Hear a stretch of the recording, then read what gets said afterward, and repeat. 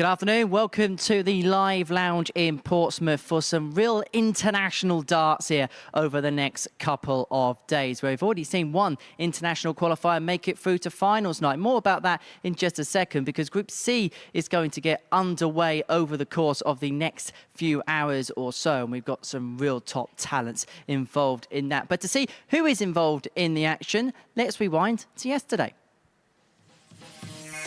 Joey ten Berg picked up 10 points on his Group A campaign. He showed moments of brilliance and will look to kick on in Group C.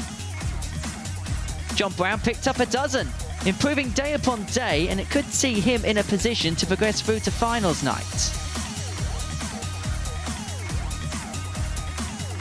It was the same case for Ron the Bomb, who is going to be a heavily fancied contender to make his way through this pool of 6, the man ranked 6th, on the Challenge Tour Order of Merit. For top spot, there was 3 horses in the race. Bay Van Peer's Paul Tuesday made pay to his chances of getting through. Fallon Sherrick lost out in a last leg decider against Jim Long, which derailed her hopes. As for Long, he got through right at the last, beating Bay Van Peer 4-0 to seal his spot into Saturday night.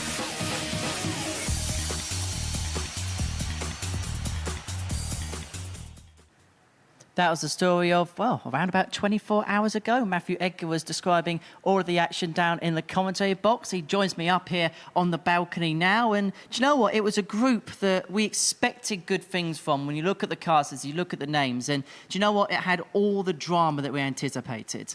It had the good, the bad, and the what on earth was that? Barry Van Peer, some of those combination shots he went for. We're going to see a little bit more of that later tonight in Group B.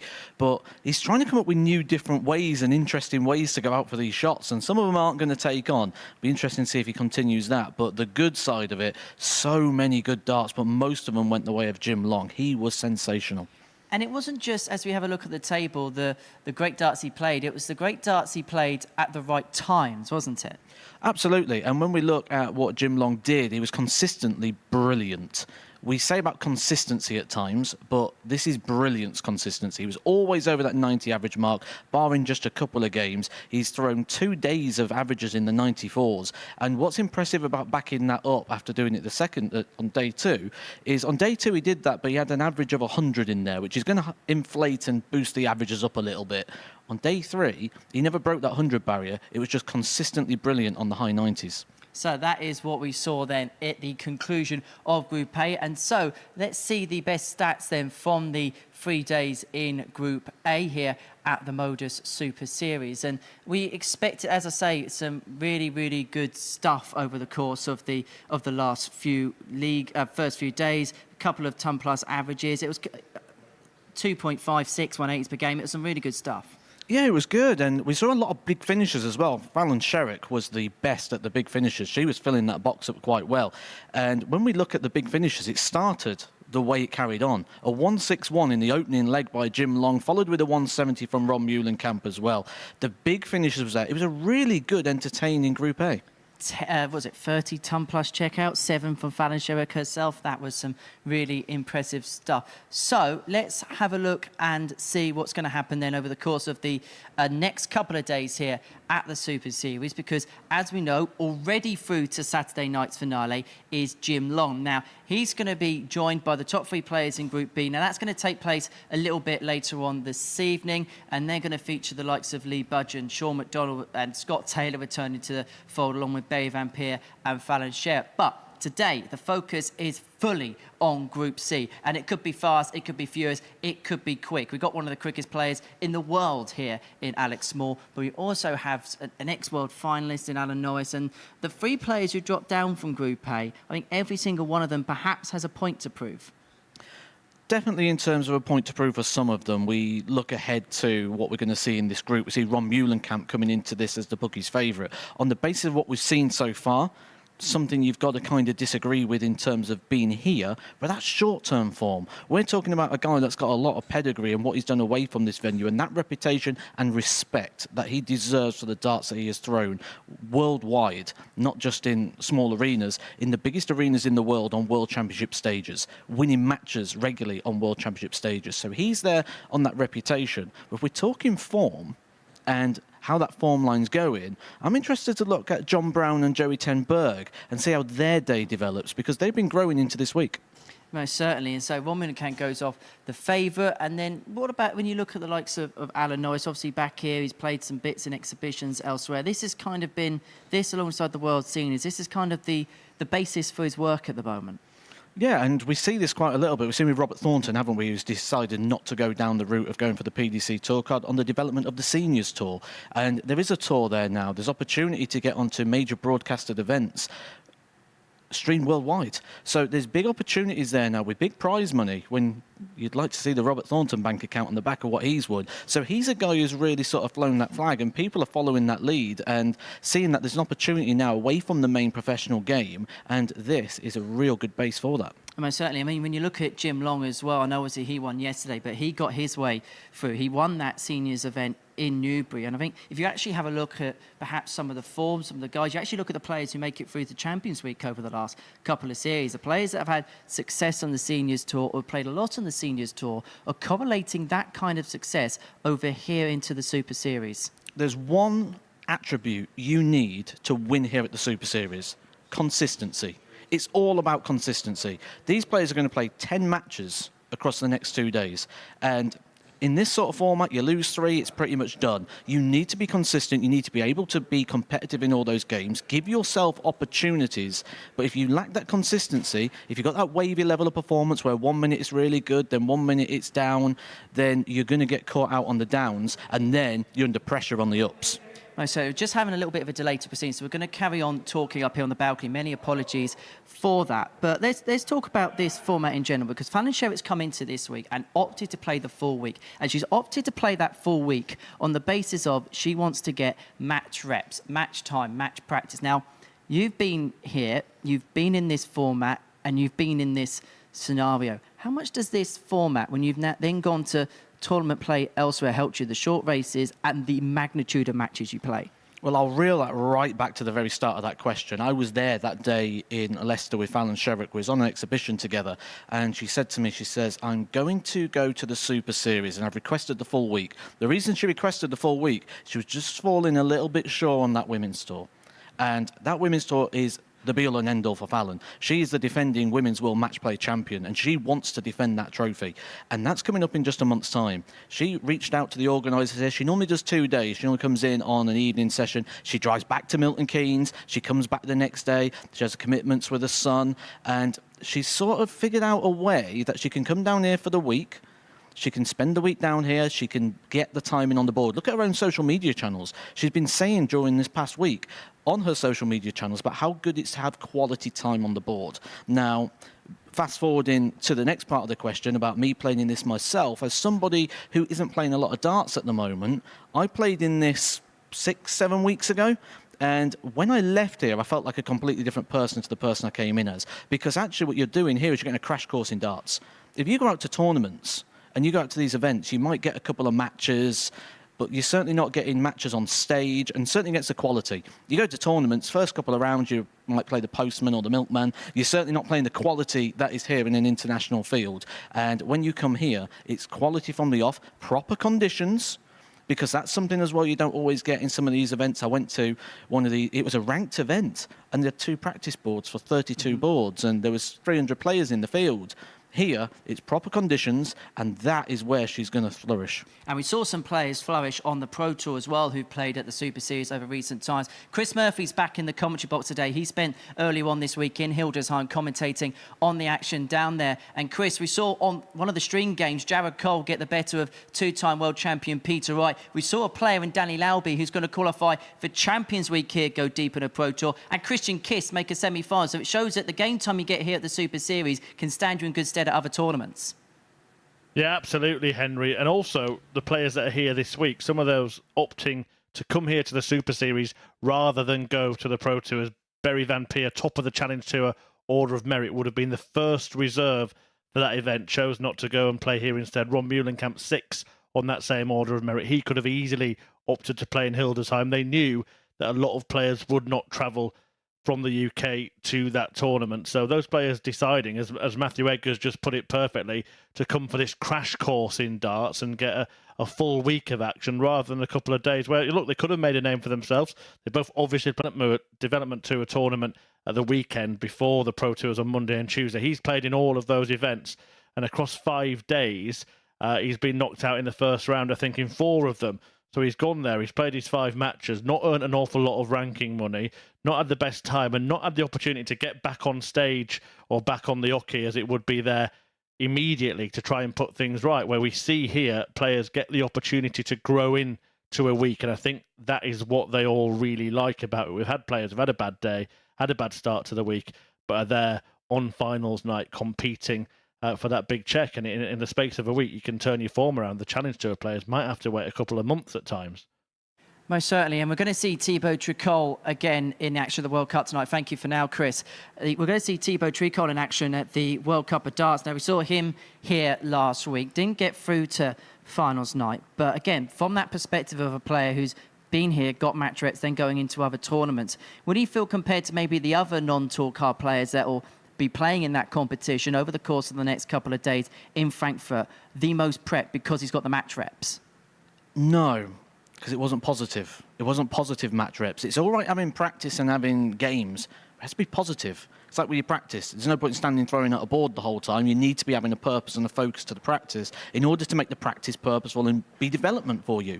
And that's the same in terms of what we're looking at here with Thibaut Tricol. I think he's actually a negative, the time he spent here. And that's this format in a total. We've talked about the positives of this format and how it can really develop players. We've seen this, and you could probably reel off the top of your head maybe 12, 13 examples of players that have really thrived in this environment. But there's also players that sink. It is a sink or swing environment here. And again, I can go back to my own personal experiences. We'll go back to the old venue when we used to be down in Southampton. I went in for the full week.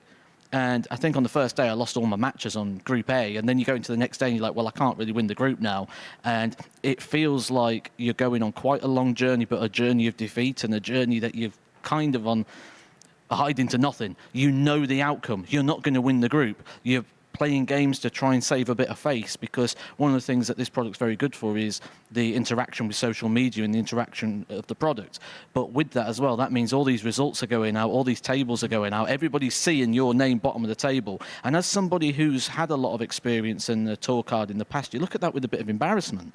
And the same thing for Thibaut Tricol, despite the fact he's the player in France that doesn't have the tour card, and it's Jacques Labrie who has the tour card.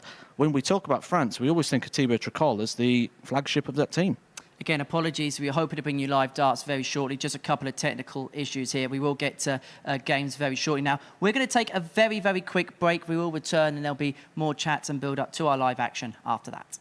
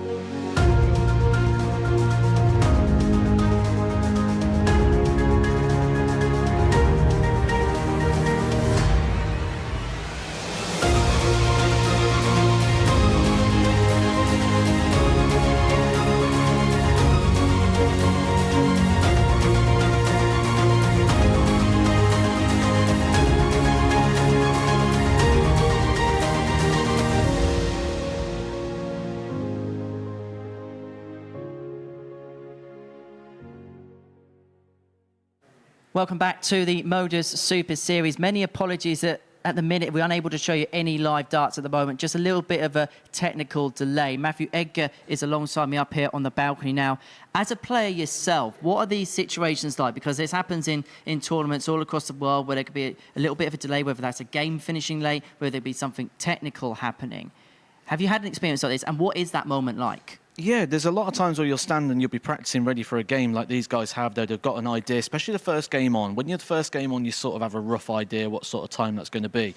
But the benefit we've got here is we've got two very experienced players on stage. We've got a World Championship runner-up here in Alan Norris, someone who's played on all the PDC stages, and Joey Tenberg, who's played on the BDO Lakeside world stage and various stages across the world. So one thing they'll be very aware of is how to adapt in those short-term preparations. Now, if I tell you a little bit about the World Championship, for example, now you might be going along to World Championship, you might be third match on. Now, your third match on, you get a rough idea of the time, you're 9 o'clock, but that's depending on what the other games are. In fact, I can give you a very good example. I was second game on. The first match of my day was Luke Humphreys versus Adam Hunt.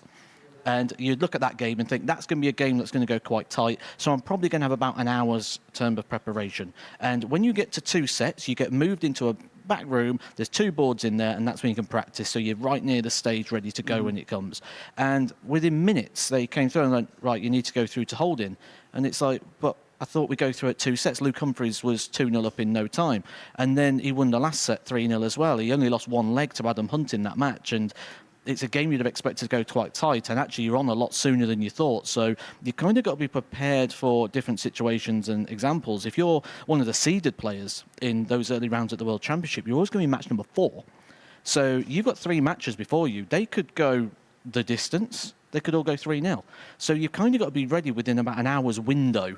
And that's one of the benefits here, that we've got some experienced players, that this shouldn't really affect the standard of play. How much in terms of the preparation? Because even though the match times aren't fixed, they do run to a particular pattern. So when you're in a situation where you know that these things happen, games can run long and things like that, when you know that you're, as a player, you can get yourself ready for X time and then it becomes Y time, do you look at changing the preparation? Should you look at changing your preparations? And if so, how?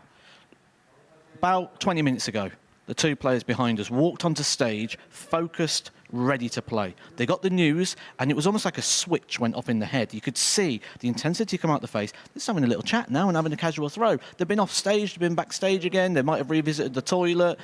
Right now, this is throwing over and turning at a board. They've done their practice and their preparation. They are ready to go.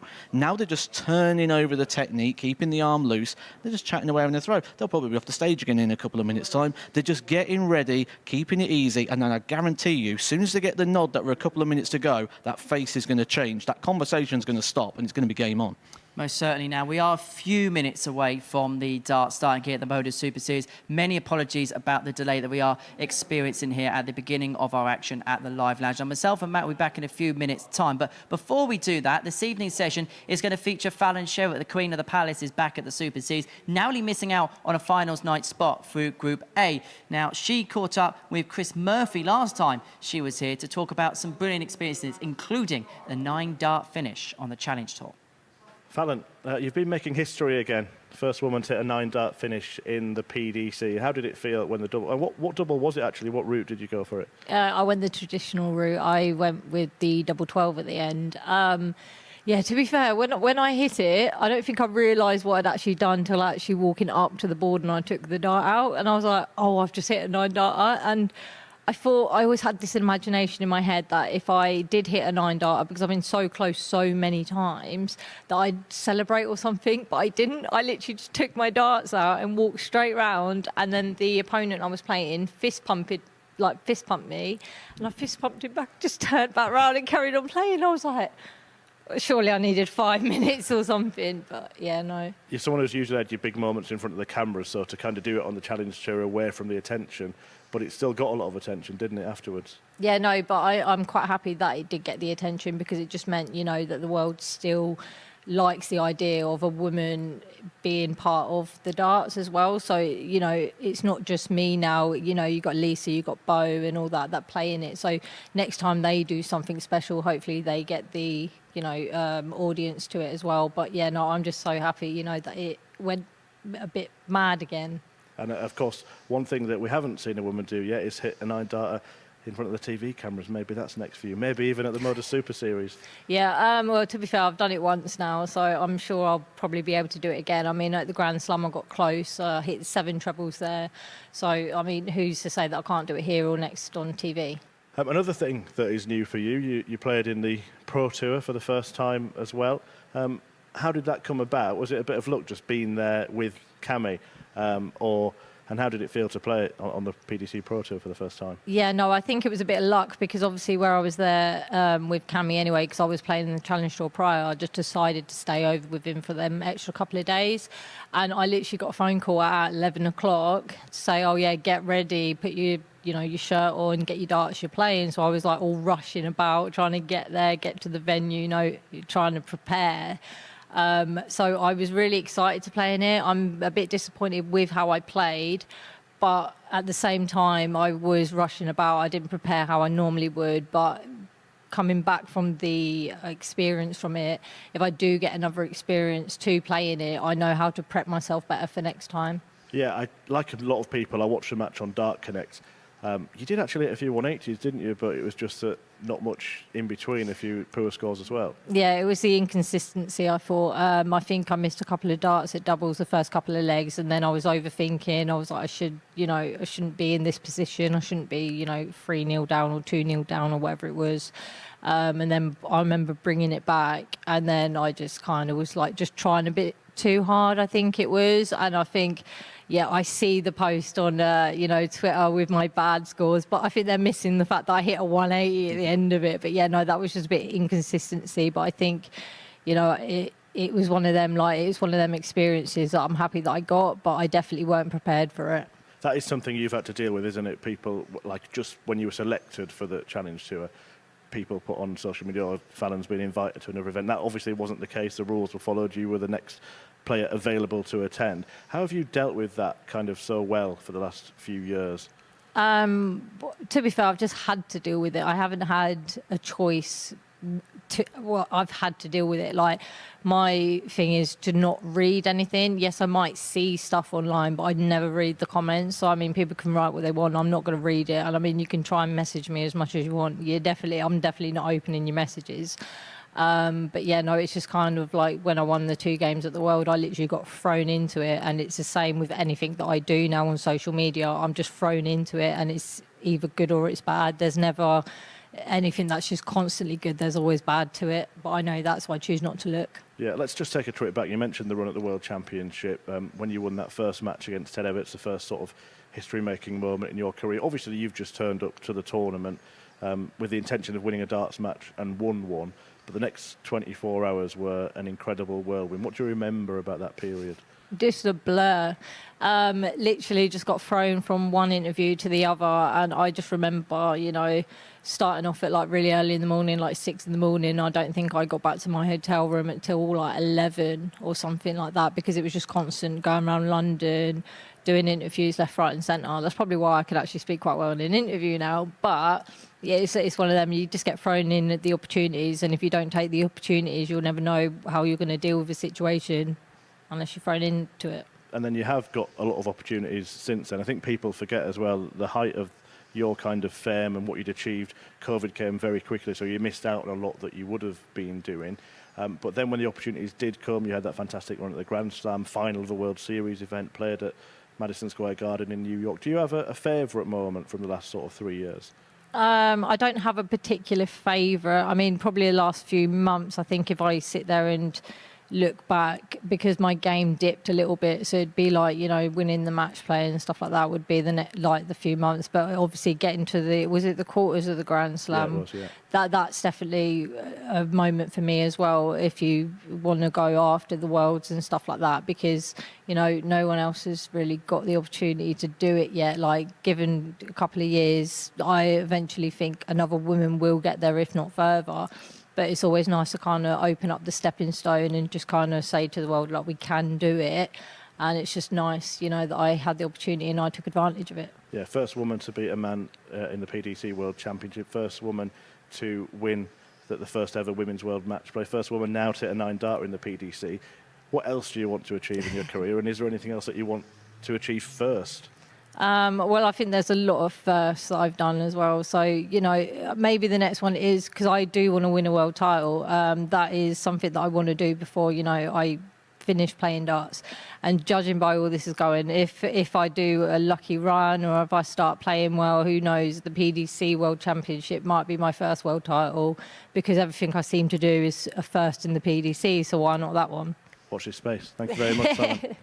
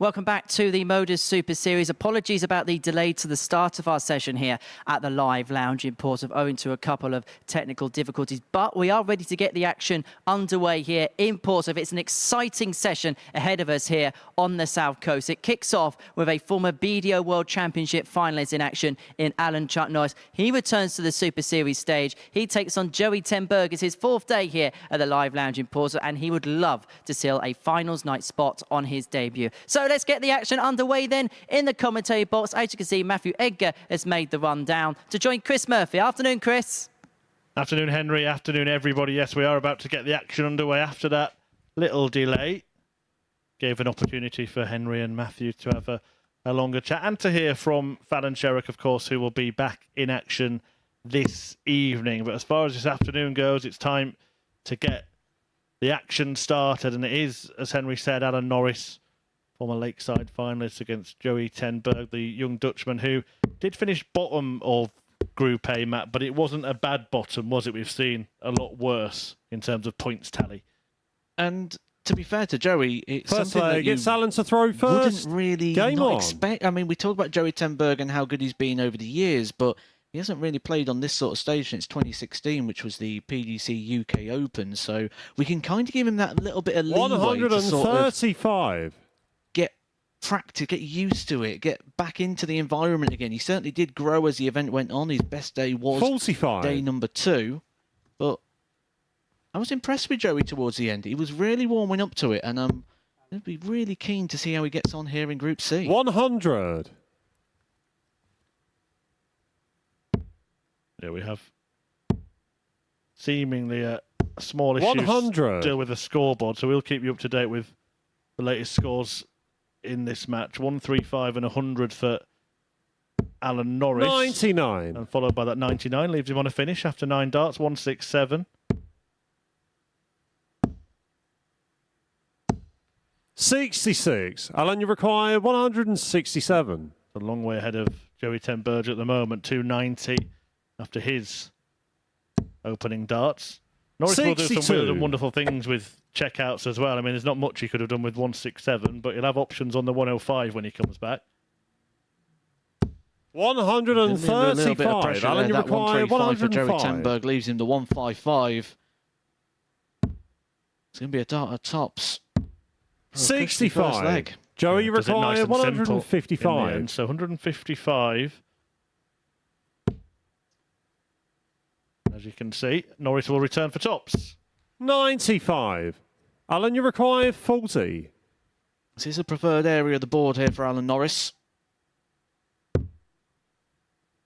Chasing it round to the Game fives. shot on the first leg. Hits it with a nice Alan start. Norris. That'll be a nice, comfortable start to the day there for Alan Norris. We have seen him down here many Second times leg, in the it's Joey past, to throw and first. he Game does on. seem to start well. If there was a concern over Alan Norris, it tends to come on the fact of as the 85. length of the session goes on. Tends to struggle a little bit with that shoulder. I know he's been getting a lot of treatment on that, and it's allowed him to play quite a lot 45. of darts this year. We've seen him taking part on the Seniors Tour. He's been playing regularly on the Challenge Tour as well. And I don't think it's going to 43. be too long until we see him in one of those big senior events.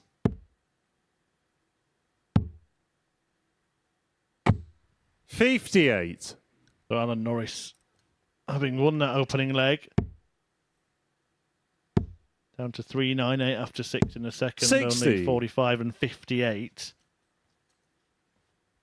Joey Tenberg after 9 darts on 313. 23.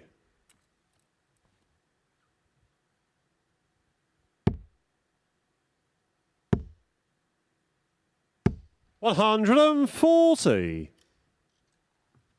And that 140 gets him down to 173. We are working on getting the score graphic fixed, but we'll keep you up to date 43. with where the players are in each leg. If you are just joining us, Alan Norris winning the first. Joey Tenberg in a 99. strong position to win the second on 74 with Norris way back on 332. It's going to give Jerry Tenberg 59. the cushion. Joey requires Alan 74. Norris, 273. Much to do. Anyway, he's going to get a shot here as if Joey Tenberg misses plenty of darts at the double. 54. Oh, there's one. He's going to need to miss a lot more. 273 for Norris. Yeah, most players would have started downstairs on that these days. 79. It's the modern Joey, you way. require 20. Still not on a finish, Alan Norris. Double 10 for Joey. Becomes double 5. Game shot on the finds it second in the leg. corner. Joey Tenberg. To level up this match at 1 apiece. Both players winning legs on double 5. Joey Tenberg. Third leg, it's Alan to throw first. Right in the corner of Game the double on. fiver. Football player would be very proud of that one. Well, just quickly before we get into the meat of this leg, Matt, I know at the top of the show the 40. viewers may not have seen the odds at the start. Alan Norris ranked as the outsider. What are your thoughts on that? Do you think that's fair? 140. Yeah, I think that's fair, really, in terms of what we've seen from Alan Norris so far this year. It has been a little bit ropey at times, but it's also been a little bit brilliant at times. 85. But the big key stat for me when you play the Super Series is consistency. And unfortunately, that's something that's not quite been in the game of Alan Norris. So 140. maybe not the biggest outsider of the lot, but I would not put him up in that favourite category at the moment. Saying that, I would also not be 95. surprised to see him get through to Saturday and challenge for the title. He has had good days and bad days here at the Super Series. In this third leg, tied at 1 apiece. 60. Those darts from Joey take him down to 161. Norris needing a couple of trebles from 281 to join him in checkout territory. 100. Joey require He's unable to do that, so it 161. means that Tenberg has 6 darts from 161.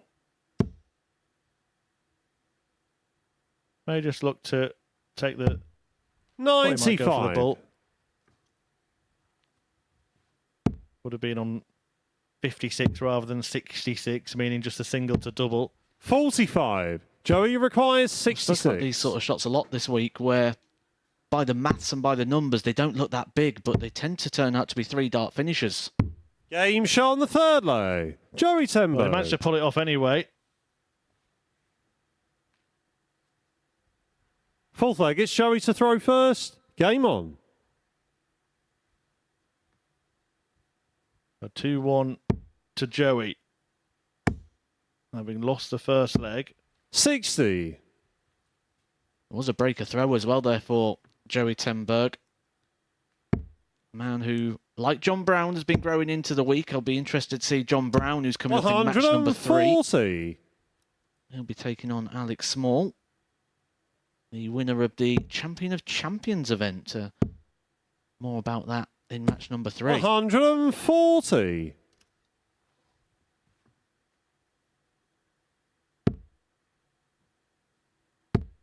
Well, just to remind you of the 100. players in this group, it is Kelling, Muhlenkamp, and then Small and Brown, as Matthew just mentioned. First day of this group, first match of this group right now. 134. Tenberg after 9 darts down to 167. That's where you want to be on a finish after 9. 57. Alan Joey Norris required After the same 167. number up on 204. So again, Joey Tenberg on a 160 something checkout with 6 100. darts to complete it.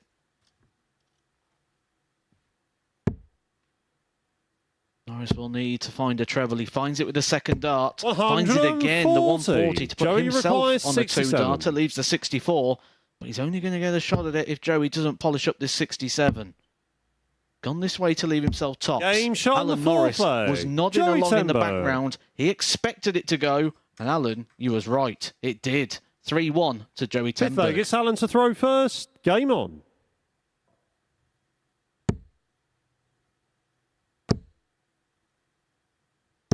$95. This is a race to 4.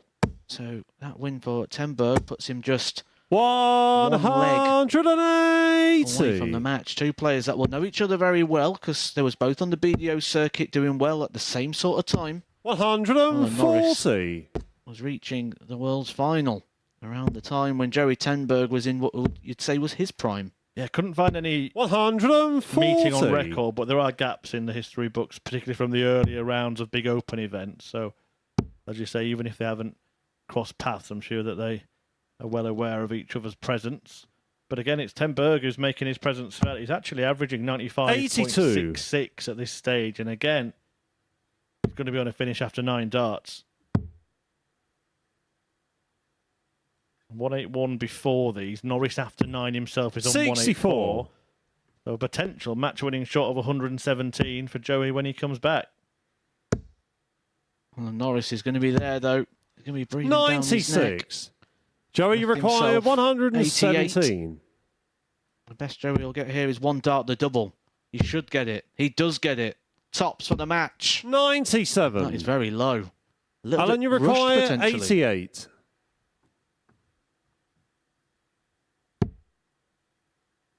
Well, Norris needs the ball to stay in it. Game He's shot on the found it fifth as well. A leg. fabulous Alan Norris. 88 checkout to cling on in this game. Tenberg leads 3-2. Sixth leg, it's Joey to with throw that first. brilliant Game bullseye on. from Norris. Just shown that bit of fight. And as a player, I can tell you that hurts. When you kick off 180, 140 like Joey Tenberg did, and you've pretty 28. much done all the scoring part of the match in the first 6 darts, and then you go on to lose the leg. You can just see a little bit of lag of that in that visit there, where it just makes you try a 45. little bit harder, and you sort of try to do something extra when there's really not much more you could have done in that situation. 96.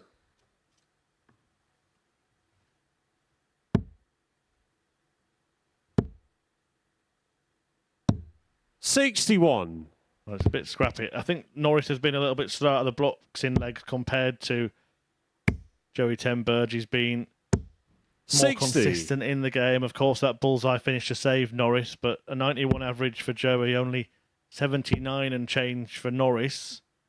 100. Regardless of all the darts that have been and gone so far, if he is to win this leg, you're going to make him favourite for the match. And 100. Joey will be well aware of that as he leaves himself 217 points.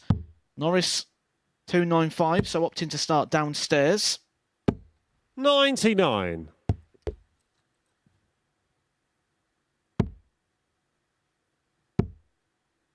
We'll be on a finish again. 100. We sat on 117 in the previous leg.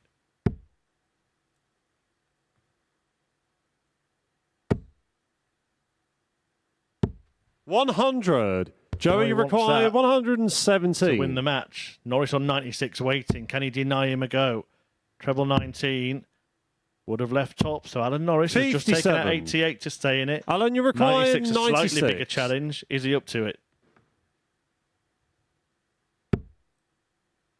Surely double-double. That was the intention, but he played it 56. almost safe there. Joey, you require 60. Joey has had a dart at tops. He pulled it low. He's going to get 2 more opportunities.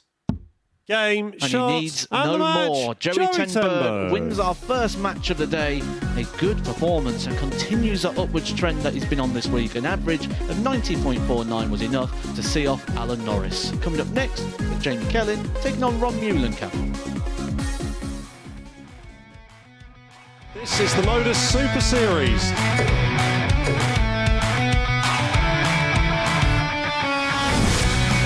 $180.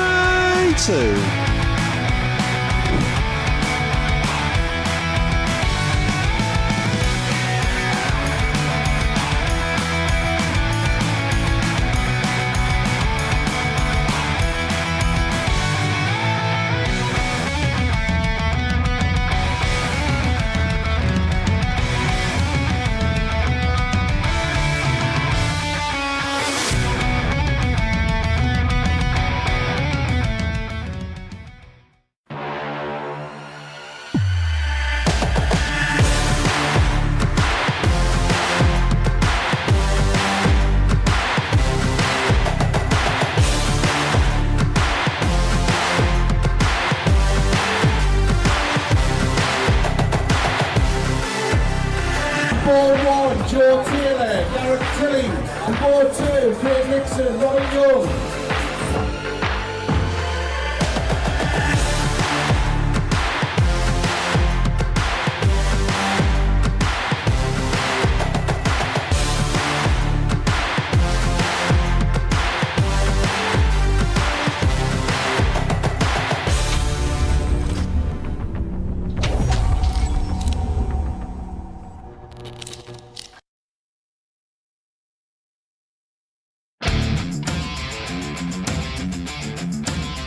Every Saturday, we open our doors for our weekly finals night. For a unique and intimate darts experience. Meet the Dart Stars and even the team off the telly Here at our purpose-built venue in Portsmouth. every single Saturday evening.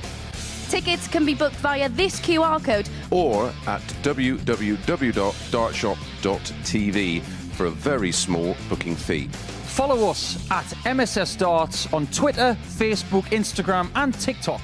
For all the latest ticketing news. All you need to do, log on, book, turn up, and the action gets underway from 7:30 p.m. So what are you waiting for? Get your tickets to the darts. We look forward to welcoming you to the MODUS Super Series very soon.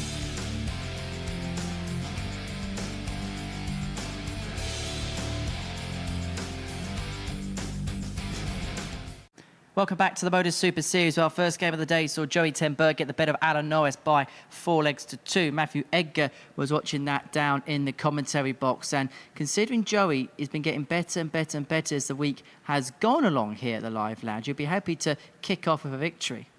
There was 2 players at the start of this.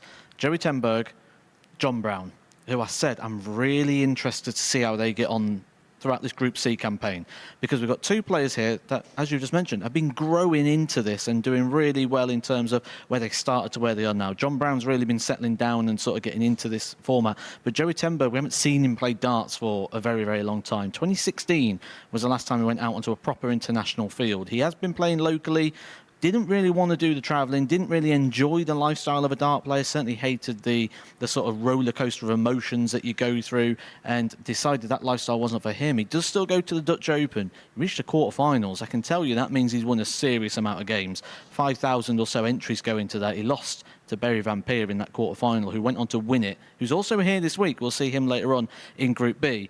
But Joey Tenberg's going on an upwards curve, and I reckon at some point he's probably going to just get that little... He said the fire in the belly's there, but I think at some point that fire's just going to start burning a little bit. I can relate to this. I played in this about 7 weeks ago, and when I left here, absolutely distraught that I lost that semi-final, the one thing I had was I went, right, I need to look at my diary. I need to look at that calendar. I need to make a plan. I want to come out of here and I want to start playing some more darts. I would not be surprised if Joey Tenberg leaves here and we see him playing a couple of ranked events. Well, we're going to see him in a couple of games' time. But next up for us, it's the former Champions Week qualifier, Jamie Kelling, in action. He takes on Ron Muhlenkamp. Matt's going to get his steps back in again, down to the commentary box to join Chris Murphy.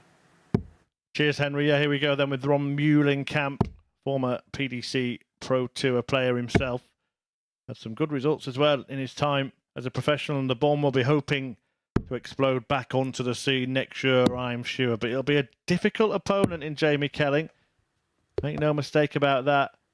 He's a Super Series regular and has done some really good damage, winning a week recently as well.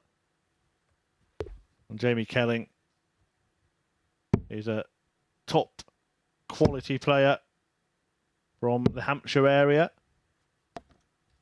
And Ron Muhlenkamp, as I said, former PDC Pro, the Dutchman. He's been a quarter-finalist at the Players' Championship finals. First leg, it's Jamie to throw first. Ready to go. Game on. Toe-to-toe for their first battle in this group. And Muhlenkamp, well, he did play earlier in the week 60. and was fourth place.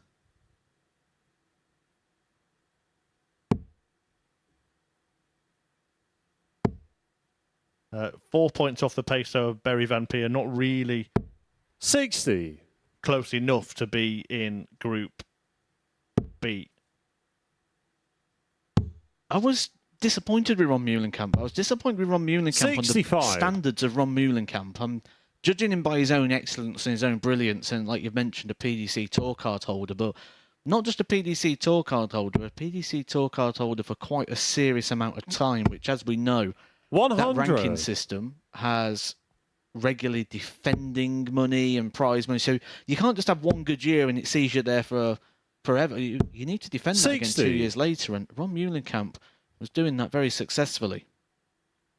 Regularly making the World Championship, 4 World Championship appearances in a row where he did win his opening game.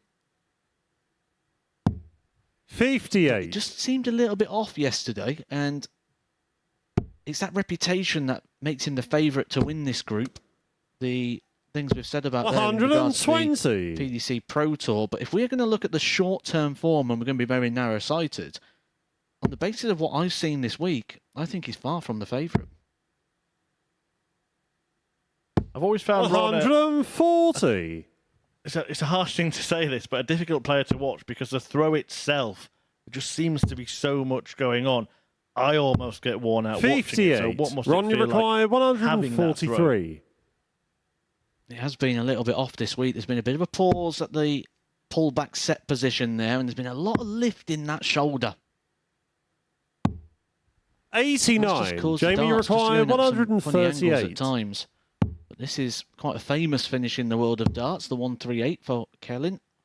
Famously hit by Pete Della. 86. Ron, you require 54. 54 for Ron Muhlenkamp. 14 tops the usual route for this checkout. And that's Ron's route. Will it end in success? Double 10. 34. Jamie, you Kelling gets to go require at 52.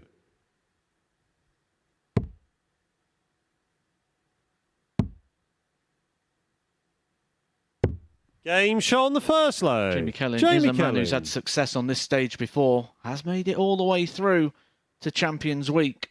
Second leg, it's Ron to throw first. Game on.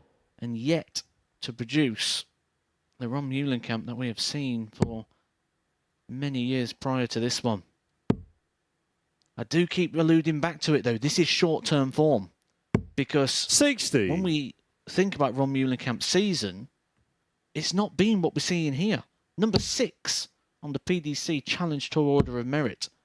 Been getting Pro Tour invites. 100. He's not far off. Re-earning that PDC Pro Tour card through the Challenge Tour Order of Merit. and also having another appearance at the Alexandra Palace. 140.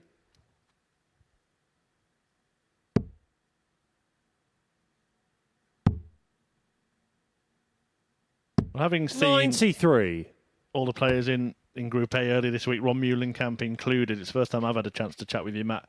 Who has really impressed you? I know obviously Jim Long's through 2 finals night, but who's looking like being a likely winner 60 this week? Jim Long was my pick on day 2, so we was having a look through. I think he was 12-1 at the time. He went into day 3 at 8-1, and he's now 7-2 favourite to win 100. the week. For me, it's Jim Long. He's the man to beat. He's by far the pace setter in terms of the standard. He's ticking all the box. He looks so calm and collected, and really, really impressed with Jim Long. I think he's going to take some beating. 140.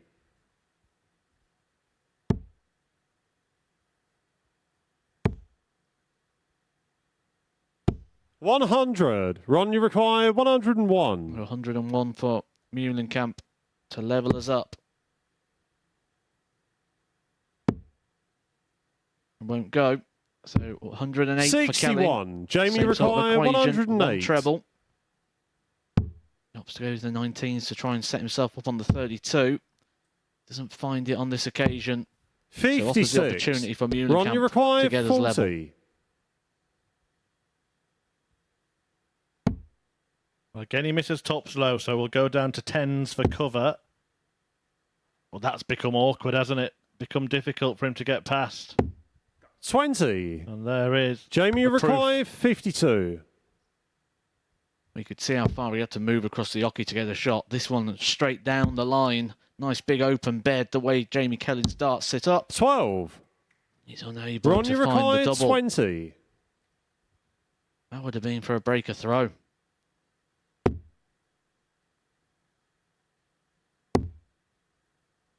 He's edging closer, but again, that's a Game really good shot on dart. the He's pushed it second off the leg. barrel because I was Ron about to say, the Muhlenkamp. closer he gets, the more difficult it can become for Ron Muhlenkamp. He does eventually Third leg, land it's a Jamie double to throw first. Game on. after 7 unsuccessful attempts.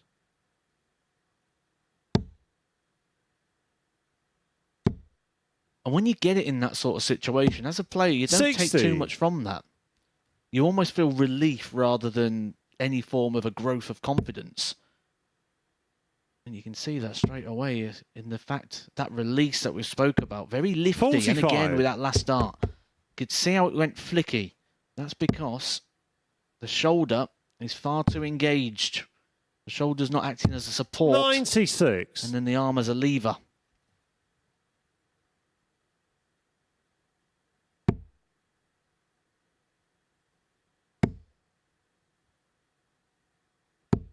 $43.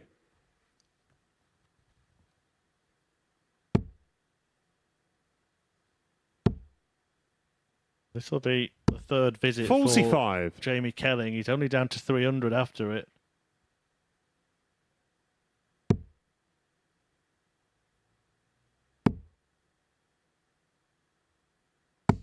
$81.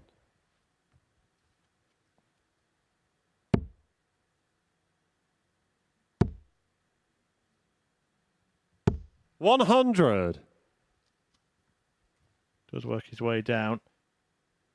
That's actually the screen that you've played on that stage. That's a screen that the players see when they're... so if you ever see them looking across to the left, that's because, in contrast to like other big 96. staged matches, we have all of the scores on one screen for the players rather than markers either side.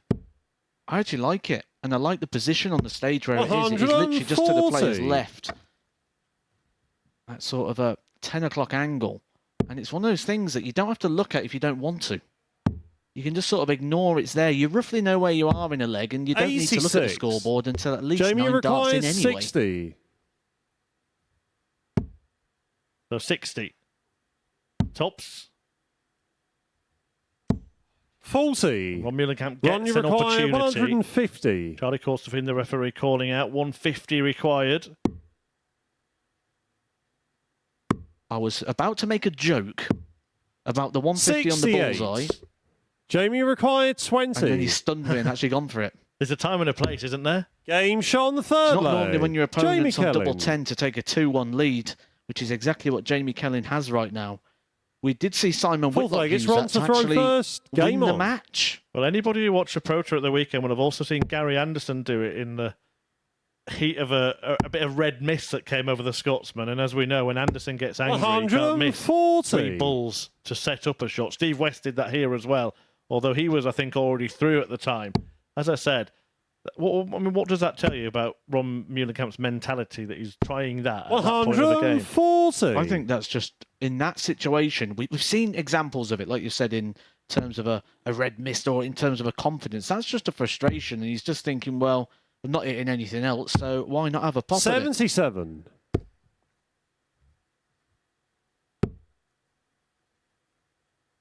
There's a moment in games or in 100. sport where if things aren't going right for you, it's almost that fight or flight sort of situation. And in that situation, he kind of ran away from it a little bit, ironically, by going for the hardest thing. Yeah, silly play, in my opinion, from Ron. Going back to that as well, I mean, you look at a marker sheet or a screen like that's telling you the scores that you've already hit in a leg as well. You said some players choose not to look because that can affect you, can't it? I haven't hit a treble yet. You can see 4 scores of 60, for example, after 12 darts. You've not done very well. I can only really speak from my personal experience because I haven't spoken to any of the players who play with this sort of screen environment. But what I do, when I look at that, you'll see the scores. I only pick out the 3-figure scores. I ignore all the other ones as they're just like substandard. 95. Ron, you require it is wise 104. to look at what you're on and to look at what your opponent's on as well. They're the key things. Can this be a key thing? We're on the bomb. 80. And more missed Jamie, you doubles, another require one. 106. 8 now in the match for Meulenkamp, and Kellin can try and clinch a ton-topping checkout. Double 18. 88. Wasn't far away. Ron, you required 24. You don't get too much confidence with Ron Meulenkamp throwing at this. He's had 9 darts at double and hit 1. And missed doubles just keep adding Game up. shot on the fourth leg. Ron Meulenkamp. But it is a level game amongst all of this. And although we're talking about Ron Meulenkamp Fifth leg, it's Jamie to throw not producing, first. we've also Game got to on. look at Jamie Kellin not producing here because, yes, Ron Meulenkamp is giving the opportunities to Jamie Kellin, but he is not taking any of those opportunities. 140. And a mistake is only a mistake if your opponent produces.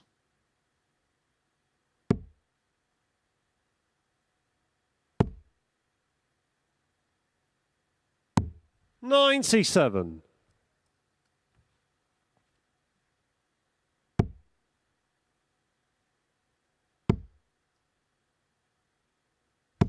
$60.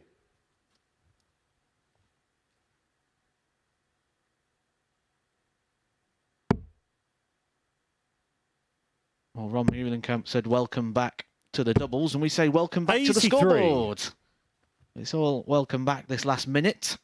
Nice to see you again, Mr. Scoreboard. Yeah, a bit of a radio commentary at times there.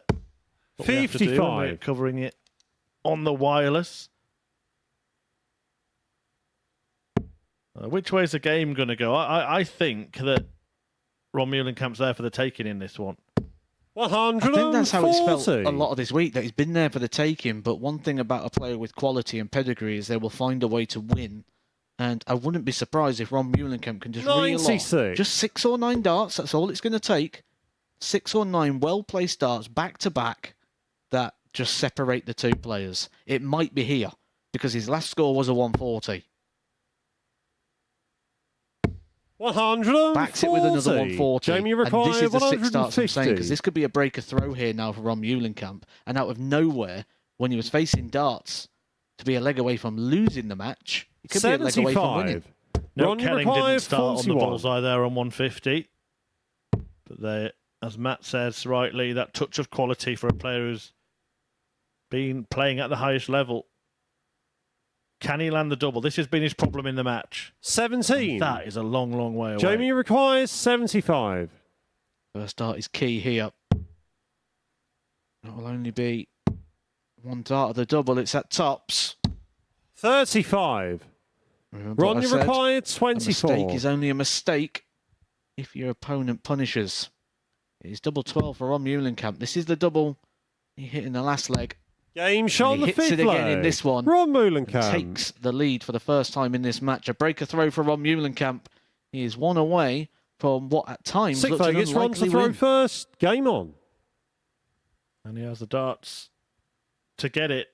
A reminder that in the opening match of the day, Joey Ten Berg got the better of Alan Norris 45. 4-2. And the next two cabs off the rank.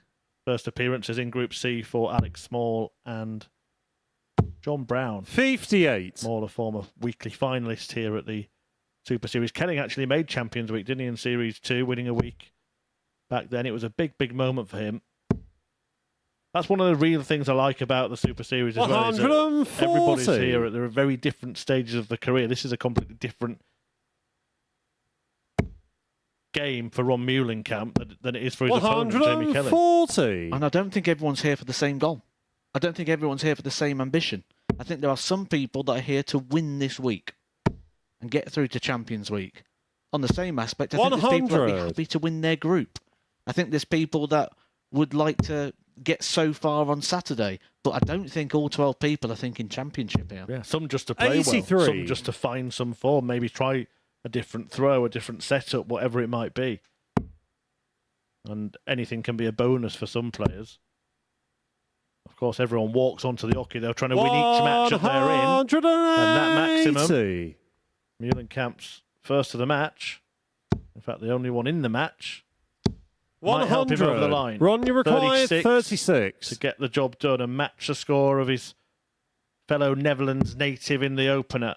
Ten Berg beat Norris 4-2. Game, and shot, Muhlenkamp and the records match. the same Ron result Muhlenkamp against Jamie Kelling. The bomb was missing doubles left, right and centre at the start of the match, but a 180 in the penultimate visit helped him over the line. He wins 4-2. We'll be back in a moment.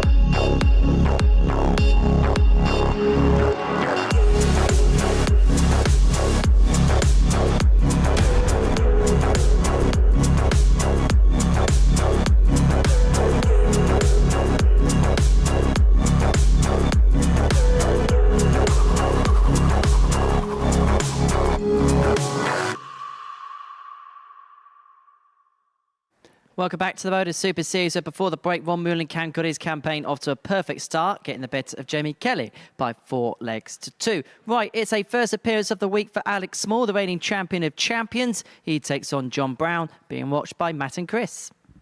Cheers, Henry. Yeah, the action coming thick and fast here at the MODUS Super Series Group C into Game 3. And 4-2 wins in the opening two for two Dutchmen, Joey Ten Berg and Ron Muhlenkamp. Now it is time for Alex Small to take on John Brown, ADC representative this week. Again, another player who's had some really good days and some not so good days. First leg, it's Alex to throw first. And I suppose it's something that I kind of want to bring to your attention. When we were all having a chat at the top of the show, spoke about the preference for the Super Series for many players. And how do you get over, you know, you can go to a Pro Tour tournament, okay, or any other knockout tournament. You lose one match, you play badly, it's annoying. But how do you get over losing 5 matches on Super Series day? I think what you've got to do is you've just got to look at and set some predetermined outcomes. I always say 3 for a Group C. You lose 3, you're going to be in trouble if you lose any more than that. So you get those 3 lives. So it doesn't matter if you lose the first game or even the second game. It's about not trying to play the league table, working out how much of what you need to have, and playing to that syllabus. Play to your own hymn sheet rather than trying to be reactive to the table, because the table could look worse than it is based on how the fixtures break down. Last time John Brown was here, he actually did make it through to finals night, coming second in Group C. And that was after a very, very strong opening day when he actually won all 5 of his matches. 97. Alex required 157. 2 wins the next day, but that was enough going by your rule of 3. Almost like we planned that, wasn't it? 59. Well, Alex Small, a man who's been right down to the money match at the big grand final. And many thought you would win it. That was way back in 99. Alex required 98. The second series. I remember it well. I 60. covered that week. It was my first experience of Alex 95. Small. Wasn't too familiar with him, but I've certainly remembered him ever since. He made a very good impression that week.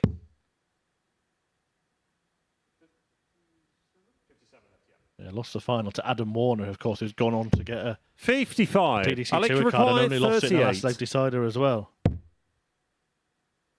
Splitting Game this. shot on the first leg. Man with Alex a plan, Small. and the plan was pulled off. So we've heard second leg, it's John to throw first. Game on. Chris Murphy, Henry's mentioned it about the Champion of Champions. You're not familiar with what that event is. Let me just fill you in very quickly. 82. It is an event that is very similar to an old-style event, a best of 3. But you've got to qualify for the event, first of all. Nobody gets an invite or a seed.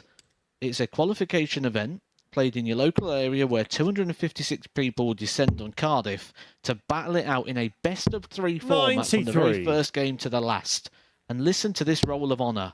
I'm going to go with Alex Small, the most recent first. Jim Williams. 85. Ryan Searle, Paul Hogan, Johnny Clayton, Gerwin Price. Now, there was a period of time where the winner of that went on to do very good things. Is Alex Small going to follow that trend? I mean, we look at Gerwin Price in 2015, and you look at the photo of him holding the trophy. He's got no patches on his shirt. This is around the same sort of time when Adrian Lewis made that comment that's really not aged very well, where he said he was nobody. 64. Yeah, remember that in Blackpool, wasn't it? Not aged well at all. And the match play is around the corner as well. 100. World Cup John, of you Darts require getting underway today. 167. The Welsh, spearheaded by Gerwin Price, looking like favourites to win that tournament.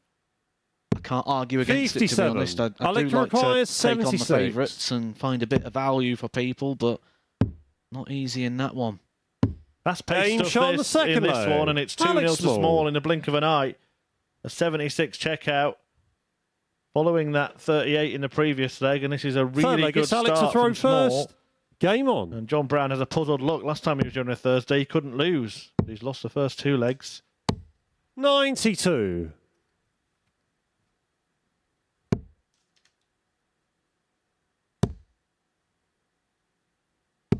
$100.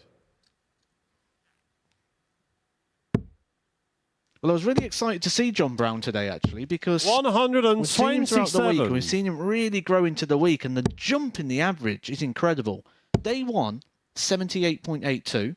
He rose that to an 84.51, so a 6-point jump. And you think he's never going to keep that 6-point jump going into day 3. He did. 90.75. To put 6 points on your average over 2 consecutive days, and not just for the odd match. This is over 5 matches. 180. Shows that he was really growing into this experience. If that carries on, he might find himself. John, you require 124. The finals night again, and if that carries on, what he's just done in his previous visit, then he could turn this match around. If that carries on, he's going to have to average 96 41. for today. I like to require 161. Heard it here first. This is a big moment, isn't it, coming up now? Brown on 83. If he breaks here, suddenly the game's back on John, throw. you require It's a real 83. battle. If he doesn't and Small goes out, then it's good as game over. We just squeeze that one in the big 16. Those sort of shots, you tend to think a lot lies on that Alex first requires dart. 63. It's either 2 darts at the double or just 1 at the smallest target. Game shot on the Small third on leg. target once Alex again. Small. Brown missing that solitary dart at the ball. That's all he's had in the whole match. And he needed a 180 to give himself Fourth a go leg, it's at John that. to throw first. Alex Game Small, on. despite there being very little in the average, in fact, 2 points between them, 85 and 83, is completely dominating this game of darts. There's not much in the average, but the difference comes in the checkouts. So John Brown's only had 1 dart at the double. That was that dart at the ball. Where Alex Small's had 7 darts at the double so far. So those 2 extra handfuls of darts at the double that have recorded 0 are the difference between the scoring power of the two, but also why the averages look quite similar, 60. but it feels like it's a one-man game at the moment.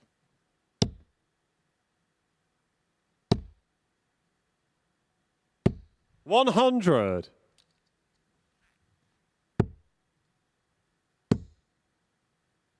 Well, Brown making good progress in 62. this one. Should get more chances at doubles, as we've just said. Has only had 1 go at the ball in the entire match. He's going to get 134. better than that here.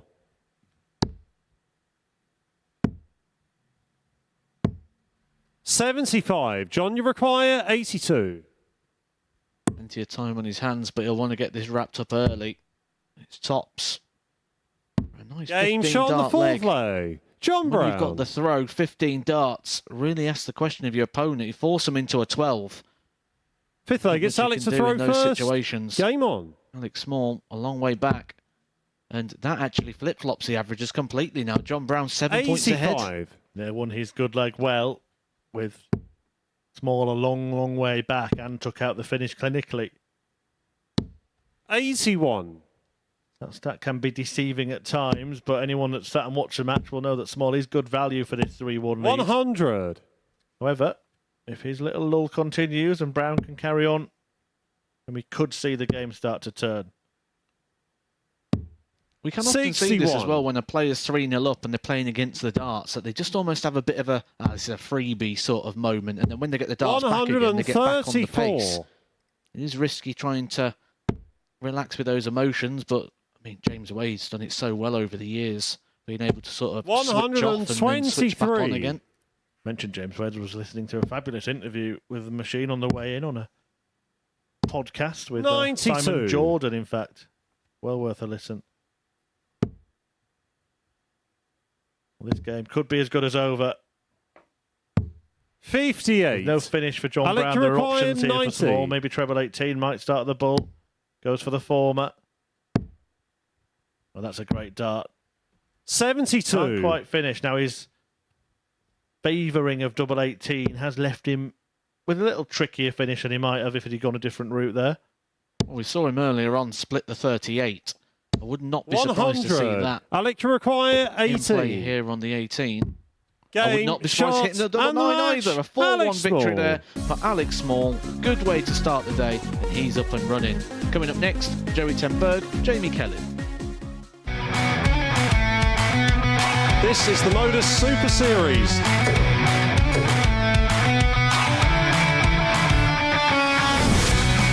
$180.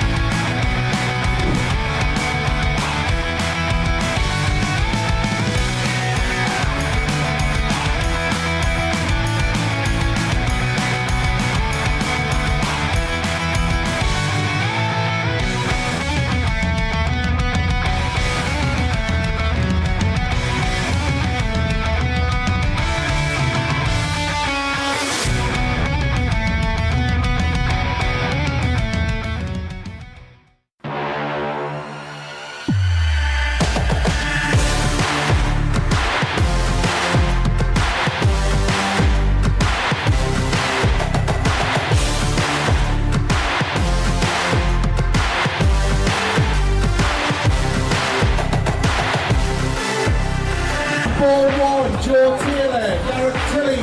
And board 2, Craig Nixon, Robin Young.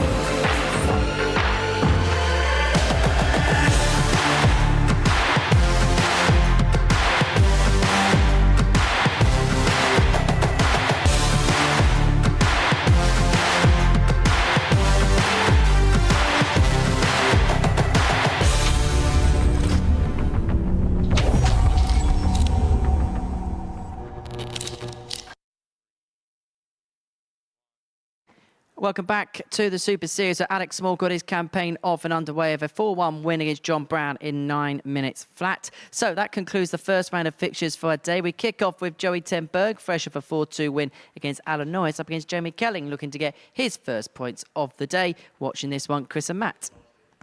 Yeah, thanks, Henry. The players out for the second time. Joey ten Berg, the Dutchman, taking on Jamie Kelling, who was beaten 4-2 in his opener by another Dutchman, Ron Meulenkamp. ten Berg won 4-2 against Alan Norris, the 37-year-old from Den Haag in the Netherlands, nicknamed the Entertainer. And Jamie Kelling from Andover, not far from first the leg. It's Joey to throw first. Game on. Are you entertained by Joey ten Berg, Matt? Well, I asked this question to Phil Bars. I'm going to ask you the same question, actually, Chris. So, 100. See if you can predict this one. Joey ten Berg, the Entertainer. What do you think his walk-on song is? Well, it's got to be the Henry Deacon special, hasn't it? 140. Robbie Williams' Let Me Entertain You. Not the Henry Deacon version, obviously. Anyone that's heard that at karaoke will never forget it and still has nightmares about it. 78. That would be the logical answer. The actual answer is Prodigy, Voodoo People. Okay. It's up there with Steve West, isn't it? Simply the West, not walking out Simply the Best. 140. Winner last week, of course. Sometimes they 58. bowl them and you think this is an easy one to bat. It just doesn't work out.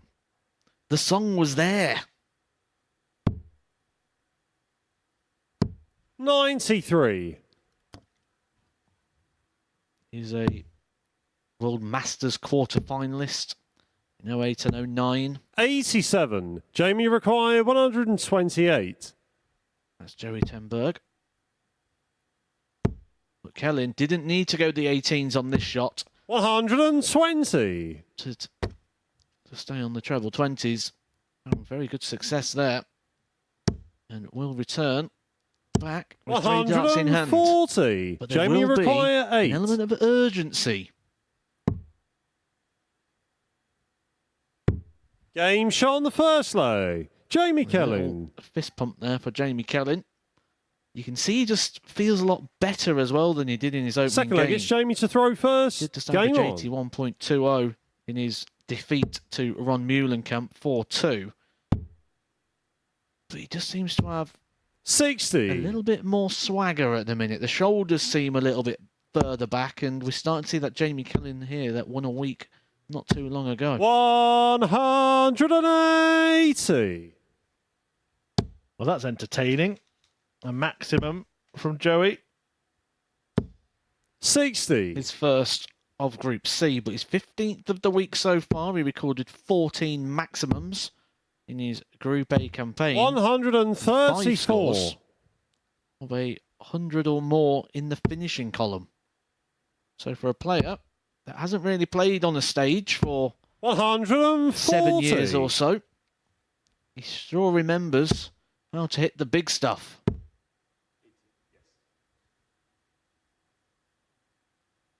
137. Hitting some big stuff here. He is actually on a possible 10-darter now. Dare he? Chris Mason did it here. Everyone remembers that. Bullseye for a 10-dart finish. Will he be Joey tempted? require 50. He was tempted. He's left double 17. Game shot on the He's second found leg. it to avoid some Joey brushes Tenberg. in the end there.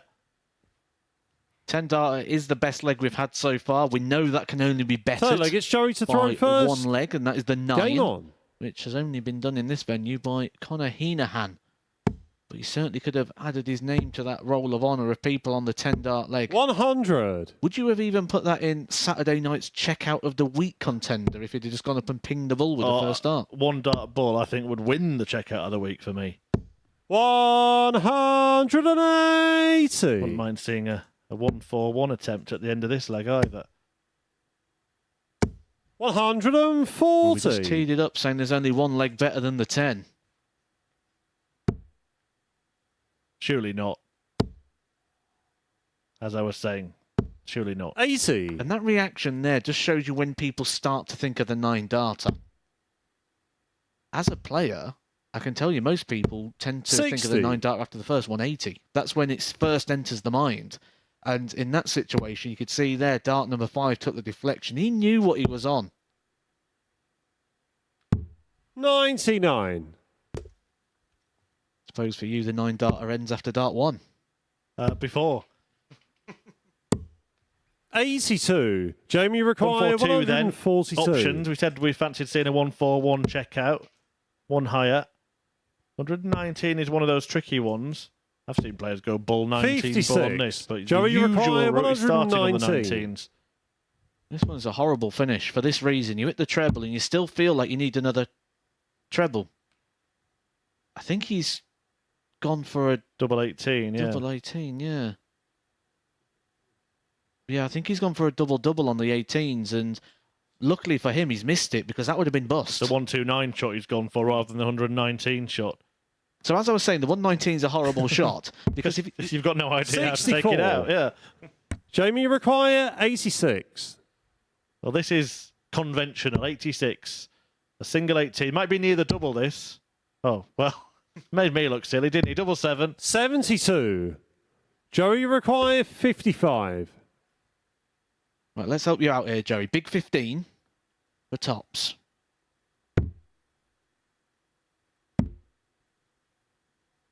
Game See, shot when he knows what he's going for, he can do Joey it. Tembo. He can do the application. It's just the working outside that seems to be a problem for Joey at the moment. I saw some bizarre stuff It's James during to the Pro throw Tours at first. Game Hildesheim on. this weekend. One of them was Luke Woodhouse busting 140. I don't know if you saw that clip. I'll wait till you watch Barry Van Peer tonight. Some of the 60. things he's been doing this week. 1, 2, 4, starting on the 14s. Right out of the Bobby George playbook, that. 100. Yeah, 140 Woodhouse was on. Treble 20, treble 20. And then he started sort of shuffling around the hockey, and we were all thinking, he's not going for double 10 here, is he? And just put it in a big 20. And 100. the referee called no score, and he was so confused. So he's obviously thought that either one of the darts wasn't in the treble or he was on 180 before he approached the hockey. 59. Another thing, I don't know what the other player was on. Maybe he looked at the wrong side of the scoreboard.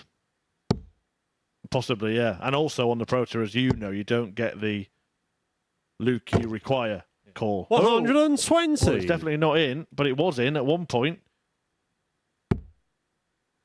And that could be costly in the end, particularly now that Joey Ten Berg has responded with a maximum of his own. It doesn't get him down to a finish, but Kelling would have been on one, but for that little bounce out. Joey could have been on a finish if he'd have done his maths right, though. In that situation, when you've only got one 100. treble on the board, the switch to the 19 snookers you. Still keeps you 9 darts away. If he'd have switched to the 17s, he'd now be throwing at 164. 65. Yeah, the Jamie previous required visit before that 121. Well, Kelling now will look for the 17s, the treble. And Tenberg will look for the 83. 19s, needing Joey the treble to required get 2 at tops. 97.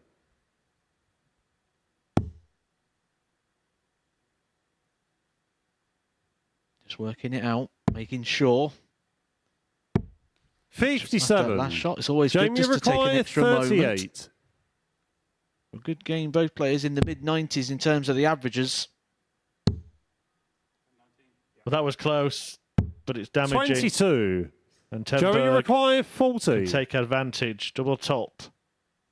For a 3-1 lead, and he'd then be throwing to win for the second time. Double 10. 30. Kelling off the hook. Jamie requires 16. Mistake is only a mistake if it's punished. 12. And there, no damage done. Joey required 10. Adjustment required. No score. Not made.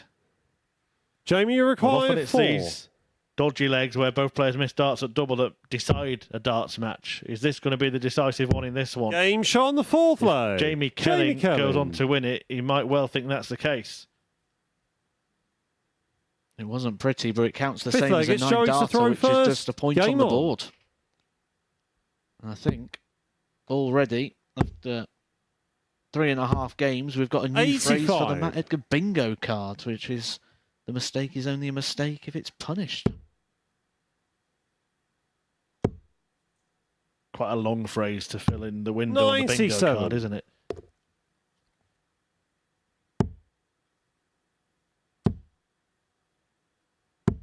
$60. No, Phil Bars has been doing a stint in the commentary box recently. Have you started working on a little card for him? 86.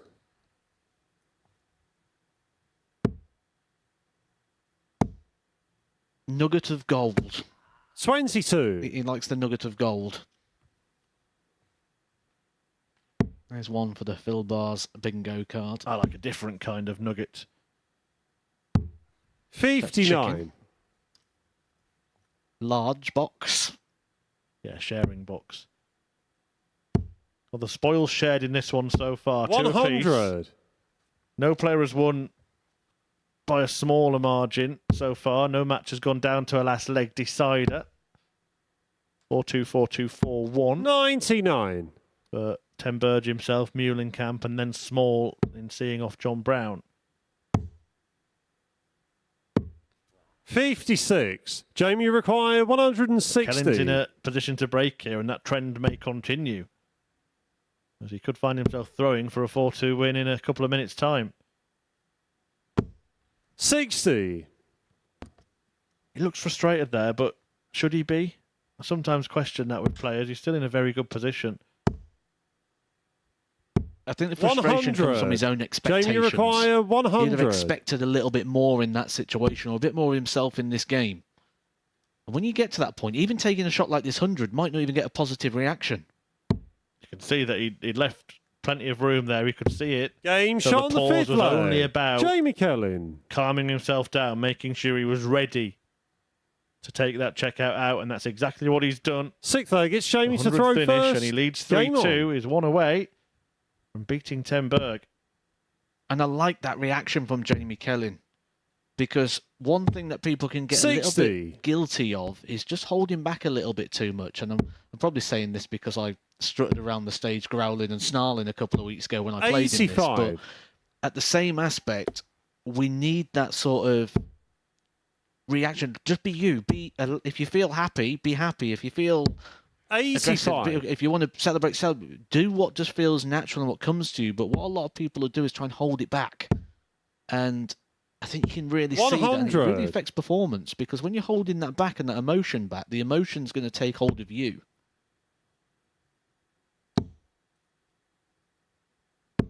$66. I did see on your social media that you are back again on the stage, aren't you, out of the box? Looking forward to that.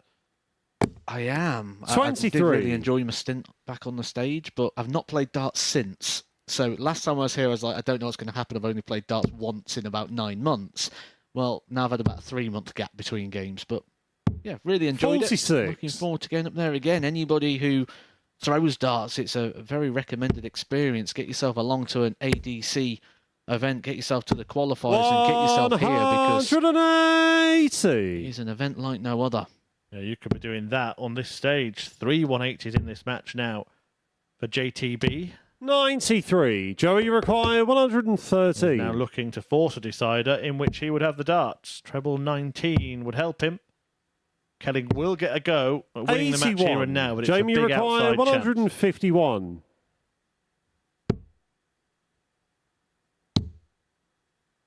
There's nothing secure about the doubling of Joey Tenberg so far. He's only 18%, 2 from 11.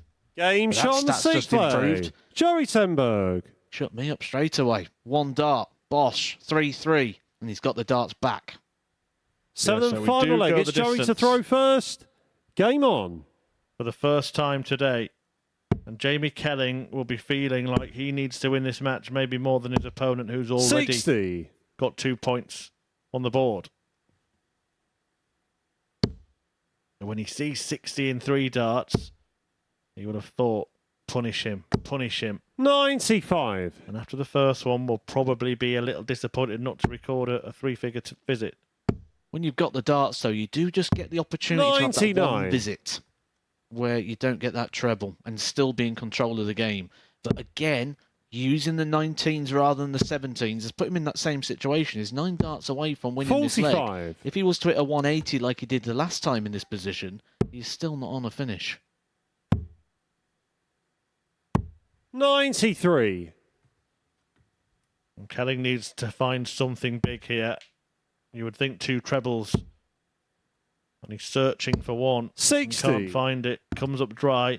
Advantage Ten Berg in this decider.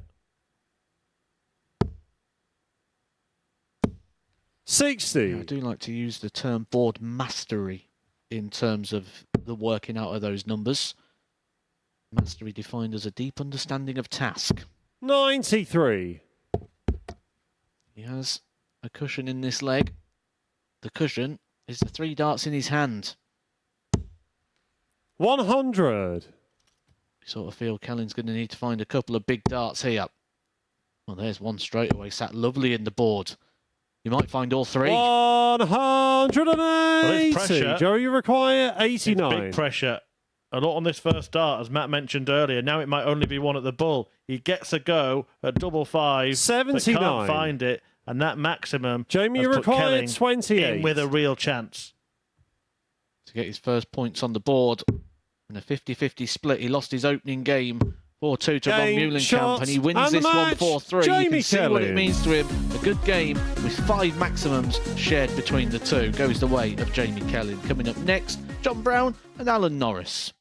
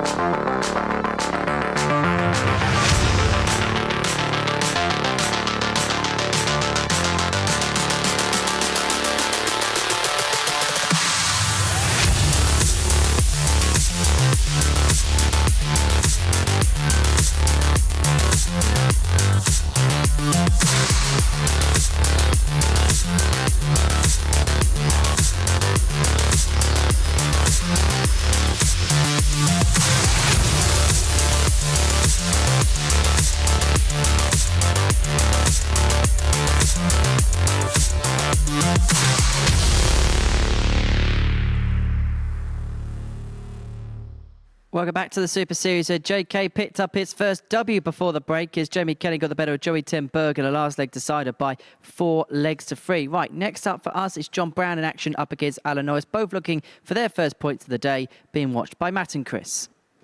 Yeah, thanks very much, Henry. John Brown, the Bristolian, well, the young bomber. Steve Brown, his dad, of course, the brains behind the amateur dart circuit, takes on Bo Nessa's Alan Norris. First leg, it's John to throw first. Game on. 51 years of age, as we've been saying, playing on the seniors recently. He's been travelling all around the country, actually, of late. Lives, of course, up in Scotland.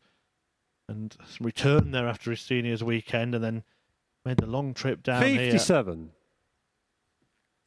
About 7.5-hour journey for Norris. We'll see if he can make it worth his while.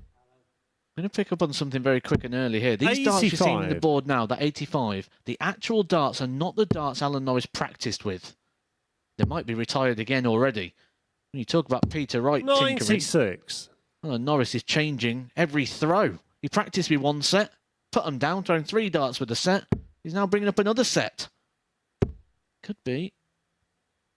Well, 100. Leg using 5 or 6 different sets. He's going to change them again. He's going to the table. 95. He's just repairing a flight this time. Oh, no. I think we're having a change. How many sets has he got down there? Yep, he's changed them. That's a different set. He put the other set over. It's a 3rd set of darts.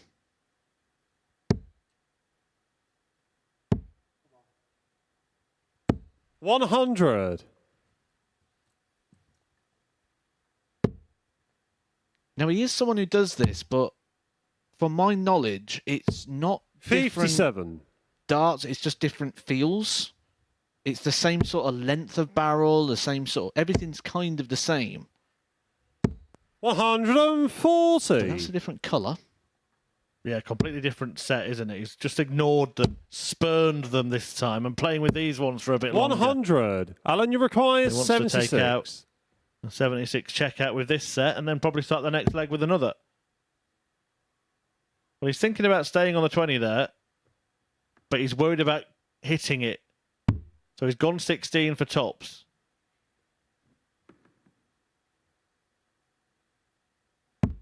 $56. Failed to John, find you it, and it require gives Brown a 96. chance to hold on to his throat. I'm going to make a prediction in the next leg, so stay tuned for that one. It might not be too far away. Game shot on the first Nice finish leg. there from Steve John Brown. Steve Brown? John Brown. Taught him everything he knows. Second leg, it's Alan to throw first. Game on. So, my prediction. With the way people tinker with equipment and the different 70. sets and various things they do, I think someone somewhere is going to get it caught in their head that they have a better set of darts for scoring with and a better set of darts for finishing with. And I think we're going to 131. see somebody change darts when they get down to a finish. Yeah, I've thought that myself in the past. In fact, during the Pro Tour at the weekend, Peter Wright is the obvious example. 59. He actually changed a set of darts for just one visit in the entire match. Then went back to the other ones and never changed them again. There is a little change. 140. Almost while he was considering which set. As Matt says, they are the same setup, exactly the same set, same weight. He just likes a different 55. feel in his hand. See, these silver darts, I'm not sure if he's throwing them a little bit softer or maybe the points are just slightly... Because that's the other thing, people have different sets with different 60. lengths of points. There you see, in all the glory, the Alan Norris tombola. Which tungsten treat will he pull out next? 100. John, you require 170. This could be a tungsten treat. I'm going to stick with that thought pattern. I think these have a slightly different 59. because the darts are going in at different angles as well. Something he's done for a long time, and he tends not to actually have different sets, but because he's got 57. 3 sets John, up you there, require he 111. might be trying something new with one of them. We'll try and get confirmation, maybe speak to him at some point about that, but John Brown is just looking to do his own thing with his own darts. 91. And he's going Alan, you the right require way about it 160. so far. Can Norris stop him in his tracks? 55. John, you require 20. It's for a breaker throw for John Brown.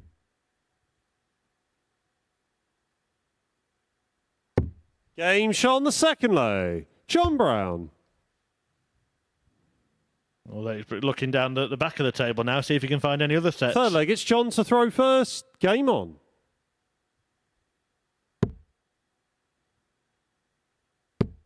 Yeah, I think we do need to try and grab a couple of seconds of Alan Norris 66. so we can get confirmation on if these are the same or... I know some people just don't like warm darts. I remember there was an incident at the World Championship 100. where Stuart Kellett put his darts in a fridge. Yeah, but he had put his baby bell in his darts case. 180. These are white hot darts at the moment from John Brown. A 96 checkout, a 2-0 lead, now a 180 into the mix. And this is two players who 100. were beaten in their opening matches.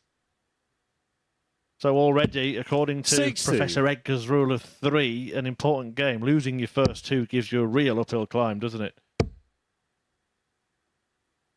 And 100. sort of predictions.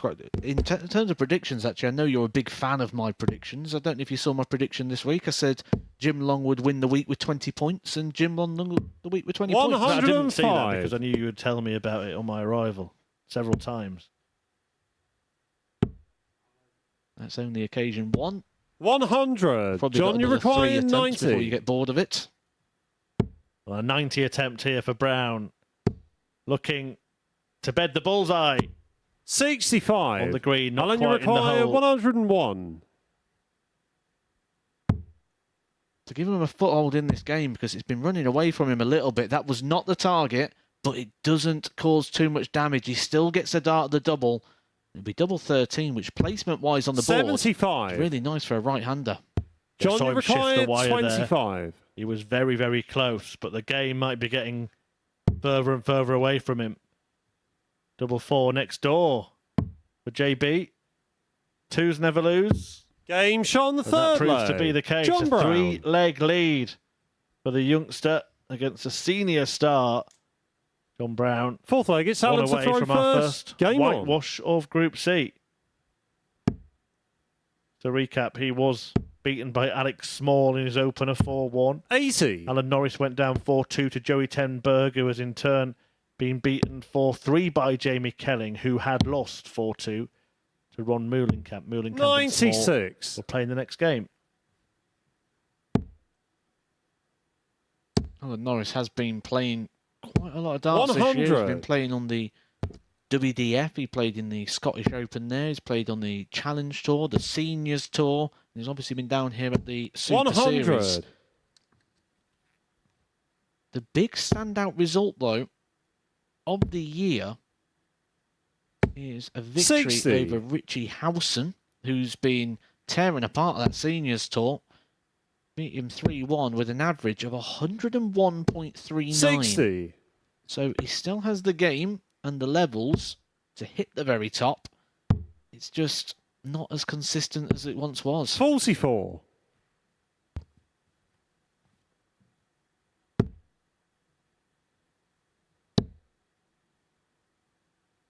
135. Well, the chance to wrap up the match is going to arrive in the next visit for John Brown. And Norris really needs to try and tap on his shoulder a little bit. 81. Hasn't John, you really managed to do require that. So this 110. for 4-0.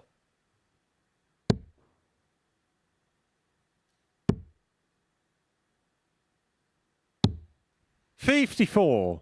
Alan, you require Last chance. 136. For Alan Norris. He's not going to take it. 96. John, you require 56. Double top. Double 10. Game, John Brown shot, gets a and the job done match. in John impressive Brown. fashion.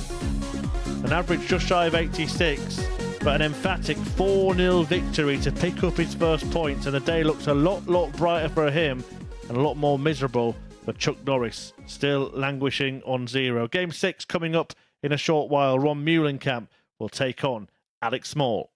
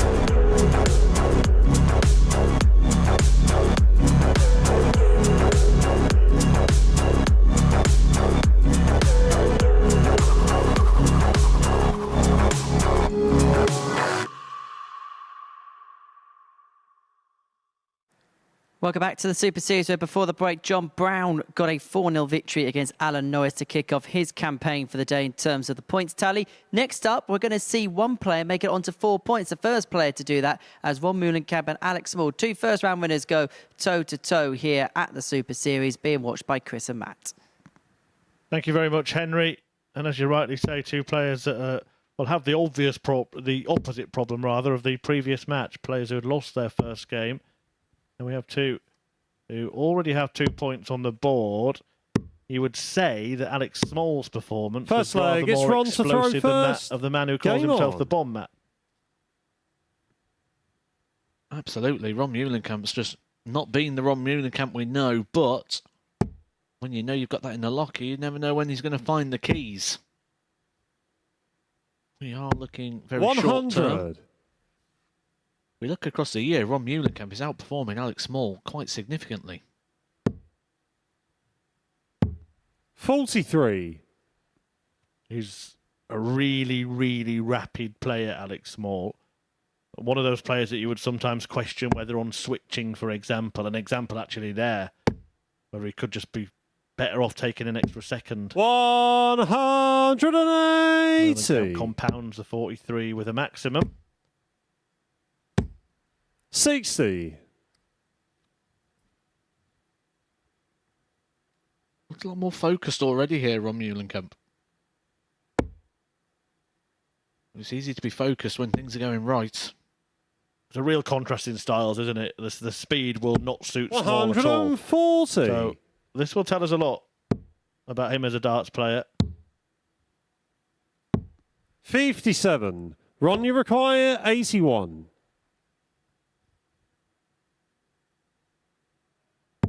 Starts downstairs, doesn't need to go for the 12 and the ball. This is that experience that we're talking 41. about here from Ron Meulenkamp.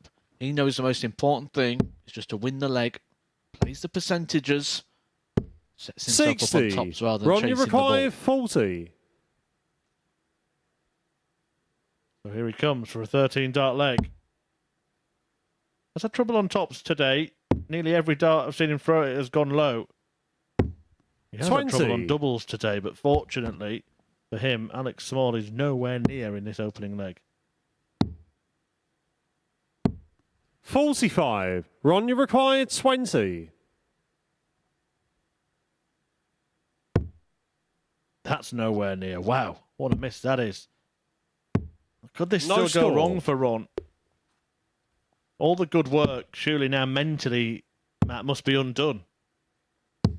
96. You soon lose that focus when Ron, you're in this sort of you require situation. 20. You're missing by far, because what you'll do is you'll start breaking the game down and you'll think, well, I'm scoring all right, but I'm missing the doubles. Game so shot on the first I need to leg. keep scoring Ron well. Meulenkamp. And then if you don't score with that sort of power, it can soon have a negative effect.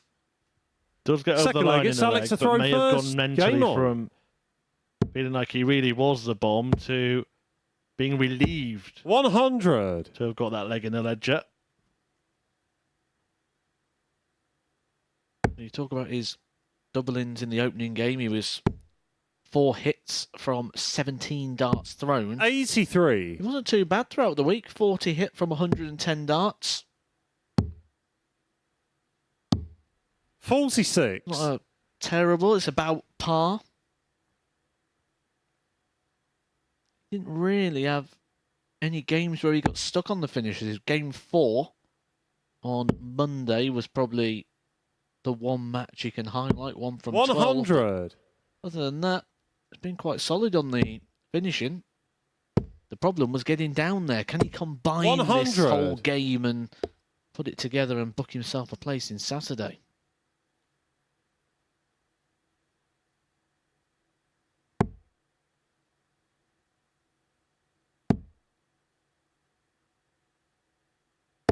$100.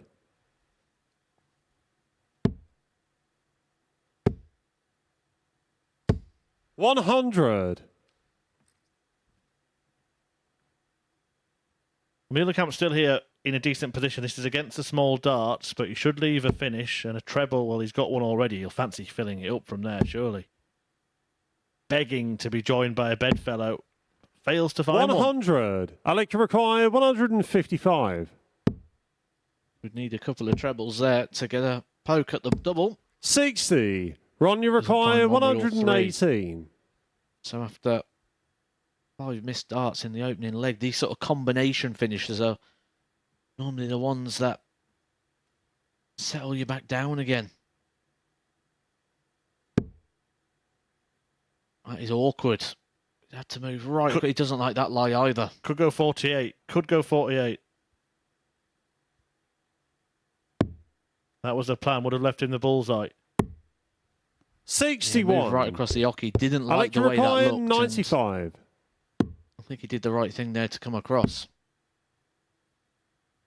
Same sort of thing here. Small has to move across to open it up, and he opens it up perfectly. Alex Small finds the bullseye. Bill Bars has been an advocate of that finish all week, saying the 25 ball is still the right way to go for the 91 to 95 combinations, but Raymond van Barneveld will firmly disagree, and he's got all the pros thinking that too. Yeah, it's out of fashion, isn't it? 45. It's really become unfashionable. Hence why Phil Barr supports it, probably. 121. But yeah, it's worked well there. And you know, there's a couple of arguments on those shots. A lot of the time when you hit the 25 and you need the ball with your last dart, you've blocked a portion of what's already 83. The smallest target on the board. But we actually did see Alex Small then deflect off that dart into the bullseye, so he's used it as a marker. 140. Which actually happened in one of the most famous World Championship finals ever to be known, the Phil Taylor-Raymond van Barneveld final, where Barneveld said, nope, leave Phil's dart in, I can use that. And he used it to give him the advantage of the throw. That was 100. Actually changed the rules of darts. Yeah, incredible moment. Maybe the best dart thrown in the final, and it wasn't even one that 96. Scored any points. Alex Small has managed to turn this around by virtue of that bull finish, and now he's looking at a breaker throw of his own.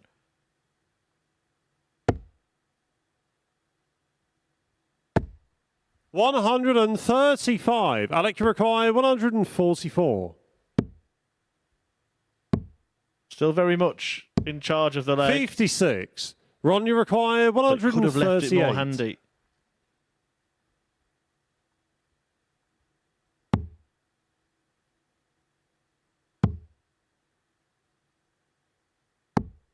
$39. Alec, you require 88.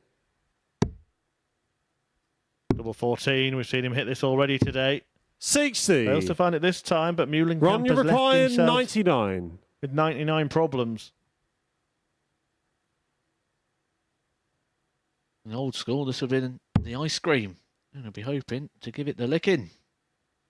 We decided against the toppings there. 51. Could have gone Alec, for you two require tops. 28. Double 7. Help or hindrance. 14. Looked like it caught the flight. Ron, you Not sure require whether it was 48. diverted from its destination or not, but Muhlenkamp can get his nose back in front here.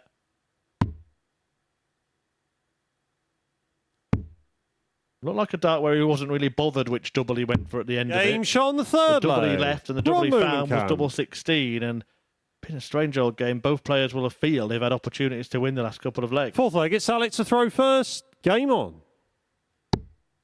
That was the old 10 or a 6, wasn't it? It was 8 or 16. It doesn't really matter. 60. I'm just going to put it on the wire. Be happy with the way he's left it, though. He's halfway to victory and picking up back-to-back victories. 85. Alex Small, as we said earlier, determined just to stick to his own pace. 140. Muhlenkamp's one of those deceiving players. You don't think he's that slow, but he probably is one of the more pedestrian players in the group because of all that goes in to his action. 100. So 2-1 Muhlenkamp. More looking to find his way back into it. 180. will really help.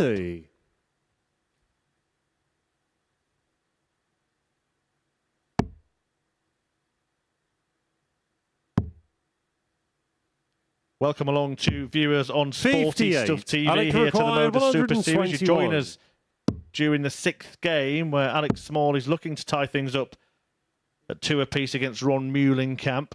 So far today, Joey 64. Tenberg opened proceedings with a 4-2 win over Alan Norris. Muhlenkamp himself then beat Jamie Kelling 4-2. Small got the better of John Brown 4-1. Then Kelling 90. got his first win, Alec 4-3 required over 57. Tenberg. Brown beat Norris 4-0.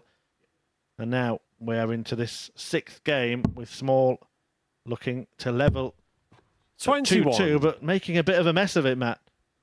From 57, he's not even got a dart at a double there, and he'll be very disappointed with that. But at the same aspect, Ron Muhlenkamp is going to be mightily disappointed from the position he was. 83. Alec required The worst 36. thing to happen is your opponent make a howling error like that, and you not be in a position to make the most of it. 27. For Ron, he's made another. That's a voice Ron, of you Matthew require Edgar 85. alongside me, Chris Murphy, talking you through this one. Ron Muhlenkamp looking to steal this leg. Already seen a bullseye finish in this game from his opponent. That was for a 95. 60. 85 can't be completed Alec on the same required target 9. by Ron.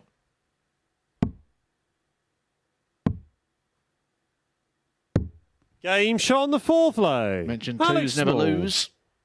And they're going in again there. It's 2-2. Ron Muhlenkamp will be throwing 5th leg, first, it's though, Ron to throw as first. he's Game on. looking to serve this one out. He doesn't need to find a break. Got the advantage of throw. Tomorrow that'll be flipped around. It'll be Alex Small throwing first. Right now, Ron Muhlenkamp, 180. he's filling it up. The 2nd time of the match for Ron Muhlenkamp, the 3rd of this Group C campaign. 100. When we look back, so earlier on in the week, Ron Muhlenkamp was here. He was playing in Group A. That was Monday, Tuesday and Wednesday. Alex Small joining us today for the first time 22. in Group C. Ron Muhlenkamp was actually the biggest 180 hitter in Group A. 85. 21 scores of 180. Just shows the standards that we're judging by when we're saying that he's not quite been at the pace. 99.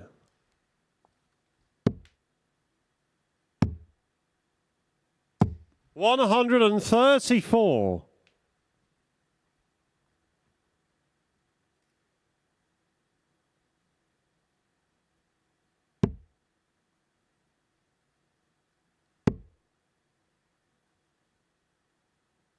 Small, still at the 60. back of the stage, peering over the shoulder of Ron Muhlenkamp. Some players watch, some don't. Where Alex Small was burning a hole. 92. Ron, you require 140. That glare on the back of the stage. He wanted to know what was going on. He wanted to see the opportunity. An opportunity could have presented itself there for Muhlenkamp with a treble. 120. Alec required 90. Make sure he didn't bust it. Double 15. Bounce. Game shot on the 5th Really leg. odd game of darts. Alex This, you know, Small. we're getting legs where players are offering plenty of opportunities, and then other legs where players are needing 1/2 chance and taking it. 6th leg, it's Alex to throw first.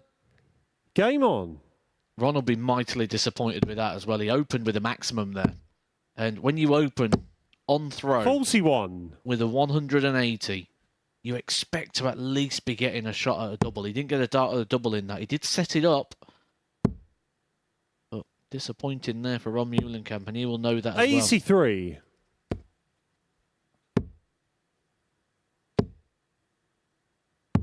101. I think we might have to get someone with a stopwatch at some point, but I've got to say, Small must be up there as one of the quickest Super Series players. I know there are players that have been involved in really quick matches, but I want to see the speed per visit of a 100. player. He's got to be right up there. There's no messing around, is there, with Alex Small? 96. He even got quite a quick walk and exit away from the board as well.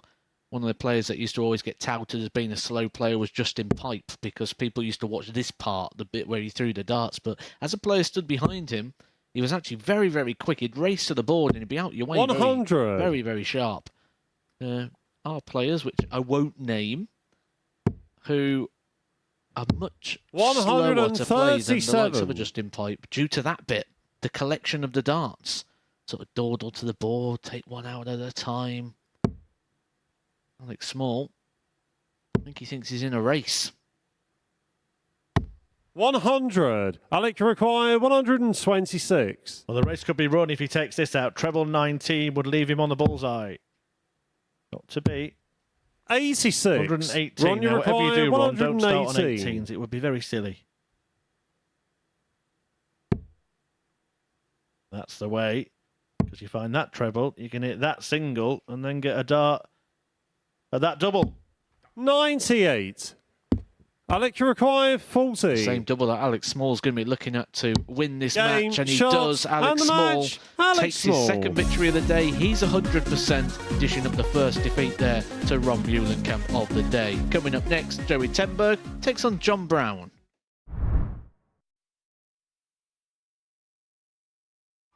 Meet Rob's Gran Mary. She loves nothing more than a day at the seaside and an ice cream. And Rob, well, he wouldn't miss it for the world. By taking time outs on his account, he's making time for moments that really matter. Winner. Setting it up is simple. Choose from days to weeks at a time, or customize it. When you play safe at Bet365.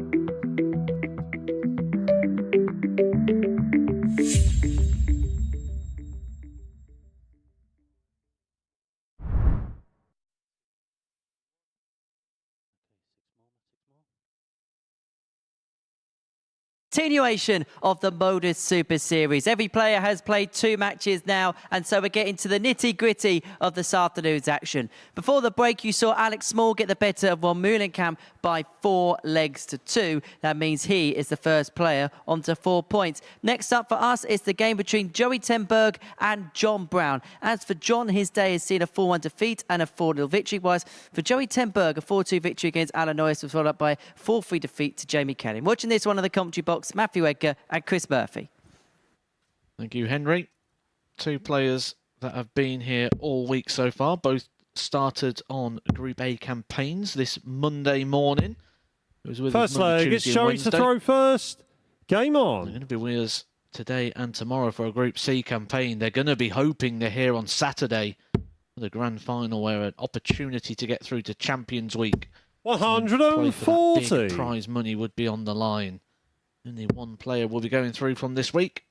But these are 2 players that have been going in the right direction. 2 players 58. at the top of the show are highlighted as ones of key interest due to the way that they've progressed and grown into the week. 180. Tenberg continues that upwards trend in this match. 14 maximums in his Group A 96. campaign, 16 for John. John Brown, mightily impressive in terms of the increasing average, where Joey Tenberg has really 65. warmed into the task. He has been out of the game for a serious amount of time. Says he doesn't really want to play the professional circuit no more. 60. But one thing you can Joey, you never require really stop 116. is that little competitive fire in the belly that still just burns and needs attention from time 60. to time. And I would not be surprised if Joey Tenberg, on the back of how he's played here, thinks he might just go and do a couple of tour events around the world and maybe 42. have Joey one more require appearance at 56. Lakeside. Good guide. 36. Failed to use it. Brown a long way back in the leg, though. Berg will, I guess he'll be feeling all right. One win. 57. Defeat was a small margin. Joey, you required 4-3. 20. And he'll be feeling even better if he gets this leg in his pocket. 10. See a little bit of a bemused look from John Brown that Ten Berg keeps missing doubles here. 5 in the opening leg. Probably more annoyed that he's not in a position to do anything about it. It'll be exactly 58. And Joey, you he'll probably required feel it's that 10. far back that the second he gets close, Joey Ten Berg will hit the double. Because he should have had enough opportunities Game shot by on the then. first And there's leg. that double Joey two again Ten Berg. today. Joey Ten Berg takes a 1-0 lead. But if you didn't catch the first Second leg, couple it's of John games to today, throw first. Joey Game Ten on. Berg did pick up a victory in his opening game, averaging 90.49. That was against Alan Norris, and an 85.70 in his second game when he was defeated by Jamie Kelling. John Brown, 86.62 125. in his opener. And he lost to Alex Smaller, who've just seen beat Ron Muhlenkamp. But then followed it up with a victory 4-0 against the former world 83. finalist Alan Norris. An average of 85.89. Puts them, in terms of play, around about par. 123. We have seen games, I mean, some sort of 4-1s, 85. 4-2s, 4-2 being the most predominant scoreline today that really could have gone the other way. Only had one match go down to a last leg decider. That 87. was the one involving Ten Berg and Kelling. But the margin of victory in the other matches, I don't think has really reflected the level of play. Maybe 100. apart from that win for Brown against Norris.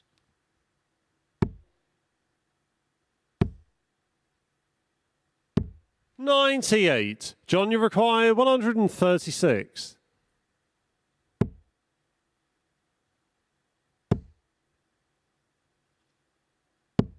$60. Joey, you require 68. To double his lead. 64. John, you Double two require coming to play a lot today, 76. which just tells me that players are chasing around the board a little bit when it comes to the doubles. That's a wayward dart there for John Brown. Forces him to hit a treble with his second dart. That's a long way off as well. 64. Joey, you require 4. Madhouse then. Game shot on the second there leg. in the end. Joey Ten Berg. Ten Berg needing 11 darts at double to win those first 2 legs, but John Third leg, Brown, it's it's Joey a real to throw contrast from first. that previous Game match, on. isn't it? And he beat Norris 4-0. He's just not in the race at all in this one. Mentioned about Joey Ten Berg 140. playing locally still and not wanting to travel internationally, but make no mistake about this. When you think about local darts, a lot of the time you think about 44. what it's like, especially here in the UK, how the levels and the standards are. But in The Hague, I was in The Hague last year, 100. about October time, and I went into a Dutch bar and they had a darts match on, and I looked at the team that was playing, and it had Mike 58. Ivanhoven, Jeffrey Deswan, Dirk van Dijvenbode, and you're like, what a team that is to play just locally in your town. It's a 97. hotbed of talent, that, The Hague in Holland. Led, of course, by the 5-time champion of the world, Raymond van Barneveld. It's actually got a dart shop in The Hague. I visited that as well. If you are over Holland and in The Hague and you're a bit of a darts 180. fan, Joey, you require all 164. his merchandise and memorabilia on display. Well, here, 60. John Brown has hit a 180. He's still not really in the leg yet. Needs at least a treble in this turn. And having gone wayward, even that leaves him on an outside shot. 45. Joey, you require Hasn't 104. really been in any leg in this match. I feel if he's going to be, it's going to be on the mistakes of Joey rather than chances Game that he's shot on earned. the But there's third no leg. mistakes here from Joey Joey Ten Ten Berg. Berg. That is a 104 finish, the best finish we've seen so far in Group C. Fourth leg, it's John to throw first. Game He's a on. finish, he actually hit in Group A. 5 Tumblers finishes for him in Group A, topped by the 120. Although I say Tum Plus finishes, I know he hit one that you're not a big fan of 82. when the 100 goes into that sort of column. Yeah, it's only as good as 100. say 84, for example, isn't it? Whereas the 99 a lot harder to 96. finish. Problem is that'll open the door then, because people will go, well, you got a 101 that's a 2-dart finish if you go for the ball. Yeah, would be a little risky, but I'm sure when Maverick, such as the one 96. alongside me, returns to the stage, you'll try such antics.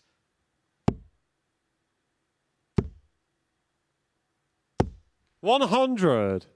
Well, this time Brown is very much in the leg. Stays straight, he leaves a finish. It's more of those, he leaves a smaller one. 140. Two treble turn could just put the pressure on Brown here. He's not going to get that. 100. One John, might you just require 87. feel like a bit of breath right on the back of the neck.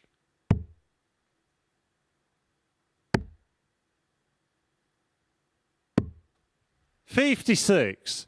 Joey, you require 101. Match opportunity. He only needs the one treble to get a shot at the double. He opted for the 15s to leave the 18s, leaves him 66. 60. I don't mind John, that you play. require 31. Give yourself the options. Game shot on the fourth Brown leg. John had his own Brown. plan there. 31. 15, double 8. He mops his brow. Fifth leg, it's Joey to throw first. Knows Game he still on. has a lot of work to do. He is going to turn this around. But there might be cause for optimism 81. in the fact that Tenberg has missed 9 darts at double in the game. In the fact that Brown has been clinical there. 96.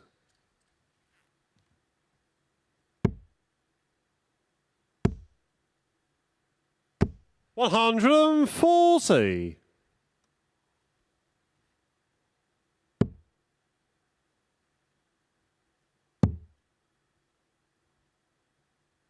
93.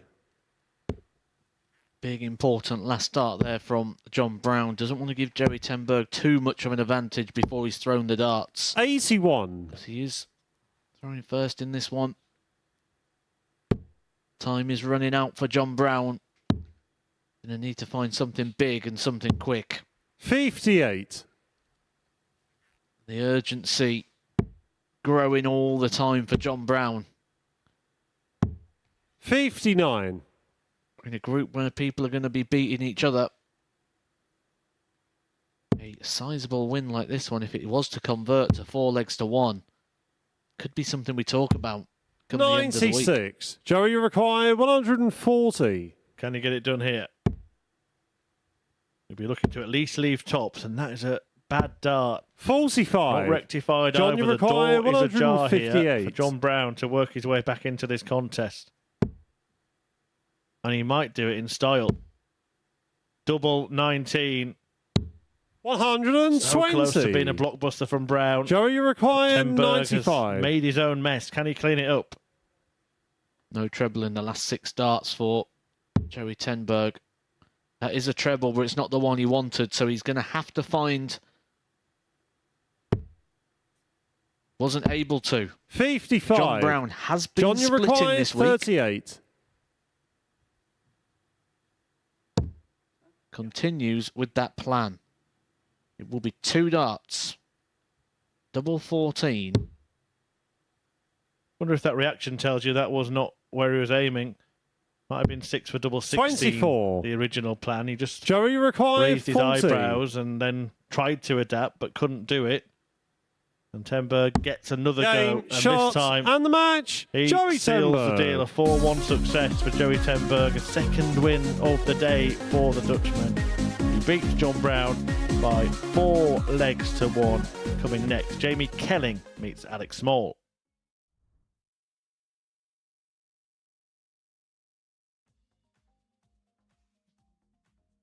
Catch the best thoroughbred racing from South Africa alongside 15 live greyhound races at 11 o'clock every Tuesday, Thursday and Friday morning, live here on Sporty Stuff TV.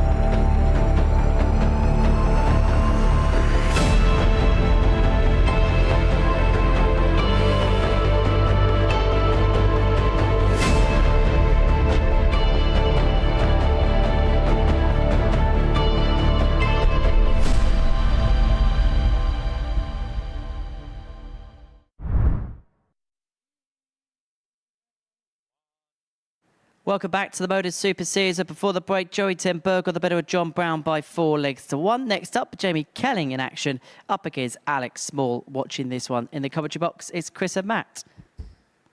Thanks very much, Henry. As we move into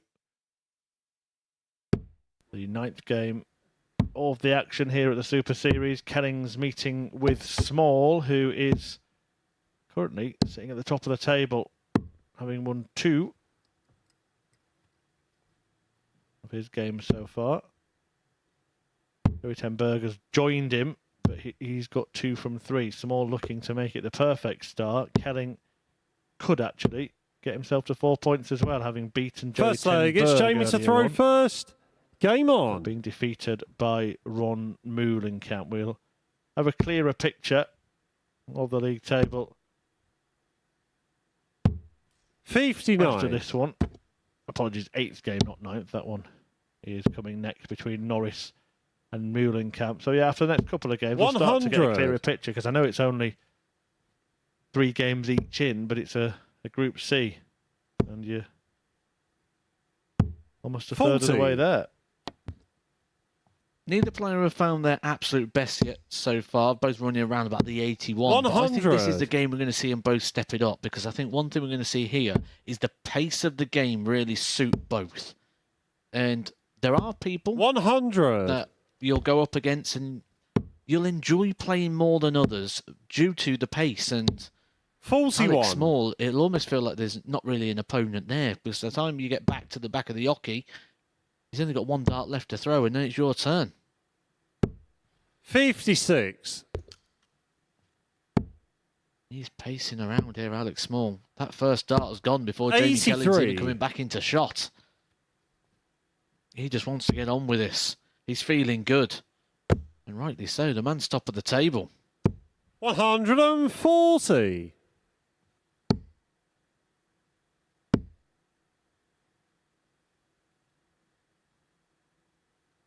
99. Jamie required 106.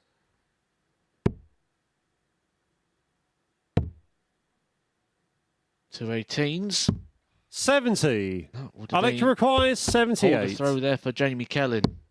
Instead, he's got to watch double 12. Game shot on the first double 12 leg. go in there Alex for Alex Small. Small, who, for some reason, doesn't seem too happy with himself. You just broke the Second throw, leg, Alex. it's Alex to throw first. What more did you Game want? on. Yeah, everything's going right for Small so far, but you darts players can be perfectionists, can't you? 81. Oh, you see it all the time. People disappointed with winning a leg because it wasn't done in as many darts as they want, or shaking their head when they see the averages after winning a match. 180. Dart player-esque. Never happy with anything. 140. I've even heard people win on the Pro Tour and go, oh, if I'd won it earlier in the season, or where was that earlier in the season? It's like, we just won a Pro Tour. Yeah, you get your 92. rewards as deserved. 180. No reaction with a maximum from Small, but what it does do is give him a very good chance of doubling his lead here. And he's the type of player, as we mentioned, the pace of play that 100. can dismiss a player very, very quickly indeed. Legs like this will help him do that. 60. Jamie required Some 170. really well thrown darts there from Alec, just didn't get the result. We have seen the 170 go this week. We won't see it again on this occasion. Ron Muhlenkamp. 68. Alec required 40. Match of the week. Double 10. 20. Jamie required Messed 102. around. He was on a double after 10 darts in this leg. He may lose the leg. 10 or a 6. 10 it is. Game What shot a on the pinch second that leg. is from Jamie Kelly. And now Small really does have reason to be annoyed. Third leg, it's Jamie to throw first. Game on. And like expected, both players raising it here. The pace suiting both. 100. It's like watching two players that play 100. quickly. Just so nice on the eye. When you think about players that you enjoy watching, entertaining to watch, you always think of the likes of Gary Anderson, Michael Smith, 58. Adrian Lewis. Those players that just play on field. They 60. don't set an aim a dart, and well, all darts normally out the hands in just a couple of seconds. 180. A couple of seconds. A Kelly maximum. Doesn't leave a finish, but doesn't matter. 60.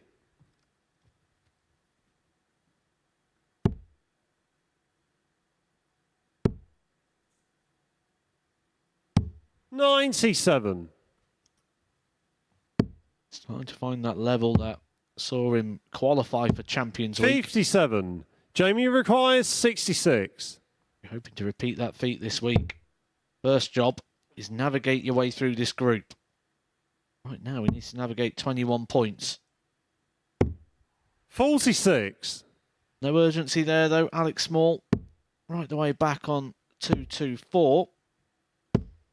81. Jamie required 20.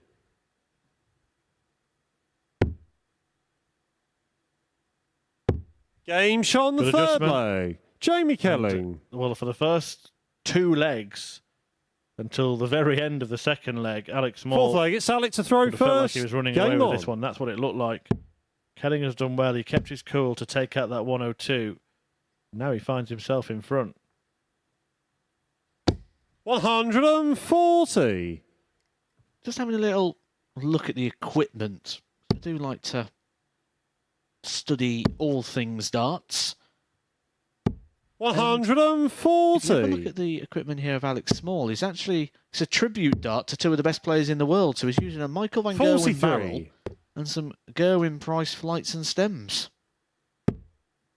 It's a good ploy, isn't it? Build your best darts player type routine. Done it with the darts 96. themselves. You can actually see the MVG logo imprinted on the barrels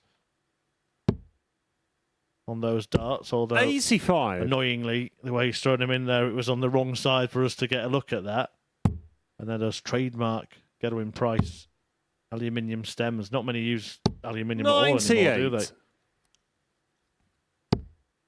The moulded all-in-one, but there you can see the stamp perfectly this time in the middle part of that barrel. 135. Jamie required 167. Just took a bit of MVG and a bit of Gerwin Price. Does that mean he needs to get himself a Michael 97. Smith shirt and then Alec he's got all required bases covered? 98.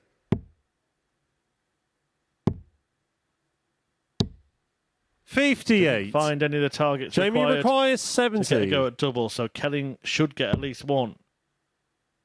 A 3-1. 50. Fails to find it. Alec required 40.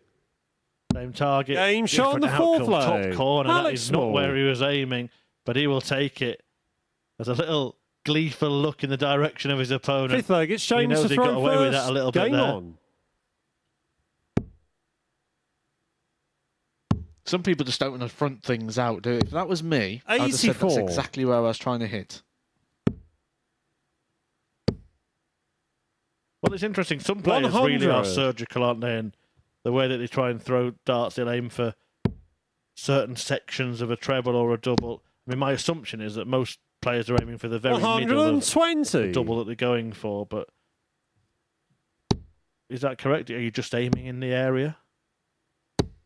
41. I know Phil Taylor spoke a little bit about that in general. I mean, I can't really offer too much on that because I'm one of those players that play on feel. So for me, it is in the general sort of area. And for a lot of players, like Alex Small, he'll be the same sort of thing. He won't be going for certain points of the doubles. You get that more with people that can set, like a Peter Wright. He'd be somebody who could very much sort of pick out a target. And like a Mason, people who have those sort of set points. But is there a 59. psychological advantage in maybe your way? Because if you're aiming for a really small section, you're actually giving yourself a smaller target. I know if you miss it, then Jamie you're still likely to hit, but your way, you 138. think the target's bigger.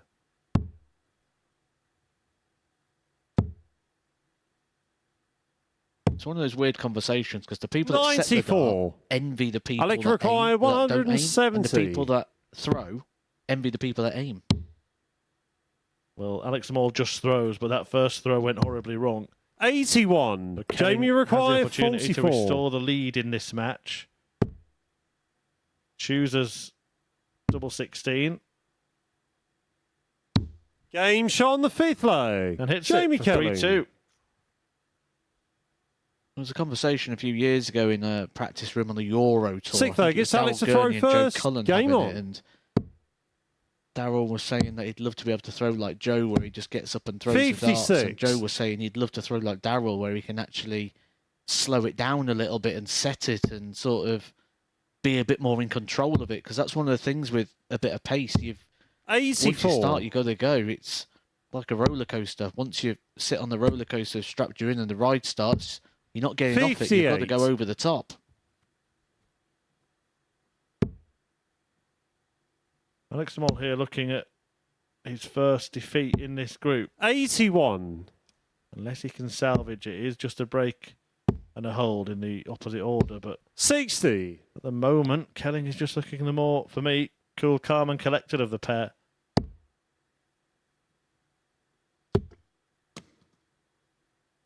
I made that about 75. the fourth time now he's lost a dart to the floor.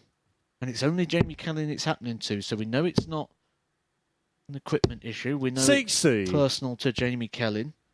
And the way the darts aren't penetrating, I just think potentially a little bit floaty when you see the action of the shoulder and the elbow. If that elbow sort of comes up above the line of the shoulder, it's just going to release a bit higher, which is just going to cause a more... Rather than an arc towards the board, it's going to cause the dart to come down 100. on the board. Jamie On that require occasion, actually, he only lost 121. 5 points, but 5 points is a big difference when you're looking at 121 compared to 116, isn't it? 97. Alex require Well, of course, as you're onto 167. the ball, the 1-2-1 when Alex Smalls sat on a finish. 54. Jamie require And it could be the 24. game finished as Kelling looks to Game, defeat shots, Alex Small, and and it the is match. the first Jamie defeat for Kelly. Small of the day so far. Kelling claiming that win. He really did steal the second leg in the game when he took out 102. Small had missed a bunch of darts at double in it, but Kelling goes on to claim a 4-2 success and make it a three-way tie on 4 points at the top. Coming next, Alan Norris against Ron Muhlenkamp.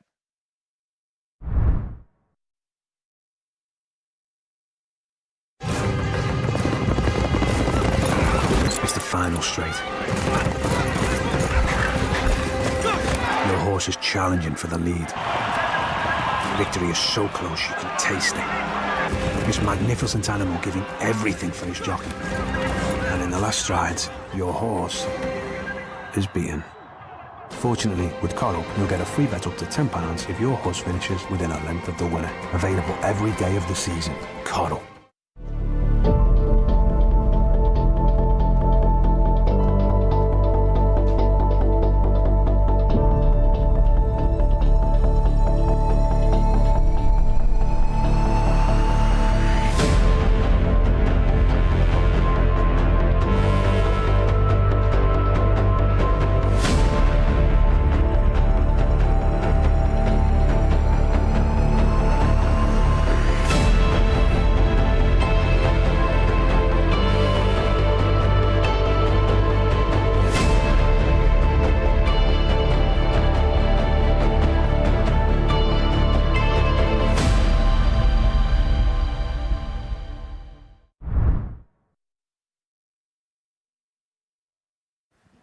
All right, welcome back to the MODUS Super Series, where before the break, Alex Small was subjected to his first defeat of the day, losing out 4-2 to Jamie Kelling. It's becoming a hotly contested race here under the heat of the live lounge in Portsmouth. It's going to hot up a bit more as Alan Norris takes on Ron Meulenkamp. This is being watched in the commentary box by Chris and Matt.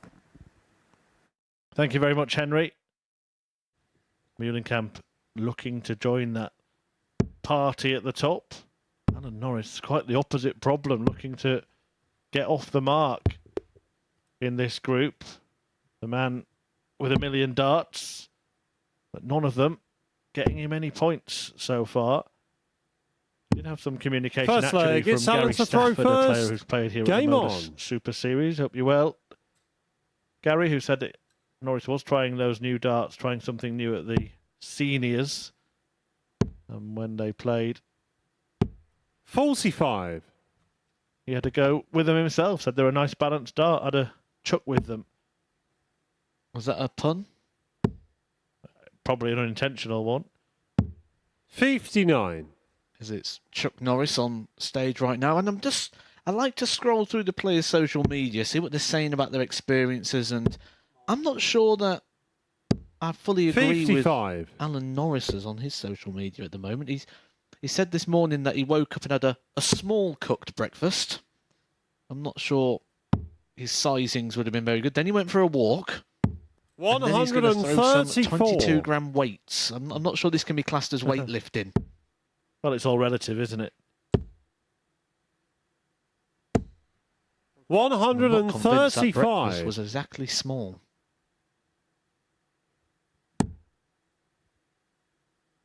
Again, one man's small is another man's supersized, I suppose. But he's gonna need some 132. monumental moves in this next fixture or two, or he could find himself already with his feet planted firmly on the tungsten trapdoor. Is he in must-win territory yet? And if he 94. doesn't, he's then going to have to go pretty much clean for the rest of it. He can afford to lose another game, but scoreboard pressure will come into play then, because naturally he's going to look at the table after 3 games and 100. think he's starting to get into a bad position where if he again just plays that sort of win 7 out of 10 and I'll be okay, but you won't. 60. In that situation, Ron, you'd read requires the table, you'd look at the 76. fixtures, you'd look at everybody else around you. So easy when you sit in the chair to 36. Alan, you require come up with the formulas, but it's 112. different when you stood in the room trying to apply it. Big moment already in this match. And that will not do. Can't go out now. 35. Ron, you require 40. Struggled up here throughout the day. But these high and low, you see how high that one Game is. shot on the first Worked leg. out to be quite a good Ron marker for Meulenkamp. him. Now, as Alan Norris, he looked like a bit of a confused man there, didn't he? Like, Second leg, it's Ron to throw first. Game on.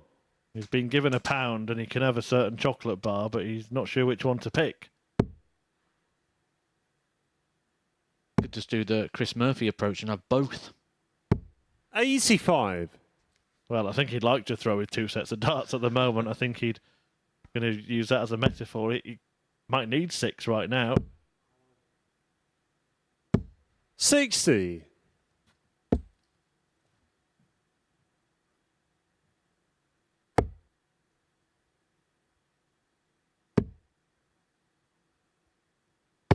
$180.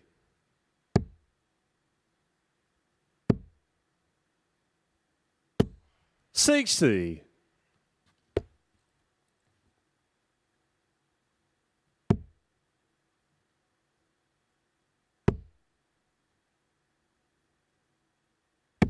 100. So Meulenkamp looking to double his lead. 136 when he returns. And, oh, Alan Norris, well, he nearly went. The dart didn't come out of his hand. 60. Ron, All you sorts of require signs of discomfort here 136. from Chuck Norris.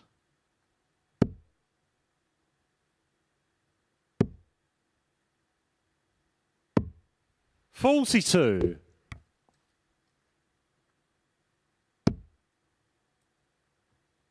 This is what we've seen when we've seen Alan Norris down here in the past. He sort of starts okay, and the longer the 81. session goes, Ron, the you require harder it 94. appears to be for him.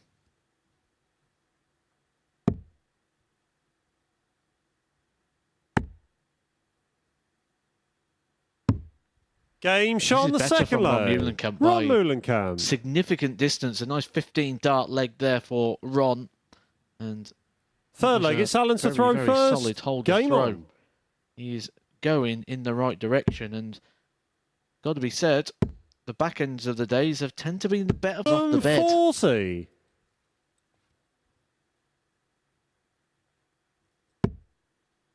That's an ideal situation there for Ron. That, you'll see there's took away a good 20% of the bed to 45. the left-hand side. Every time he's coming underneath the treble 20, he's just making the target smaller. 45. Well, looking to hit back, Norris, and he's going to have to hit back. He's in a very perilous position in this group. It's not always the case. But remember Matthew Edgar's rule of 140. And if Norris Alan, you loses require this, he will have lost 156. three and will be, by that rule, a defeat away from not being able to qualify. So this would help. Game shot where's on the that third come from? leg. Where Alan has it come Norris. from? A brilliant 3 darts, and it's a response, and you can see there, he just gave Fourth leg, it's Ron to Meulenkamp throw some credit. first. Almost took Game his on. hand out first there to say, look, pal, if I'm going to give you credit, give me some kudos as well. Notice Ron Meulenkamp. He did put his hand out, but he didn't look at Alan 100. Norris. He just looked straight ahead. Deadly focused. He's not interested in interacting or trying to defuse the situation, have a bit of a laugh about it. 140. Losing a leg is no laughing matter. And I would say that was, at best, a 25% engagement there for Ron Meulenkamp. He did not want to know. 140. He just wants to remain focused, get on with the job. He's got a couple of games left to play today.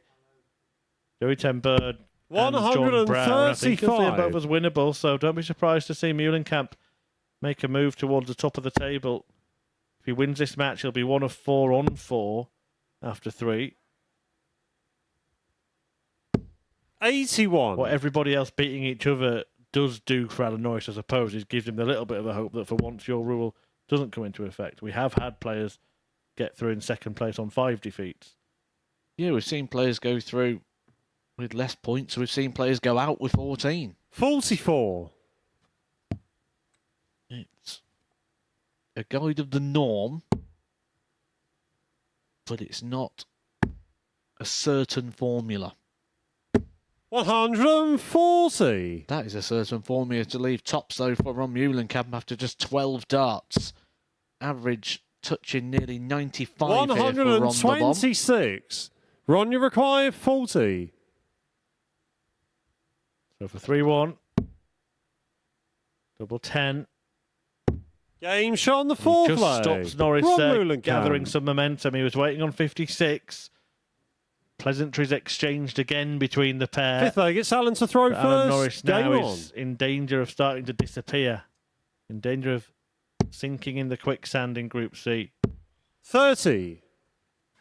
Now, Alan Norris has not long relocated, but he was living around the Warwickshire area. Did play in the Warwickshire Super League for Tamworth.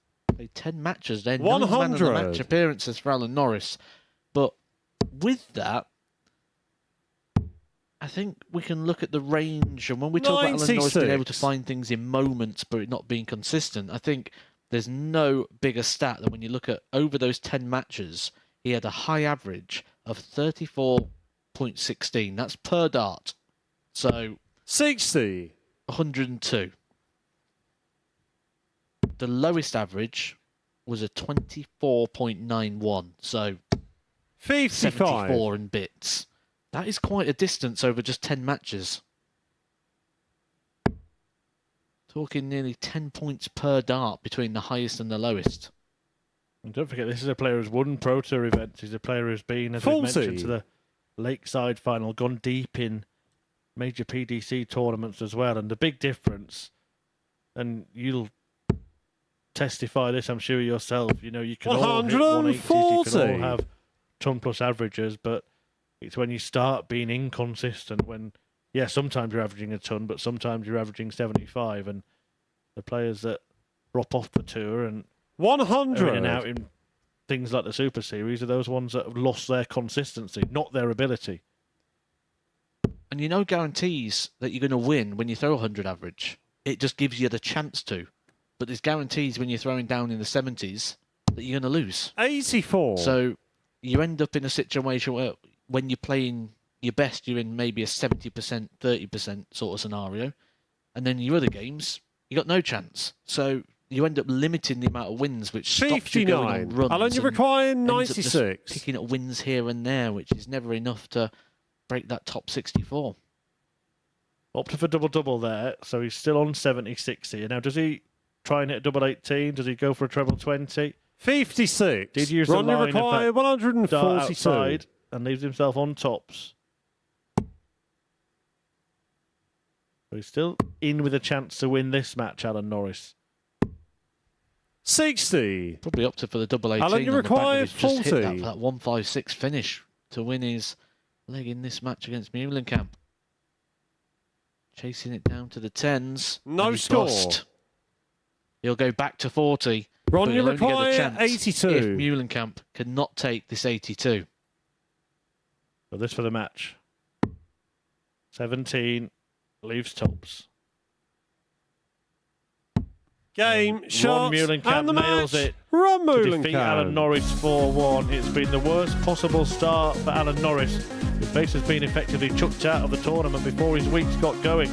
But Muhlenkamp marches to his second victory, 4-1 success. And when we return, John Brown will be in action, taking on Jamie Kelling.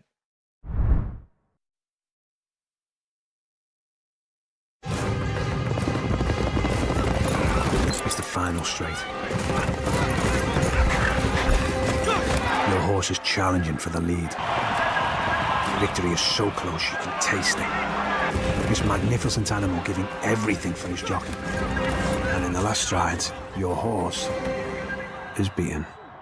Fortunately, with Coral, you'll get a free bet up to £10 if your horse finishes within a length of the winner. Available every day of the season. Coral.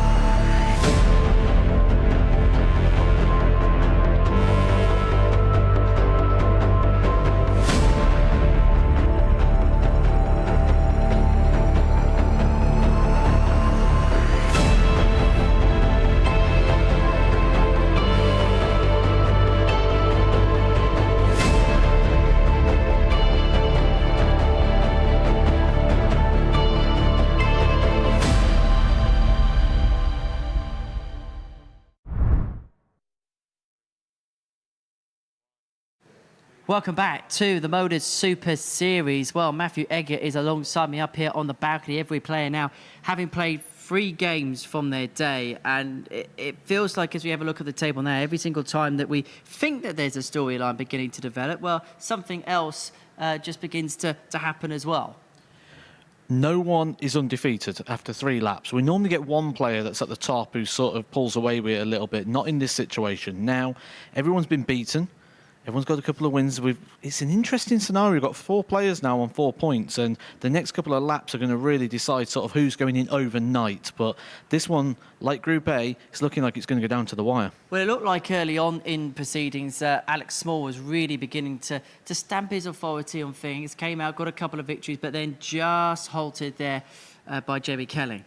I think when you look at this group of players, one thing we can say is they've all got really good sort of A games and really good ceilings in terms of that. But they just like that little bit of consistency at times, which is the key stat that I said at the start of today that is needed here in the Super Series. There are 10 games. There's going to be moments where they're going to offer out a couple of opportunities, and it's for the other players to try and take advantage of those.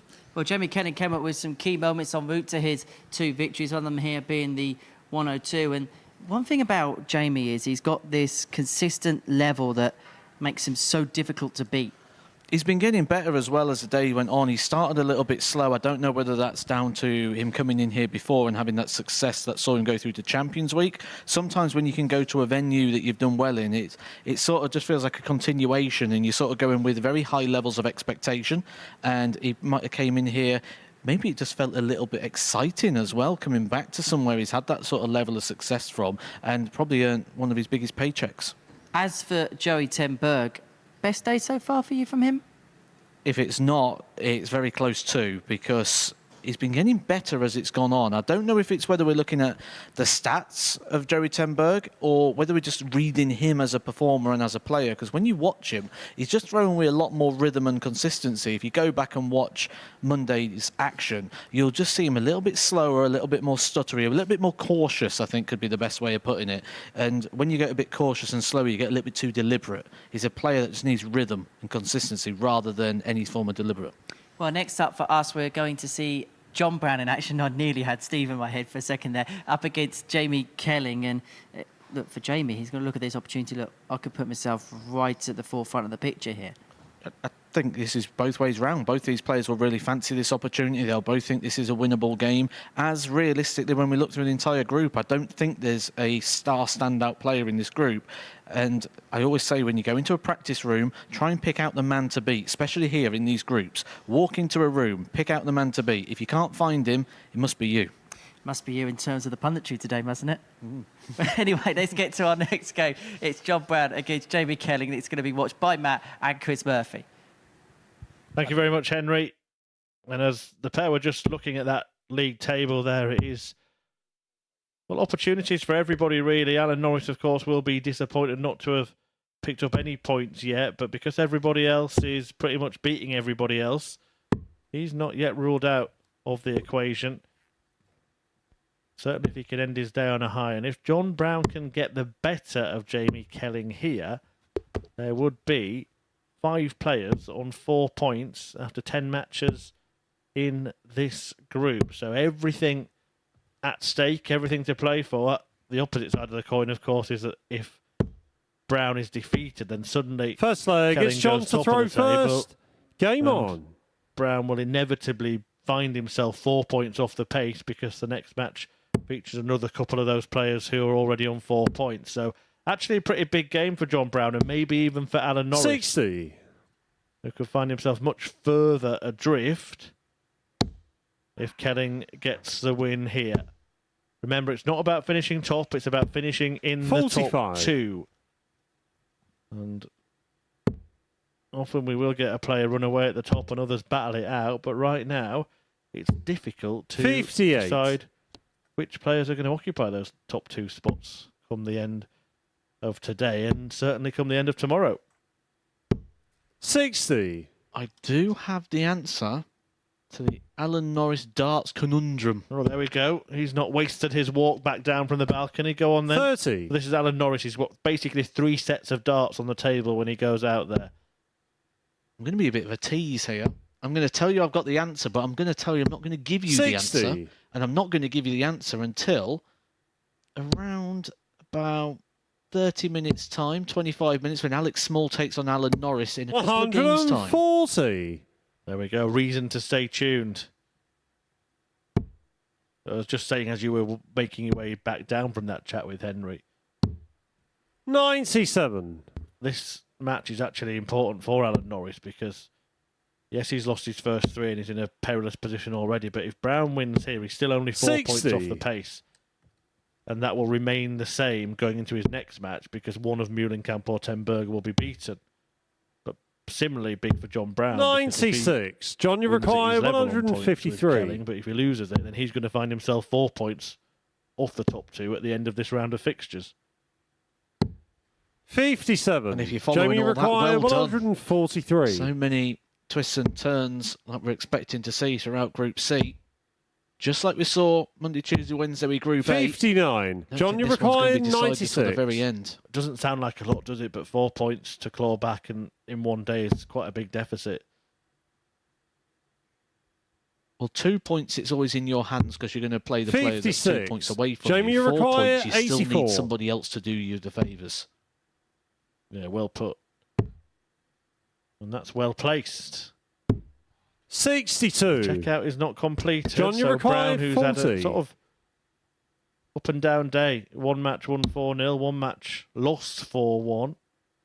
In fact, 2 matches lost 4-1. So time for him to produce the dominant display here. Will it start with this double 10? 20. You could see from that angle that he actually Jamie, you couldn't require see too much of it. 22.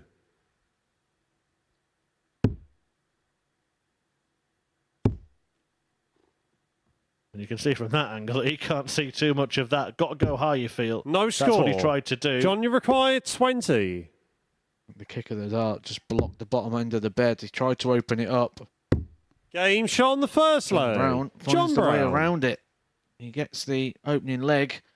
Was a 26 dart leg. Second leg, it's Jamie to throw first. Game on. Kelly missing 4 to break. 100. There, attempted the double 11 at the end of the 1-2-4 attempt. 85.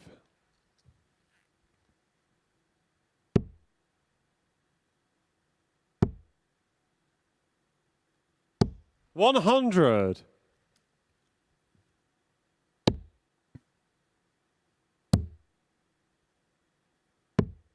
$57. There's a darting day today. The Super Series leading into the World 60. Cup of Darts and then straight back for some more Super Series. Group B action starting tonight. Yeah, in that 59. group. Lee Budgeon, Sean McDonald and Scott Taylor coming in to join Fallon Sherrick and Berry Van Peer. Really tough group. 140. I think the 2 players coming from Group A, Fallon Sherrick and Berry Van Peer, are going to go through. That's a big call. I'm going to 55. Jamie require 101. I had 4 names. I could narrow it down to 4 names that I thought would go through, so 1 that I won't, but I'm not going to be that mean and say it on air. 69. Not at least until they are playing, so they don't hear me. 100. Kelly looking to Jamie level this require one. 32. Everybody with chance. This feels like a group of opportunity where Group B feels like you're really going to have to play. Game shot on the second leg. Jamie Kelling. Kelling has taken his opportunity there to level up the match at 1-1. Third leg, it's John to throw first. Game on. But you do get those groups, don't you, where a player, maybe even 2 players, go through and you don't look at it and think, oh, they've not actually played that well. It's been a group 44. where opportunities have just come. Opportunities will kind of always present themselves 60. if you get over that 83 average, because that puts you into that 6 visits to the board category, and if you're in that category, you're always going to get opportunities. So that's the big barrier to break. If you're looking at sort of taking that step to when can I be competitive and start travelling and taking on this sort of 96. international circuit, as soon as you break that 83 barrier, you're going to get an opportunity. That's where we could have another lengthy discussion about stats 96. and averages and things being misleading, because you're saying they're the 83. That's what, an 18 dart leg? A 16 dart leg would be about 93. It's 93, yeah. Yeah, which looks a lot better. But actually, if you went through your match going 18, 18, 18, 18, it's exactly the same as going 16, 16, 16, 16. 100. In terms of the level of control you've got over the game. Your opponent doesn't come back for another visit. 165. That's where sometimes you can see an 83 average or a lower average beat a higher one, because if your opponent plays well when you're throwing first, they could be down to a finish averaging nearly 100 because they've thrown 15 darts. 25. Jamie, you require 40. Talking about a player playing well against a throw. Game shot on the That third is a leg. 13 dart Jamie breaker Kelling. throw for Jamie Kelling, who is upping his level. And John Brown Fourth here, leg, it's well, Jamie to throw he is first. struggling in this Game match. on. We're talking about an 83 average at the moment. He's running at just 63. I'm going to throw a curveball in here as well for something that needs to kind of be 96. considered that we never really spoke about. In the UK right now, we are going through something rare, which is a heat wave. And 58. I've just been out there onto the balcony. I can tell you it's quite warm out in that playing arena. However, when you go to the players' lounge, they've got the cooler on. And the transition of going from 64. that cool room out to the warm room will make it feel even hotter because you sort of acclimatise to the cool. And then when you go out there, it's going to feel 134. significantly warm. We can keep seeing him wiping his eyebrow. I just wonder if he's struggling a little bit with the heat and the conditions. There are other venues where I've heard players talk about this. 100. So Blackpool's one of them where, like, backstage, the practice area backstage at Blackpool can actually be quite cool because of the structure of the building. It's sort of a big 42. empty room with stone walls. There's practice board down there, but the actual practice room's upstairs. It's quite hot. And you are acclimatising yourself to what is a hot stage in that venue. 45. Almost perversely named the Winter Gardens. But does heat itself, I mean, is that a kind of contributing factor to performance? 100. Because I have to say, I came back from Hildesheim at the Pro Tour, and for me, the standard was as poor as I've witnessed in a long time, and it was very, very hot over there. 58. Yeah, John, you require to play in 167. extreme heat. Same aspect, you don't want to play in the extreme cold. But this could get him into the game of 167. 142. Jamie require Almost took a page out of the 138. Alan Norris book, who took out a big finish from nowhere. I would have had Kelling found a bedfellow there and got a go. 82. Double 12. John, but you Brown require 25. could be back in business. And despite a really sloppy start to this match, a really slow start, John 21. Brown could have found himself at Jamie 2-2 require and throwing 56. first. But it's likely going to find himself 3-1 down. Game shot on the fourth Perfect leg. Dart Jamie for Kelly. Jamie Kelly sat on the top wire, used it well.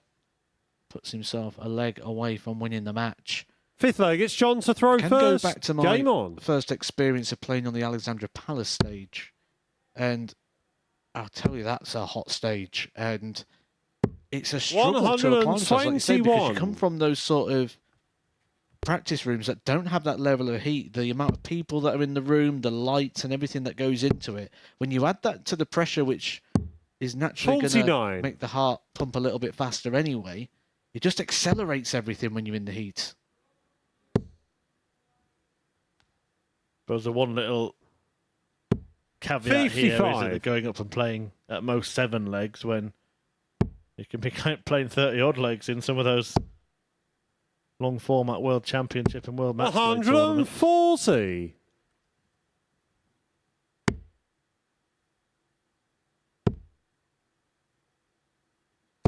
$95. Only one match today has actually gone 7 legs, and it featured Jamie Kelling. He won it against Joey ten Berg 80. in the 4th match of this session. His other victory came against Alex Small, who was on an unbeaten run at that point. 100. Probably favourite going into that game. Yeah, John Brown struggling here. You can see him taking big 24. blows out. John, you require big exhales. 130. He's feeling the heat. Well, he kept his wits about him there. 87. The last start was wayward, but he had a look to check what Jamie Kelling was on and realised he didn't need to go 20 bull on the 130 attempt. 140. Now, John, you require 43. Kelling is tapping on his shoulder. Double 16. Game shot on the fifth Decent leg. stuff from John Brown, because when you are struggling, that just shows a little bit of character, doesn't it? Yeah, sometimes when you're struggling, Sixth you're leg, almost it's just Jamie to willing throw your opponent first. to get you off the Game stage on. and get you back in the practice room. Certainly where that cooler is, if it's the heat that's the problem, but he's digging deep. 140. He's showing here that the priority is getting through to Saturday night. We only know 57. one player of our lineup so far, Jim Long of Canada. Performance-wise, stats-wise, dominated Group A, but then only really got through on leg difference at the very, very end of the 91. campaign yesterday. We'll have 2 players joining him from this group, and then 3 from our Group B action that kicks off this evening. Reaction there from John Brown to throwing a very, very low 100. first start. Eventually has kind of climbed a few rungs on the ladder and got to where he needed to be. It just shows signs of a little bit of a laboured performance. Jamie Kelling there, because he's on 170, that's why he's persevering to leave a finish. And he gets his reward in the end. 85. Jamie required 170.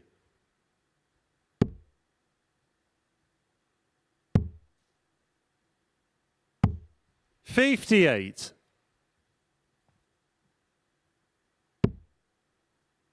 We'll come down now, Brown. And we'll leave a finish if he finds a treble 20. 59. But can't do so. So Jamie start required 112. For Jamie Kelling to get a win, which would see him go top of the table. And double top will get him there. And that's exactly what he's done. A fabulous finish. Another win for Jamie Kelling, who defeats John Brown 4-2, and in doing so moves on to 6 points and is the man to catch in Group C. Trying to catch him, 2 players on his shoulder. Coming next is the battle of the Dutch duo, Ron Meulenkamp against Joey Tenberg. Hey, I'm Gary Ashburn, and I've been working in the world of collectibles and memorabilia for over 30 years.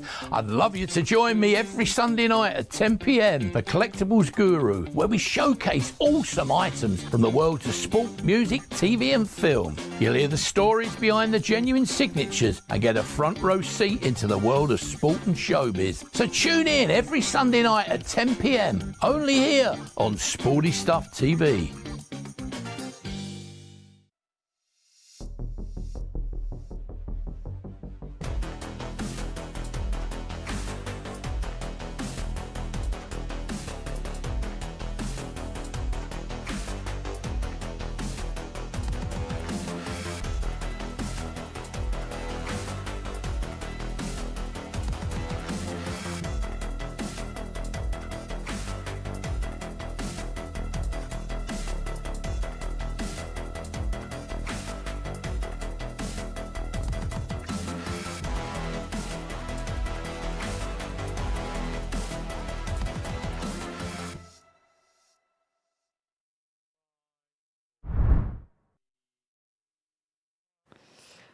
Welcome back to the Super Series, where JK is becoming the MVP. Jamie Kelling on to 6 points, 3 wins from 4 for him after getting the better of John Brown by 4 legs to 2. Next up, it is an all-Dutch battle. It is Ron Meulenkamp up against Joey Tenberg. The victor will also join the 6-point party. And in the commentary box, it is the duo of Chris Murphy and Matt Edgar. Yeah, thanks, Henry. As you say, whoever wins this one is going to be in a very, very promising position, joining Jamie Kelling on 6 points First at the top leg, of the it's Ron table. to throw first.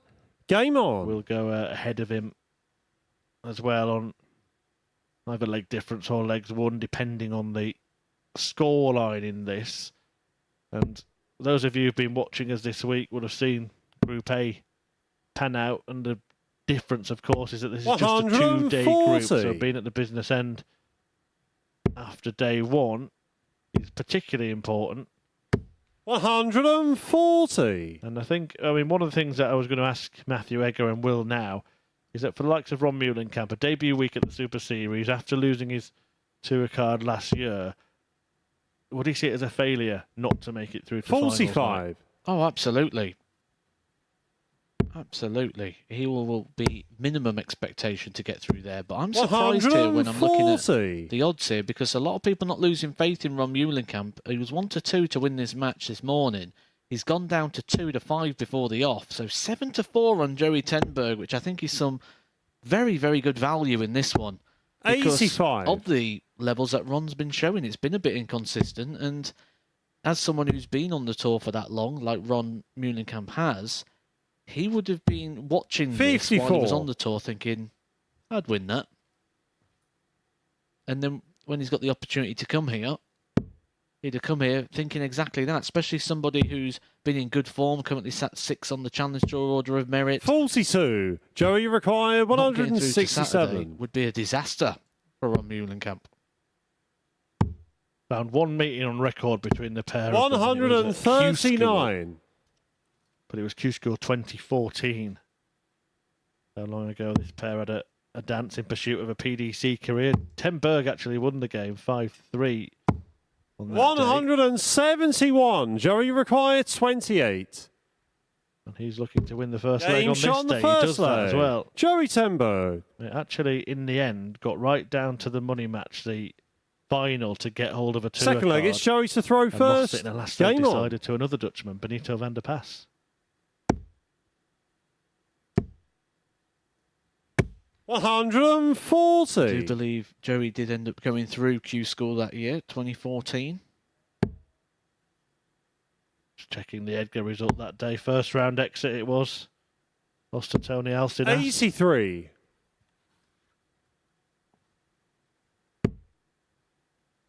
I think I got through. I think that's the same year I got through 95. as well. I'm just focusing on this particular day. Well, I mean, we'll have the conversation at some point, but it wasn't long ago that you were saying basically never playing darts again. Are you starting to ever think about Q School 2024, maybe 2025? Not 2024. I mean, I've not played darts since I last played in the Super Series 7 weeks ago, and I'm not due to play until I play in the Super Series again 137. sometime in July. So, in terms of my own personal, at the moment, there's no initial plan, but there is a plan. I think that will be a teaser that lasts longer Joey than half an require hour as well, won't it? 129. We'll try and get it out of him, but we'll see. Will he go out here? Game Fabulous shot on the finish second that leg. from Joey Joey Tenberg, who Tenberg. doubles his lead on Ron Muhlenkamp. Absolutely brilliant finish, 129. Third leg, it's Ron to throw first. Game on. All of a sudden, that 7-4 that I pointed you in the direction of here on Joey Tenberg looks good value. It was Joey who tried to take out 129 earlier, wasn't it, when he had 119? Well, now 58. he has taken it out. Ironically, he didn't go that way when he thought he needed to. I mentioned the 41. World Cup of Darts getting underway this weekend. Tenberg actually, in the WDF system, was a former World Cup singles runner-up way back in 2009. Very different tournament. I do believe these two might have 134. represented Holland around about the same time as well. Might have been in the same World Cup team. 60. Has been a winner of that part of the team tournament. Tenberg in the same year, 2009. Netherlands were the champions. Also a little bit older than Muhlenkamp. Muhlenkamp's forays into international darts would have been more recent.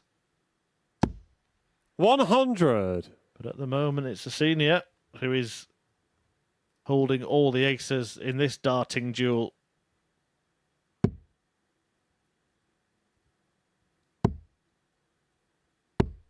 Well, that last dart there was thrown really quickly from Ron Muhlenkamp, and that's uncharacteristic for him.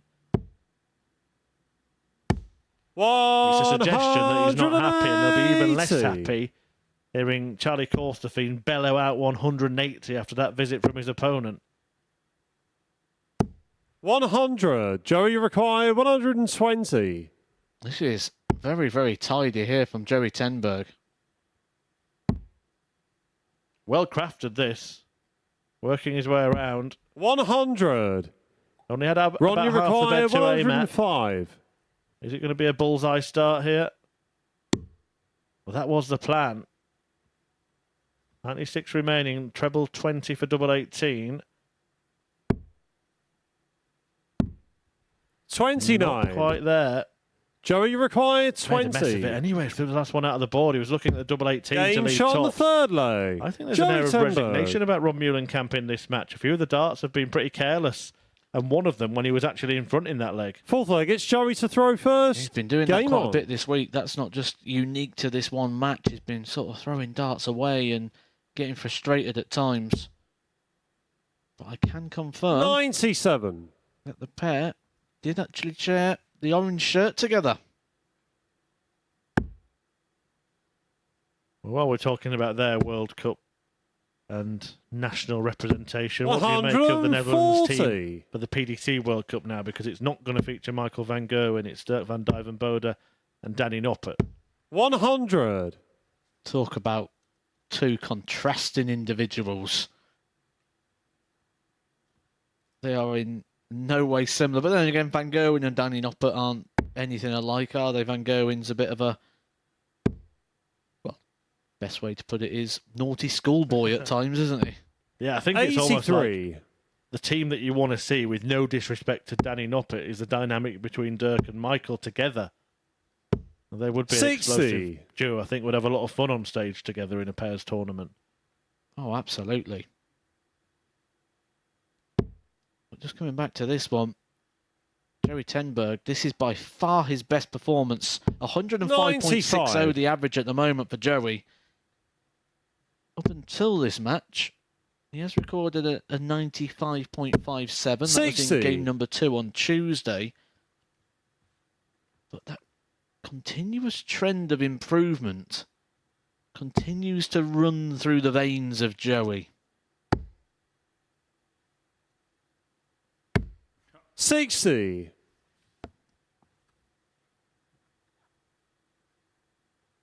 Can still see Ron sort of shaking his head, getting annoyed with himself. 136. Moved Ron, you away require from the 20 to leave a 123. better finish. 123 is one of those tricky ones, a bit like the 129. Has found the treble. This is why it's tricky, because now, well, I was going to say he might only get a go at the ball, but he's got better than that. 140. However, ends up on a dodgy double, can't hit it, and then Joey, you could find require himself getting beat 48. 4-0. We've only seen one average of over 100 recorded so far. That was 100.07 by Jim Long. 32. Joey Tenberg, Ron, you require couple of 9. darts there to have posted the performance of the week so far. He's offered an opportunity here for Ron Muhlenkamp, despite the performance of Joey Tenberg. 1. To have kept Joey, you himself require in this 16.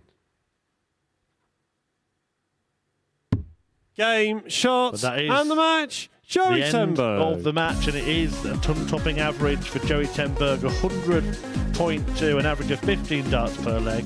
He wins 4-0.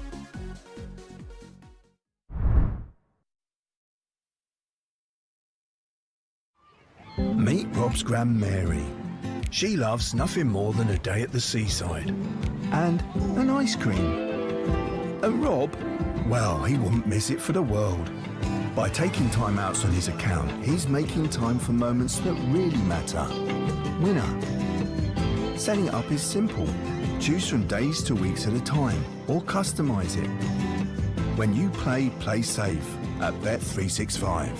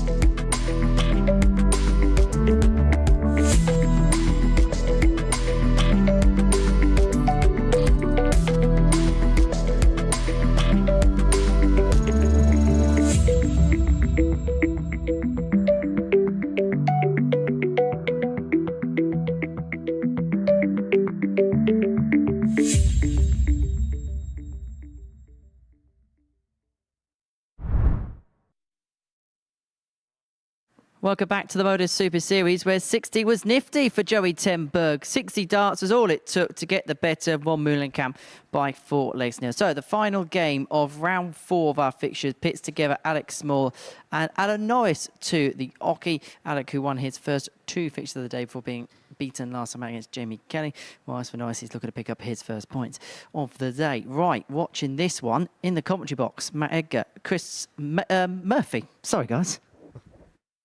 It's quite all right, Henry. Thank you very much. Alex Small and Alan Norris. Well, Norris himself, he can't afford any mistakes now, can he? He's lost his first 3 matches. We've just seen a couple of players move on to 6. He's already First leg, it's Alex that to throw amount of first. drift. Game on. And if he is beaten here by Alex Small, then Alan Norris can already start planning his next campaign. 140. He's going to play Jamie Kelling in his penultimate match. Small's going to take on Joey Tenberg as well. So a victory here for Alex Small. 140. A very good chance of ending the table on top.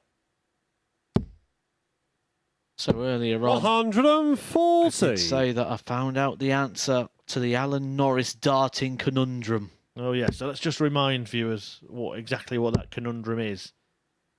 So he's been playing 85 with various sets of darts. Now he's well known for taking 2 sets of darts up and interchanging between the 2, but he's actually been taking 3 sets of darts up for most of his matches today. 140. You think that one of them's different to the other 2, but you've gone and got the word from the horse's mouth, have you? Yep, gone and asked him. It says, 140. "Is one of your sets of darts got Alec slightly to longer require points?" He says, 81. "No, they are all the same." Game shot on the first leg. It's all going Alex the same Small. way for Alan Norris as well, because the first leg he's in the ledger under the name of Small. And it's 1-0. Second leg, it's Alan after to throw a fabulous first. 81 checkout Game on. for a dozen dart start. So all 3 darts the same. They're just slightly different colours. So either a different colour in the point or a different colour on the barrel. 60. No technical or equipment reason behind it being different. And Ron Meulenkamp, when I was having this conversation, 100. looked at Norris with a very confused face and he goes, "So why do you keep changing them?" And did he give an answer? I'd already left by that point, Okay. I think. So The only thing you can think of is a bit of a grip, like in a fresh 40. dart. He's also got a towel on there. I wonder if there's a bit of perspiration on the fingertips, whatever it might be. And just 100. dabbing one set down, swapping. There you see.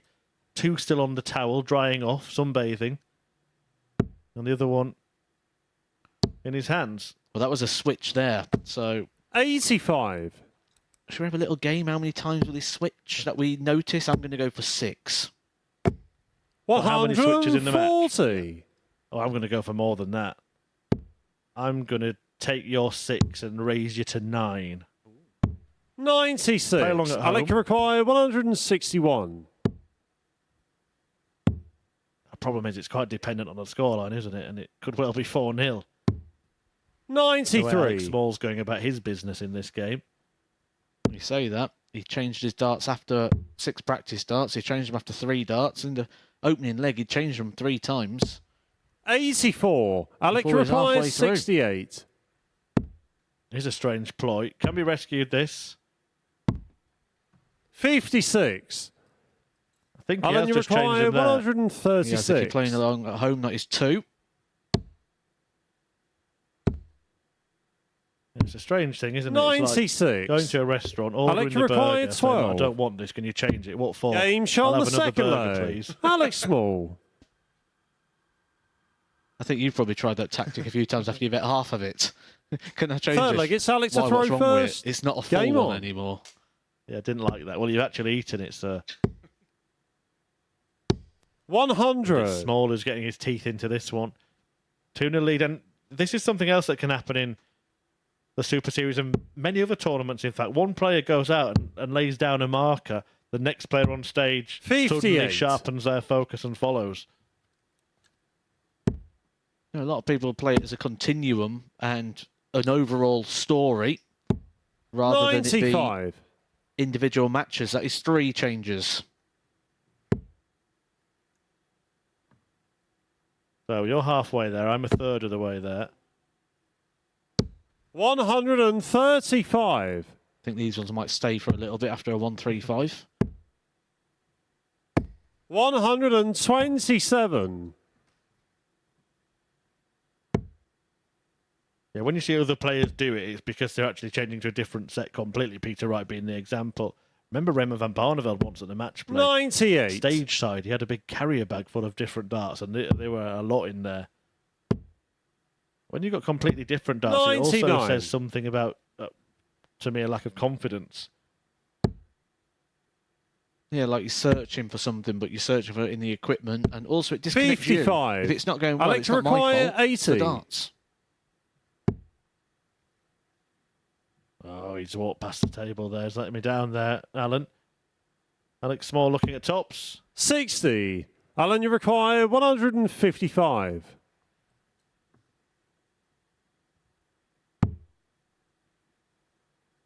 $98 remaining. He could go 48 here. He's been known to do that before. It seems a bit mad, doesn't it? 106. But he does try that. I like to require quite 20. often. Would have left the bullseye when had he gone treble 20, it would have been double No 19, score. which is what, Alan, you ironically, require Alex Small has just hit 49. inadvertently. First darts at a double here for Alan Game Norris. shot on the third lay. Alan Pins Norris. it with the first attempt. Nice clean finish. And a switch of darts. That's Fourth 4. leg. It's Alan to throw first. Game on. Winning that leg might have just helped my prediction there, Matthew. I make out if he doesn't hit a treble here, he's 1 to 3 to change again. 45. Well, he hasn't hit anything handy. 96.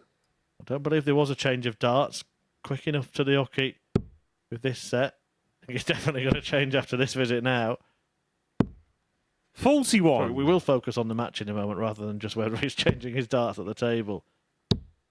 And he is changing his darts at the 60. table, so we can't focus on the match because that's 5. I think he might have lowballed on 9. Yeah, it's going to be dependent on the amount of legs played in the game, isn't it? But just want to go back to that decision to go for treble 134. 16 to leave the bull. Now, my only thought, I think it's kind of warped logic, but the only logic I can think of is you think it's a 39. less taxing switch from the 57 to the 48. Yeah, and if not, he's got to go up to the treble 20. That's the only other option he's got, to go back down to the double 19. And to be fair, people probably practice more on the ball than they do the double 19 when you 60. look at the different practice routines and games that people traditionally play in the practice room. The obvious argument against is that 44. double 19's 2.5 times bigger than the bullseye. Give yourself the best chance to win legs, but in the end, you did win the leg.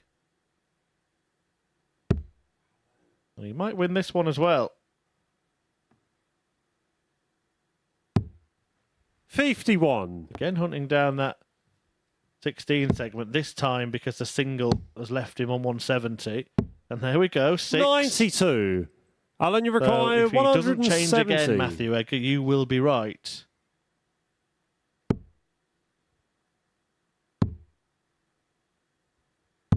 $96. Alec, you require 170. But tomorrow we'll try and bring in a sound effect. 105. The man alongside me was for Alan, you require personal 74. reasons hoping that Small took out that 170.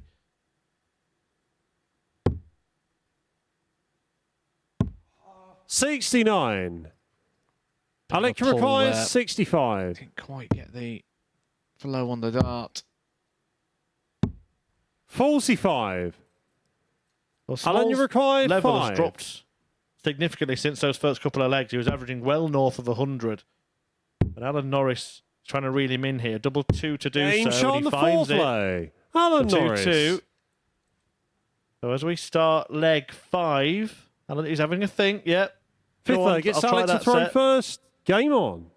And that is number 7. Change number 7 after 4 legs of darts. 40. Can I change my number? What I will concede is that if this had been 4-0, you would have been correct. I think it's going to be like 12 or 13. 95. I think it's going to get a bit more frequent now as the game hots up. What kind of makes me laugh is the way he 57. walks past the table and he sort of has a little look and yeah, go on then, I'll change him.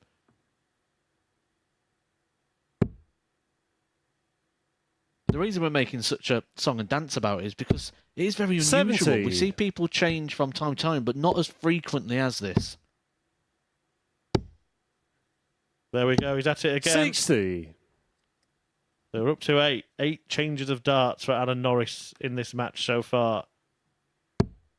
And certainly not for what he says is exactly the same dart. What would be interesting now is the next time you sort of trot through that practice room, is to say to Alan, do you know how often you change your darts? There doesn't seem to be any rhyme or reason about when he does it. Well, we know how often he changes his darts. 58. Yeah, exactly. But I wonder if him knowing it would actually make him do it less, or he might have thought it was more than that. I'll change him every visit from now on.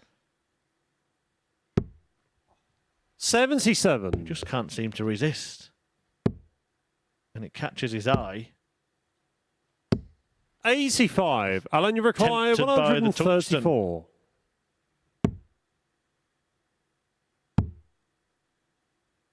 I 56. tell you what, forget the changes of darts. Look at the change in scoreline and performance levels in this game. It's just like giving them an 61. They're all the same, Alan. They're exactly Alan, the you same. He's require having a real good look at 78. it. What's this one going to be like? It's the same as all of the others. 9. Game And shot on the 5th leg. Leads Alan Norris. 3-2 from 2-0 down in what could be a really pivotal game of darts for both of these players. 6th leg. It's Alan to throw first. Remember, Game Norris on. hadn't won any of his first 3 matches and lost the first 2 legs in this one. Right, by the way, just stick with this set for the last leg, please. 100. This set seems to be the one that's working the best in terms of the colouring. I recognise these darts. 140. Could be a really interesting chat, that one, actually, Alan Norris. Try and get the thought behind this process. 121. Well, the logic now would be, if he thinks it's anything to do with the darts, is to keep the 2 that hit the treble 85. 20 and swap the 1 that hit the 1.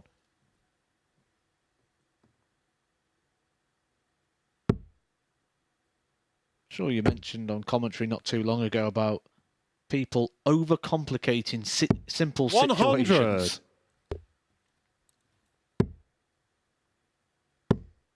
Well, he's not even making eye contact with the 100. tempting equipment change. These darts are serving him well. And he might be about to get his first win with them. But then again, when you've seen 140. Peter Wright, who's a notorious changer, win world championships with darts and then change them. 140. Well, if he hits this, Alan, I'm going to you be require right. 40. He hasn't changed. He's stuck on 9. And he wants tops for his first win. Double 10. 30. Oh, no, and you know what's coming, don't you? Well, Small looking for Alex, you require 36. 36. Alan Norris looking for a new set of darts. Game shot on the 6th leg. And it is Alex Small. all square in this one. Another change for Alan Norris. But it all comes down to this one leg now. 7th and and this final could leg. be It's massive Alex in to the throw context of first. the week. Game on. Could be one of those ones we look back on. Because Alan Norris will play in 92. spurts, he will play well at times, and when we're talking about spoilers, he could really ruin this for a lot of people. And let's not forget he's missed 100. 3 match darts, having teed up tops to win it.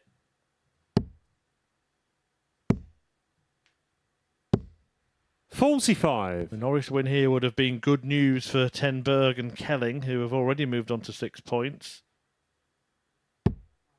And the remaining fixtures see Norris take on Kelling. Small will take on Ten Berg in the last one. 47. And before that, Ron Muhlenkamp will meet John Brown. 83. Your second guess is getting closer now, Matt. I did say when it got to the heat of the battle, I expected a few more changes. But it's this one 140. again, this sort of like bronzy colour. He seems to be getting his better results out of. 100. Yeah, I do think we need a deeper conversation with Alan. One, if he's actually aware of how often he changes, but two, if there's any rhyme or reason about which one he picks. Is it superstitious 100. stuff? Seems to hover over them for a bit, doesn't it? Like, which ones? I'll go with these. Well, are these going to be the ones that get him over 60. the line? Missed 3 darts Alan, you at require tops in the previous leg. 114. Gets the first poke at a finish here, and he's going to get another dart at the same target. 94. So close. Alec, you require But not close enough. 121. It's the ball. 96. Well, he's missed 4 match Alan, you darts, Alan require Norris, but not with 20. this set. I'm not sure if he's missed any with this set, to be honest. It was another change, a 12th change, as Small missed the bullseye for the match. Can't afford to come inside. Has come inside. No score. He does have another set that he can change to have a go at winning with those, but he's going to need Alex Small Alec, to miss required 25 to give him that opportunity. Well, for once, Alex Small is taking a moment here. Game, shot, And it's worked the match. a treat in Alex the end. Small. Alan Norris will not need a new set of darts in this match because the game is over. Missed 4 darts to win. It would have been his first win of the day, but it's Alex Small who gets the job done in the end, and in doing so joins Jamie Kelling and Joey Tenberg on 6 points in a 3-way tie at the top of Group C. Ron Muhlenkamp will play John Brown after the break.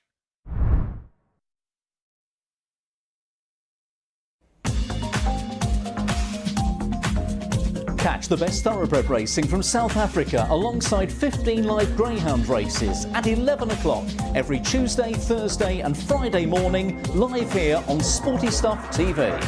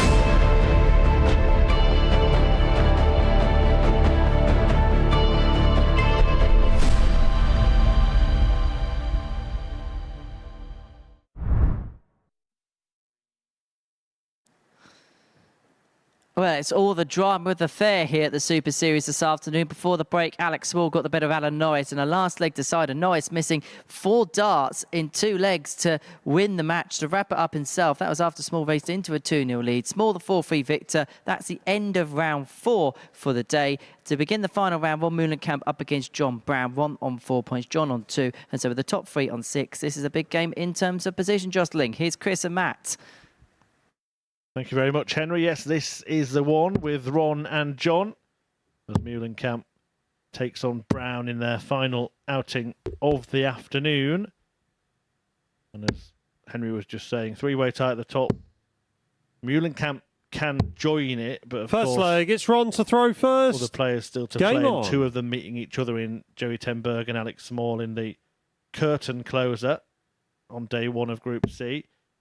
So we mentioned in the previous match how big it was for Alan Norris. He missed 4 darts in that one and has now lost 4 matches, meaning it's going to be very difficult for him to go through. John Brown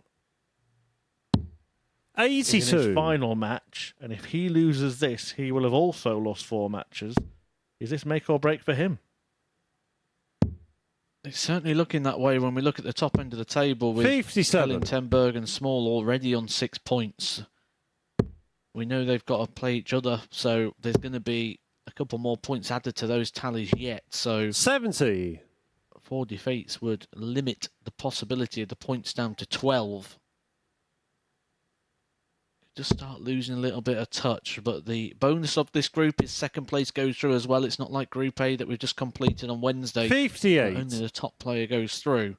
That little buffer as second as well just sort of changes the dynamic a little bit.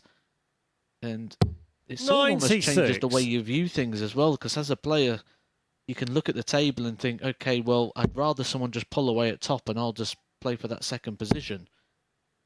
Although I say as a player, I'm probably again crossing that over to sitting in this chair, because when I did play in this a few weeks ago, I sit here all the time and say the most important thing is to qualify. And then when I went in the room next door when I was playing... 60. Ron, you require 146. Strange how it changes. Another one in there. Would have left double 16, but... 140. Utilises a double to get to the same target there on Muhlenkamp. I've never really, ever, I don't 96. think, Ron, you require 32. In the same sentence as Ron Muhlenkamp, but that's what Game that was. shot on the first leg. Ron Muhlenkamp. You may remember earlier on today, I said that Ron Muhlenkamp's second final leg, it's game John of to the throw day, first. game number Game 5, on. has been his strongest. He averaged 91.62 in victory on Monday, 94.81 in victory on Tuesday, and 90.96 again in victory yesterday. This slot, match number 5, he is undefeated. 100. And if he manages to do that again today, he will move on to 6 points. He'll have a positive record for the day. When we talk about your rule of 3, we mentioned that Alan Norris is in severe trouble and John Brown could be if he loses this. But I think that's a really healthy position, isn't it, in this group, to go into your second day on 6 points. 134. You know that if you repeat it, you've got a chance. And if you better it, you're probably going to make it. 46. The way the fixtures are breaking down and how the form line's gone today, it's looking that the top 2 are actually going to end the day on 8. Which would be bad news if John Brown was to only get 2 points from the day. It wouldn't make it impossible, just highly improbable. 60.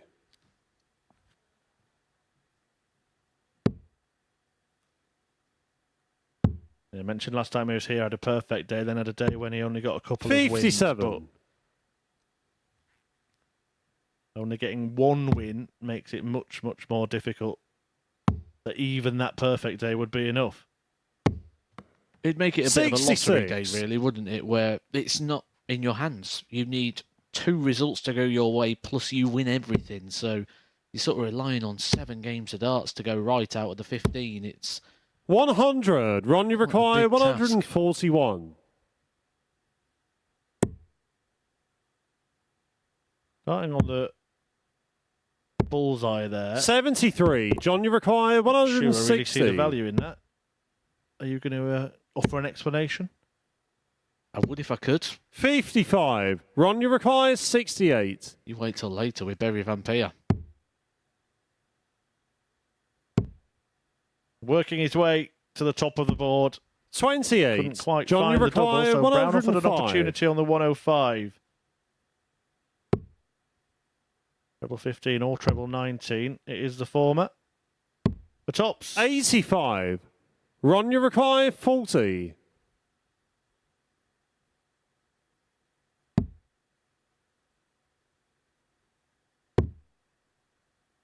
We lost the dart in the hand there. 30. The way I could tell that was the point. John, you require As he 20. pulled back, the point really dipped down low. Just causes you then to lift the shoulder to correct, so the dart can go on the arc. Game shot on the second leg. No John problem Brown. there for John Brown. Levels it up. Muhlenkamp stands there shaking his head, disappointed, Third leg, frustrated. it's Ron to throw first. Probably Game wondering on. what's going on this week. If this was something that he'd been struggling all year with, you'd probably just think, it's just a continuation of that bad form. He'll get out of it 59. soon. But this in no way replicates the Ron Muhlenkamp of 2023. Yeah, he's missed 4 darts there. to break the throw would have been 2 to the good, throwing for 3 now. 140. Then he finds himself in a real fight here.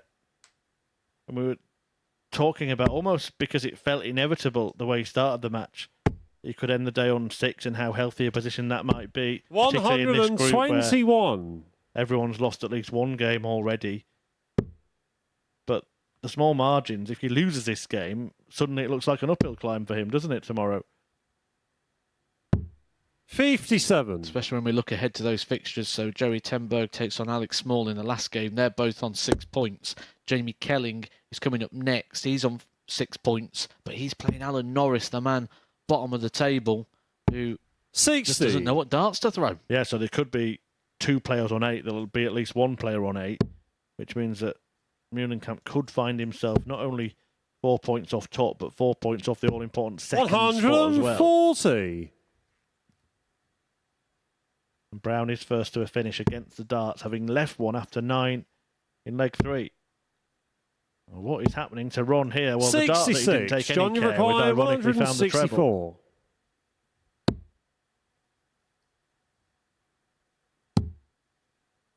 Do you, as proper 64. professional players, go through that all us rubbish amateur players do when you take real care with a couple of darts and they miss, and you just chuck one into the board in anger, it goes in the treble 20, and then you actually try and make that your throw for a few visits? 60. John, you Well, require we've seen that sort 100. of throwing anger from Ron Muhlenkamp all week, and it tends to have gone successfully for him. So maybe you should try and replicate that throw. No rescue act for John Brown, having 34. gone wayward there. So this time, Ron, you require Muhlenkamp will 135. legitimately start on the bullseye.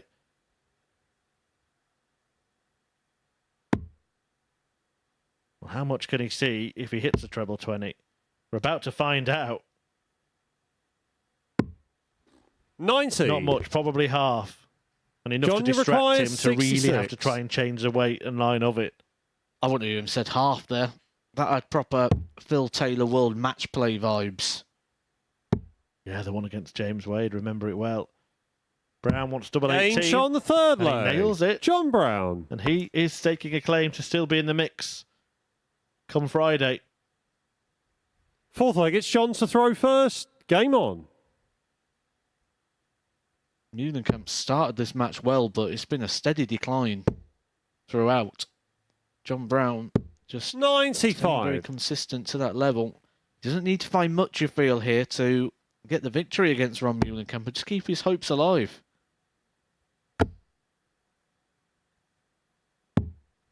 $47.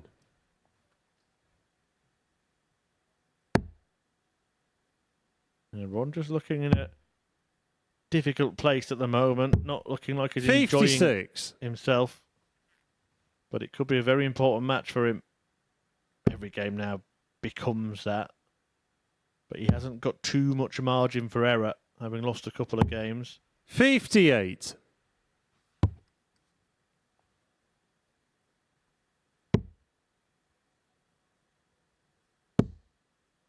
Brown goes and beats him without dropping another 41. leg. Could actually find himself dropping to 5th in the table. Ron Muhlenkamp, they'd have the same leg difference, but Brown would have won more legs come the end of the day.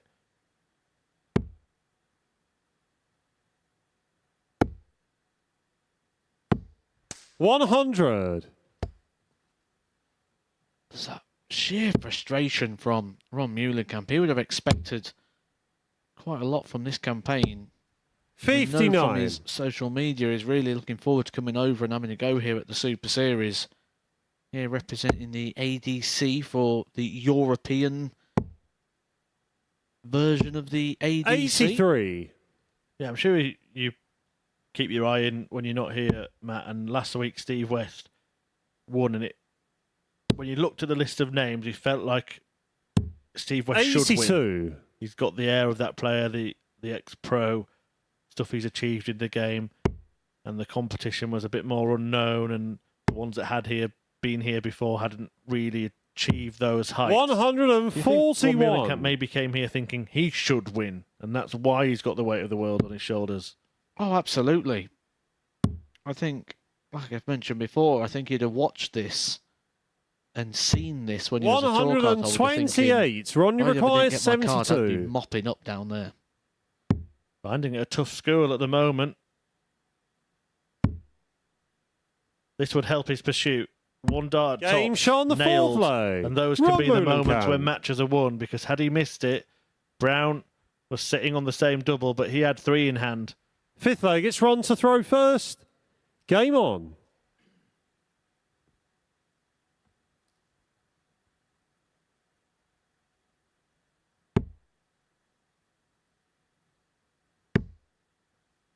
Like in the first game of the day involving Ron Moolenkamp, 140. I mentioned that it's the sort of game that will be separated by a combination of 6 to 9 darts. And then Ron 100. Moolenkamp found for about 9 darts, a couple of big scores that separated the two.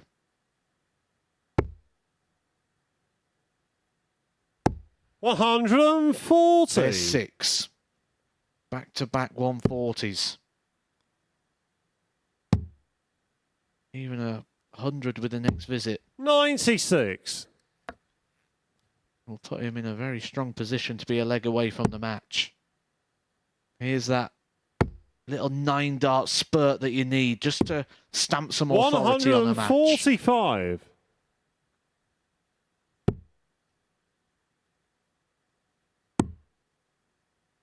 And going for the 127. Ron, you requires 76.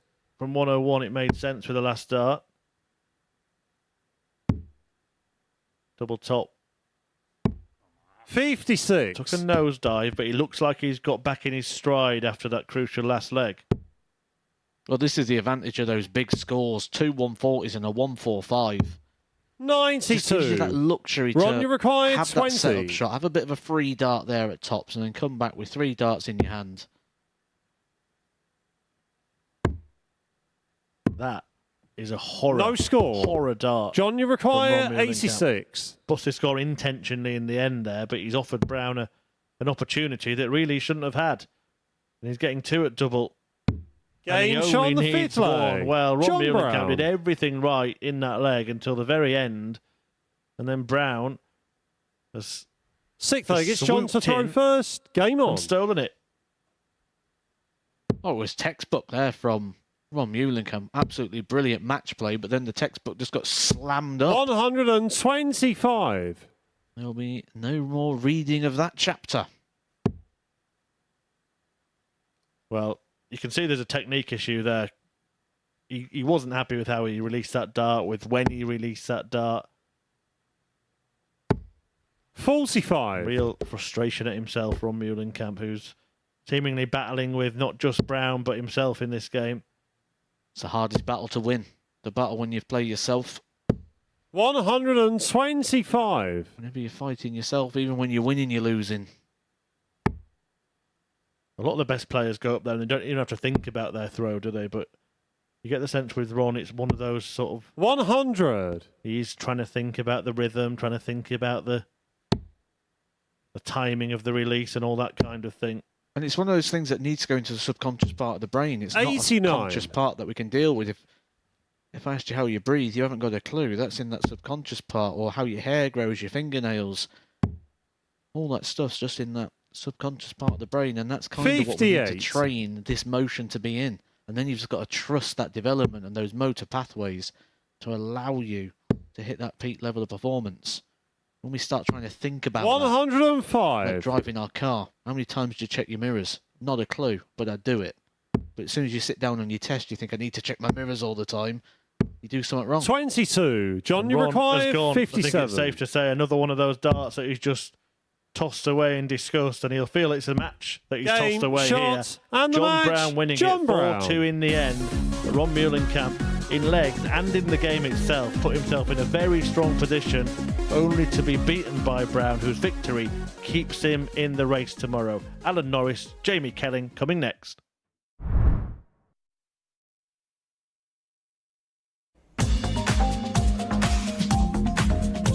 Catch the best thoroughbred racing from South Africa alongside 15 live greyhound races at 11 o'clock every Tuesday, Thursday and Friday morning, live here on Sporty Stuff TV.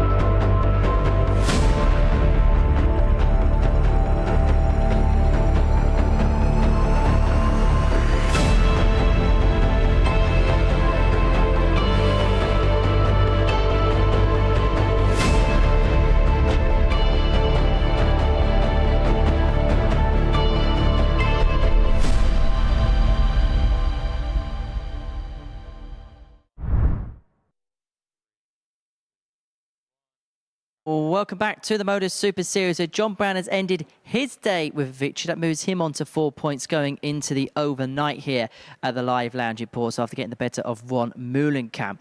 Next up for us, Alan Norris looking to get on the board at the end of day one. He takes on Jamie Kelling, who has won 3 from his 4 matches so far. He can go top of the table on 8 points with Alex Small and Joey Ten Boer, the two just above him in the table, going toe-to-toe in the final game of the session. Watching this one, it is Chris and Matt. Thanks very much, Henry. Yeah, big couple of games coming up for the entire group here because 2 players have the opportunity to get themselves onto 8 points and be the 2 to catch tomorrow. And the first one out is Jamie Kelling. First leg, it's Alan to throw based first. on what we've seen so far, this on. isn't disrespectful to his opponent at all. Arguably with the easier opposition. The other match is going to see Alex Small and Joey Ten Boer go head-to-head, and one of those players 60. will get to 8 points. So Kelling would be well advised to get the job done here. I've actually been quite impressed with him today. We've seen a lot 60. of players on that stage look like they're struggling in the heat, look like they're having personal battles, a little bit of petulance and anger. Jamie Kelling, for me, has been the one who's been the most 60. cool and composed all day long. With the right amount of aggression.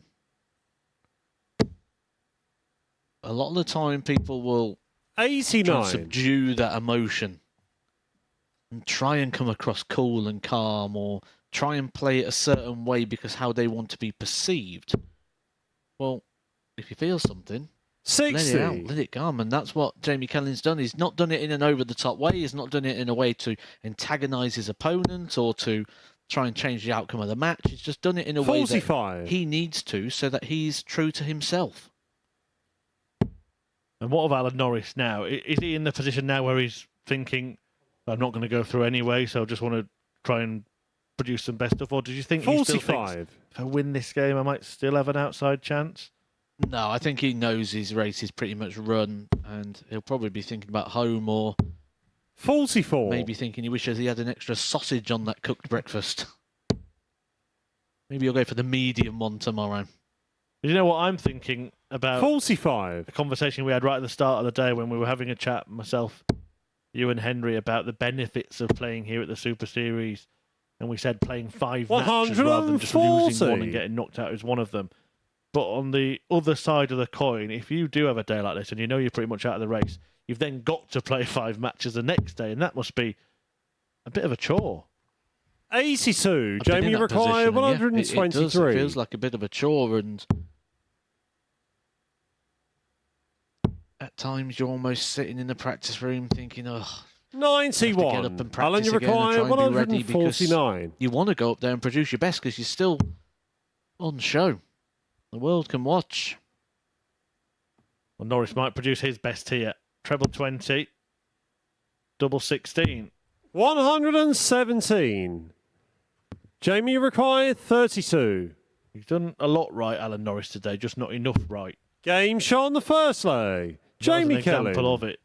manifest in one visit, and then Kelling doing what he's been doing all day, taking Second his leg, it's chances. Jamie to throw first. Game on.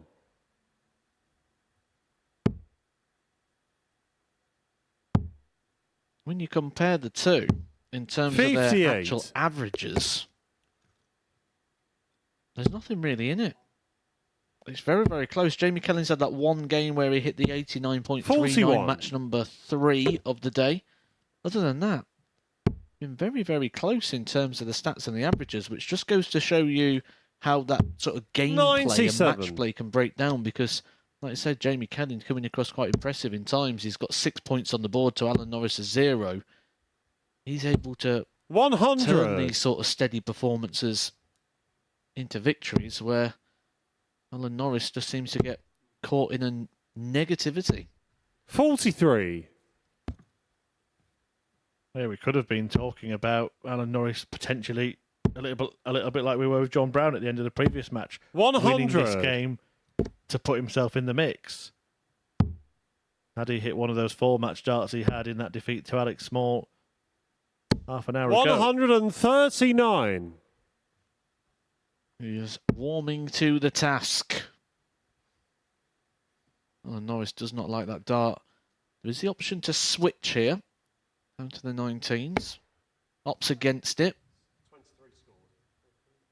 Yeah, you can leave. He's trying to leave 160, but you can leave 160 something, can't you? Rather than that. 44. Yes, it's a Jamie harder require finish, but at least it's a finish. 164. Yeah, just the one treble there would have been 96. Would have left him the 164. 2 trebles, much more preferred shot. Instead, got no shots. 60. He's got the hope. I even think that Kelling himself could have been a little bit craftier as well. And second dart 19, third dart bull. 100. Jamie require Leaving a 2-darter 104. rather than a 3-darter. Yes, I know that 104 can be a 2-darter before you start. 72. He does miss the Alan, you double at the require end of the combo, 160. so Norris gets an opportunity here to break straight back. Norris does have the biggest finish of this group, that 156 that came from absolutely nowhere. So 42. don't write him Jamie off required 32. based on the overall performance, because he can pull out those Game big shot on the moments. second leg. But it's not going to be in Jamie this leg. Kelling. Kelling doubles his lead. Third leg, it's Alan to throw first. Game on.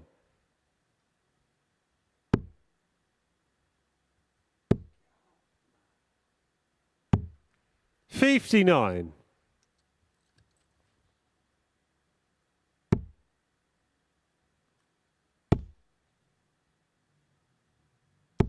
$140.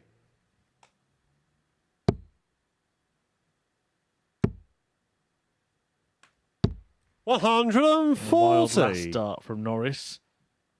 Again, just trying to find something, trying to fulfill these fixtures 81. and do the best he can.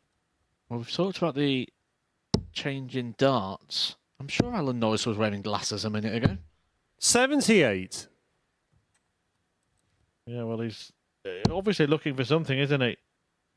I mean, he might not find it as easily if he's taken his specs off. 45. Put them back on now. So just like the changes of equipment, we're going to have the changes of eyewear. 60. Yeah, right, that's one. No, we're not going down that road again. Well, that's anything but spectacular 7. there Alan, you from require Jamie Kelly. 164.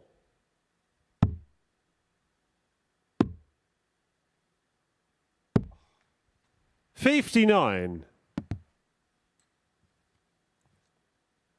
All this just points towards a guy that's just trying to find something, just not settled or comfortable. 140. Alan, you require changes, just trying 105. Find where, ironically, the thing is a little bit of consistency in what you're doing is normally the answer. 45. Jamie, you require so 88. Constant changes aren't going to be conducive to that. You wouldn't think, anyway. The bullseye for Kelling. 52. But in Alan, the you end, require it's not a bad 60. miss. It leaves him on double 18, but only gets a go at it if Norris does not find tops.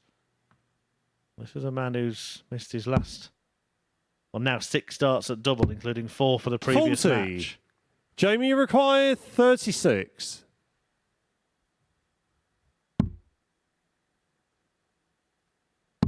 Game shot on the third leg. Jamie Kelling. Kelling, 1 leg away from being the first player onto 8 points. That would guarantee he will be in one of those qualifying positions overnight, because the final game is Joey Tenberg, Alex Small, who are both on 6 points. So someone has to lose. 60. Have you yet seen any player who you think is emerging as the man to beat? I know at the end of the day we're going to have very likely 2 players tied on 8 and then another one behind them on 6. But have you seen anyone who you think is the standout player in this group? 45. I've not seen a standout player. There's no one to beat. They're all going to keep beating each other. However, the man that I predicted at the start of the show and someone I drew everyone's attention to at the end of yesterday's at quite sizable prices. Out of the 6 players, he was the 5th outsider of them all. 13-2, Joey Tenberg. I'm enjoying watching him play today. I think he's got a good rhythm about him, a good pace about him, and I think he's going to take some beating. But that last game, Alex Small, is going to be a pace that's really going to suit both, and I think it's going to end with some fireworks. Alan 59. Norris was, of course, the outsider for the group, and that's been proven right.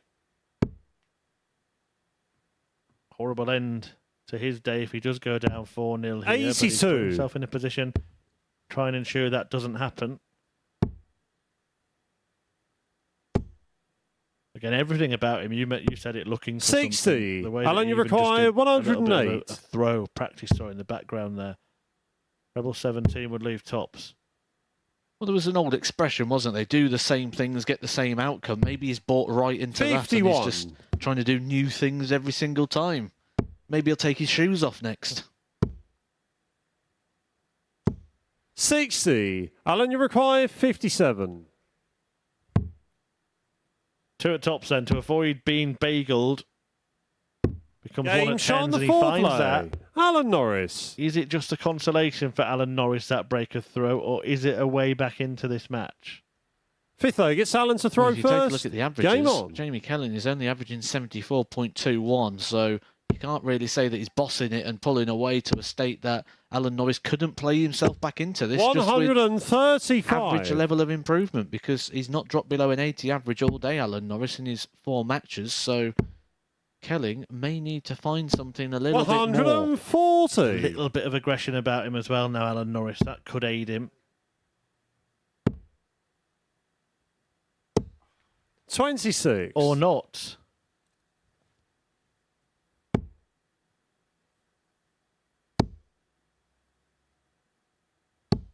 $100.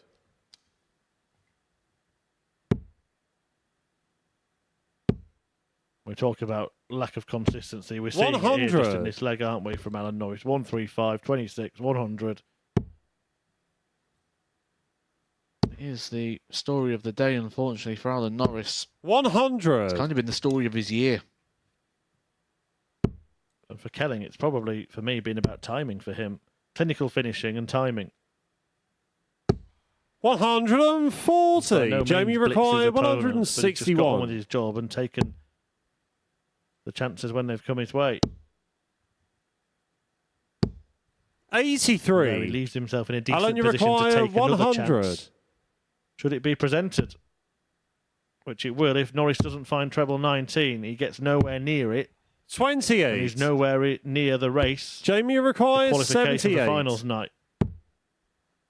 Kelling can end Game, his day shot, on a and low, the match. and Alan Norris Jamie will end the Kelling. day without any points to his name. Kelling has 4 wins from his 5. That 78 checkout kind of typifies his day, and the whole display typifies that of Alan Norris, who ends on no points from 5. Kelling goes to the top of the table, at least temporarily. The 2 players right in his rearview mirror, Joey Tenberg and Alex Small, will play in the last match of the session.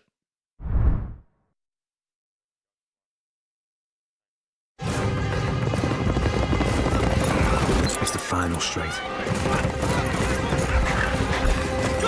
Your horse is challenging for the lead. Victory is so close you can taste it. This magnificent animal giving everything for his jockey. And in the last strides, your horse is beaten. Fortunately, with Coral, you'll get a free bet up to £10 if your horse finishes within a length of the winner. Available every day of the season. Coral.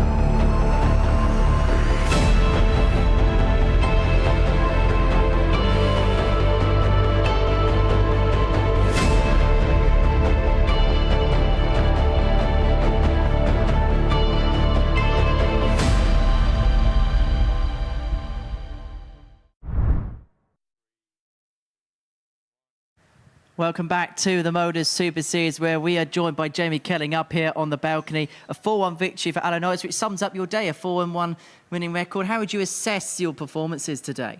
Scrappy, but you got to take the points. There's no point playing well and losing. You've got to just scrap them out. If you're not playing well, take the shots you get, and luckily I've done that today.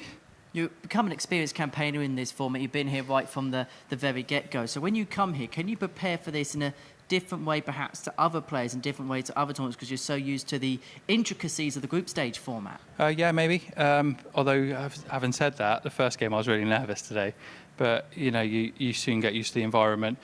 Here's different to Southampton because that was a little box room, but, you know, I enjoy it and I just treat it as match practice, good match practice against the best players outside the 1-2-8. So, you know, what have I got to lose?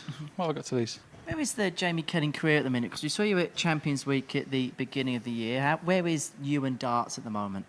Do you know what? Since having a son, darts has almost taken a step back, and I'm just enjoying it. And I'm just what happens. I went to one of the Vault events, and we're actually running one from our town.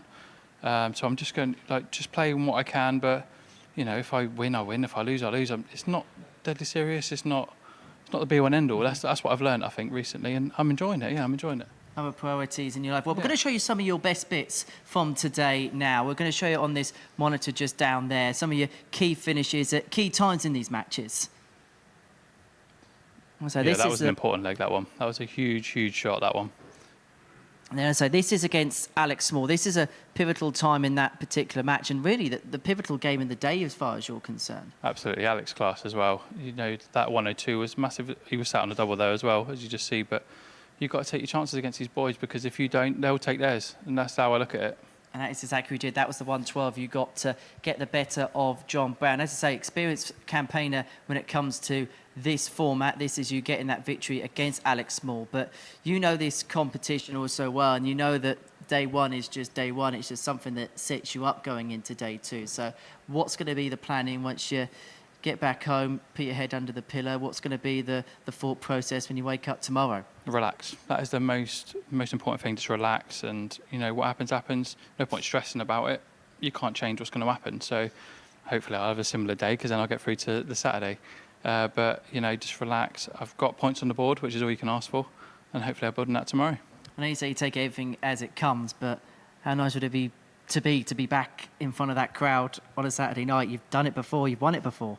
Yeah, well, do you know what? Last time, no family or that come down because I didn't tell anyone. I was just sort of playing and didn't really tell anyone. But now they're like, oh, let me know if you get to Saturday. So I'll bring a crowd with me if I get there. But, you know, there's a long way to go yet. There's no point thinking about Saturday. Tomorrow's important and we'll see what happens. Well, we'll let you get ready for tomorrow because the last game of our session here is a vitally important one in terms of who is going to be in those top spots overnight. Jamie Kelling is on 8 points at the minute. Joey Timberg and Alex Small are both on 6. The victor will join Jamie at the top of the table on 8 points. Watching this one in the commentary box, Matt Edgar and Chris Murphy.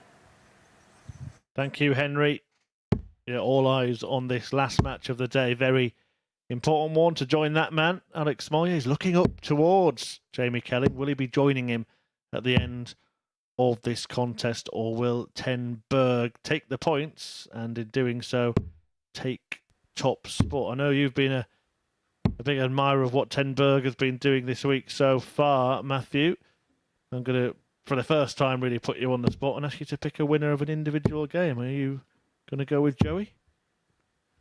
I think I'd have to, on the basis that I've backed him from the start today and put my hat on the big outsider here. And I've been really impressed with how he's been going about his business, but the same can really be said about Alex Small. I think it's a First very leg, close it's game, Joey to but throw first. I've just got to be Game on. consistent with that prediction and keep riding the Joey Ten Berg horse. And just a quick word on what you heard from Jamie Kelling there. I mean, he's in a 55. very strong position. Seemed pretty laid back about it all, like darts is just a bonus and all that kind of thing. You think sometimes players are saying that, 26, saying one thing and thinking another, or do you think that Jamie Kelling actually meant everything he said in that interview? Absolutely. And I don't mean he meant everything he said. Absolutely 41. that he's playing it down. And he'll be having different conversations than that with family and friends. He'll have different conversations than that in the practice 81. room. He'll certainly think very different to the way, but I also get the importance because the darts niche can be a little bit 100 jumpy on the back. And the second that you say something like, oh, I'm going to go win this if you don't, then it sort of opens the door for people to jump in on that, because the thing with darts is it's always going to produce that winner and loser, where I do think sometimes people should just let it out, let it come through. You know, you don't come here to not win. You don't come here to see how it goes a lot of the time. You come in here for a purpose, and that purpose is to win the week. And I know for sure when I was here last time, I made sure everyone knew that that was the task in hand, and coming next month, I'll be doing the same again, whether I believe it or I don't. You'll hear all about it. Yeah, certainly needs to make sure he lets his family and friends know about it if he does get to Saturday this time. Might get a bit of support. Alex Small, though, trying to make sure he's in pole position to do the same. A maximum to spark this one into life. 43. And Alex required 20. A break a throw in the very first leg of it. Double 10. Double 5. Game shot on the first leg. Who's off Alex to a big start. I get the feeling there as well, though, from Jamie Kelling in that interview, that he kind of didn't want his family and friends. Second leg, it's Alex to throw it, like, first. with no attention, because the thing is, when you're in these sort of events, and 80. This is something I learnt how to deal with and how to mute things or to filter things, so it's 80. only like certain people. Because what will happen is everyone has the best wishes and best intentions, but from the start of the day, they'll start wishing you good luck. 41. And that build-up starts from the morning. All the best and all over. And you can't switch off from it because you're constantly being reminded about what's coming up. And he wouldn't have had that last time he was here. So if he doesn't like that, the best thing to do here is put your phone onto that do not disturb mode so you can still reach out, but you can filter what comes in as well. 45. If you don't want to be constantly... Or you put a stop and you go, right, from 12 o'clock, I'm not going to be... You see this quite a lot on social medias where they'll go on and go, right, phone's 41. going off now. Thank you, everyone, for your support. I'll see you on the other side. And maybe now the cat's out the bag and everyone knows that Jamie Kelling's here. You might just need to look into these little features that the phones have or the devices have that allow him to filter what's coming through. Well, it's Alex Small coming through at the moment. He's hit 180s in each of the opening two legs. 82. Alex required that one 155. to really get himself back into the leg after a couple of poor scores. You say a break isn't really a break unless you hold in the next 55. leg. Joey required 164. Small, but still very much favourite to win this one. Unless Ten Berg had hit another treble 90 and then found the ball. Alex required 100. For 2-0.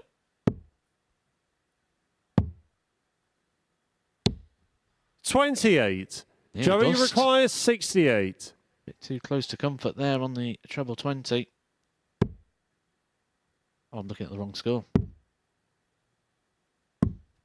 60. Well, he was nowhere Alex near requires close 72. to the second dart there. So Small will come back for 72. 36 for 36. Double 9 to finish Game the shot job. on the second leg. Alex Small. 2-0 to Alex Small halfway there. Joey Ten Berg hasn't really turned up for this one. Third leg, it's Joey to Oh, throw I got up my first. Joey Game on. Tenberg flag and I was waving it around, but it's blowing away in the wind at the moment. I'm just stood there with a flagpole. He is well down. 45. Not just on what we've seen from him today, but what we've seen from him from the week. Remember, this is coming off the back of that last match where he averaged 100.20. 59. But my question now really is going to come down to the fact that has that break just knocked him out of his stride a little bit, because he's had that big average, that big game, and then he's had to sit and wait for 3 matches, and then coming back onto the stage again, it just can sometimes go a little bit cold. We see this quite regular.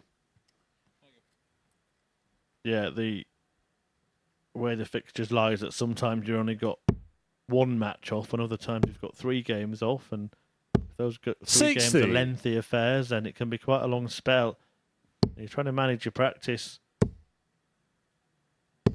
55. That's the thing, when you've had a big game like that, he'll go back, he'll want to do his victory lap. Then he'll try to get back to practicing again, and you sort of just feel like it's going to continue. 60. And you also have that predetermined expectation that you're now trying to hit. I did 45. it last time, why can't I do it again?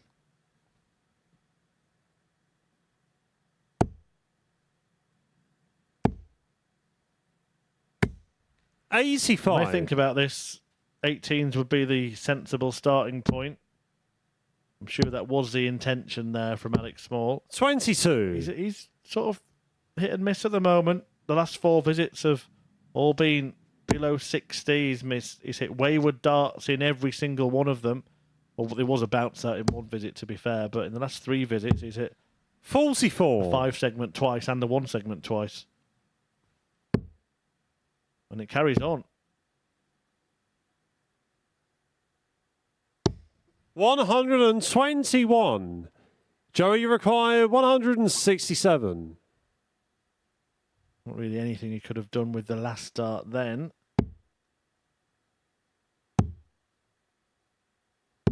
$139. So we may have just written Tenberg's obituary in this encounter a little early. 119. Joey, you require 28.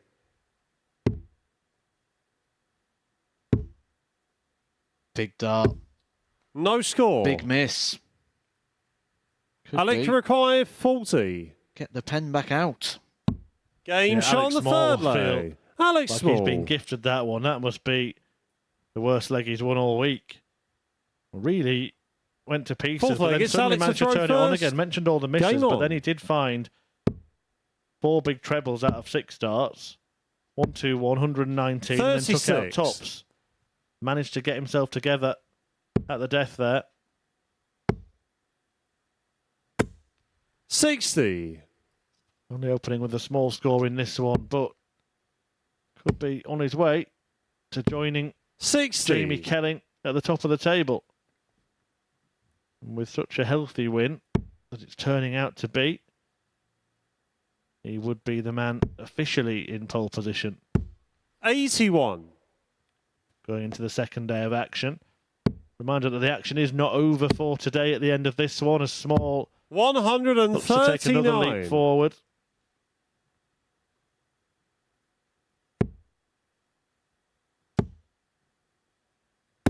Lee Budgeon will face 140. Fallon Sherrick in the first fixture of Group B's action tonight. That gets underway at 10 p.m. live 33. on both Sporty Stuff TV and available for viewers around the world on the MODUS Super Series YouTube channel. Sean McDonald, Berry Van Peer and Scott Taylor, the other players 140. in that group.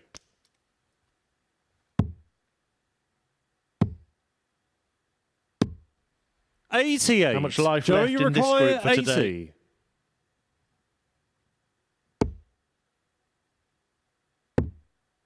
Double 5 for a little more. Game shot on the fourth Is leg. found Joey Tenberg. by the Dutchman.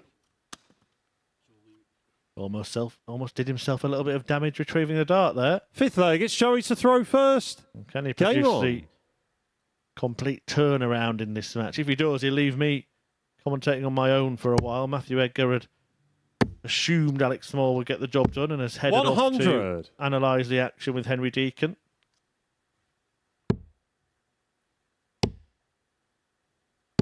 Just takes 140. a little spell from Small. You do feel he does have those spells where he starts to spray his darts, but when he's on,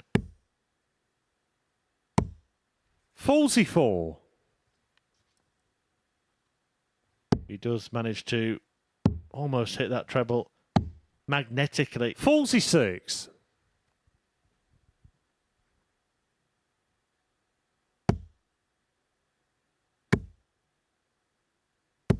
140.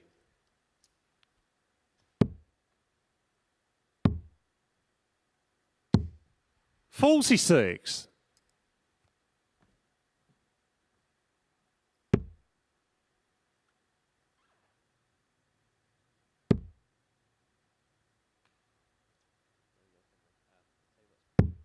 57. Well, Tenberg here is first to a finish on 160 after a dozen darts. Should come down here. 99. Does so, Joey, you but can only require leave 170. 160. There may yet be twists and turns in this final tie.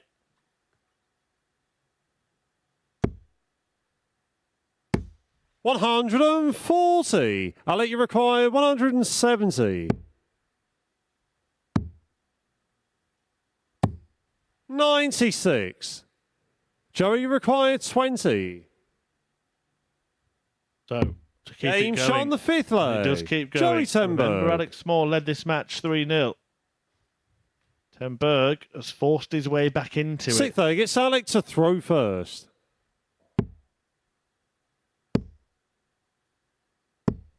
$41. And there's just too many visits like this from Small.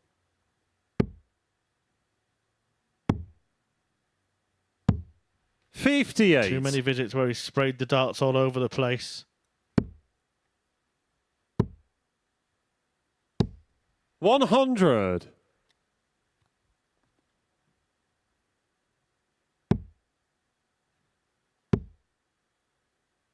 He's a real speed steed. You wonder sometimes whether that 140. affects the amount of control that you can assert over the arrows. No trouble with them there. 140. 19s will be the route for Tenberg. So it's very much now advantage Alex Small. The 28. chance to win the match will arrive here. 6 starts at least from 220. 121. Just the last dart that lets him down. It has actually left him on a 3-darter.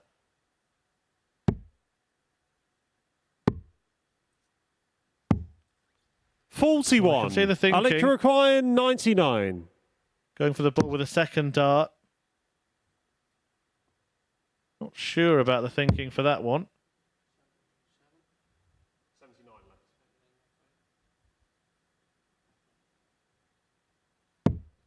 $33.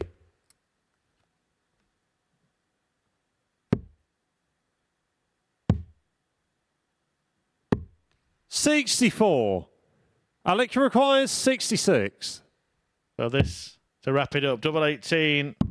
Game, and shot, Alex Small and the gets match. the job done. Alex Small. 4-2 success against group rival Joey Tenberg, who departs the stage. He'll finish on 6 points. Alex Small, though, moves on to 8 alongside Jamie Kelling. And to end the day's action, it's time to talk to Matt Edgar alongside Henry Deacon. Well, thank you very much, Chris. Yes, Matt alongside me up here on the balcony, and maybe our most pivotal game of the day could well have been the last. Yeah, it was a really good game, actually. I thought at 3-0, Alex Small was just going to wrap that up and get that done quite quick. But then he started to sort of lose his way a little bit. And then when we look at Joey Tenberg, his performance went up. But that last leg from Alex Small, real quality, shows why he's got one of those big titles. Well, it is a tight-looking table. This is hit on the screen now, just below you. Now, Jamie Kelling is top by metric of head-to-head. That is how tight it was on Thursday. And that's just the overnight table. We've got another day of play to go tomorrow, and I think we're going to see very similar to what we've seen so far here in terms of people just beating each other. Let's try again. We'll start again. Rewind. A mention for Alan Norris, currently sat bottom of the table at the moment. I just saw him on the way past, and he's just said to me there like how frustrated he is. But He's frustrated, but yet he's still been playing well in parts. And tomorrow he's not going to feel that frustration because in terms of the table, that's no longer scoreboard pressure. The only pressure is going to come internally from him. He could play a part in this tomorrow because he could then start to beat some of these players. It'll be interesting to see that dynamic. Well, let's break today down a bit more chronologically. We've spoken about Alex Moore. Let's speak about Joey Temper because we said it at the top of the show. We feel like he's getting better every day, and he's put himself right in the midst, even though he lost that last game, to go on and possibly get that Saturday night spot. He was brilliant up until that last game. That average beforehand, an average of over 100. It's the second time we've seen 100 average so far this week. Only Jim Long hitting one as well. So Joey Tembo putting himself in elite company in that sense, and he's used to elite company. He's played in elite company for a lot of his career when he was actually travelling and going on that international tour. So we've seen him start to find some of that form back. He's had 2 really good performances today, and I don't write him off yet as being somebody who's going to go through this group. Elsewhere, Ron Meulenkamp, did it feel like towards the end he was putting a little bit too much pressure on himself? We've said this all week, that there's something wrong this week with Ron Meulenkamp. Not this season, there's something wrong this week. Something's not working. His throw is completely breaking down at times. It's pausing at the back with that lift in the shoulder. Technically wise, he's then having to force. He's got to put more force and push into the throw, which is just going to cause him to go high and low all the time. You can see the frustration coming through. He's almost throwing darts away at times. Ironically, they're the better ones. Well, you guys were speaking in commentary about how he's just came off the Pro Tour. He's come into this for the first time. He's having a good season on the Challenge Tour Order of Merit as well. And you said, well, maybe the expectation for him would be different to other players out of the respect that because he's just came off the Pro Tour, that there's expectation for him not just to turn up here, but to turn up here and do some serious damage. And maybe when it doesn't quite happen, as it doesn't seem to be this week for Ron, can that pile that added pressure on yourself?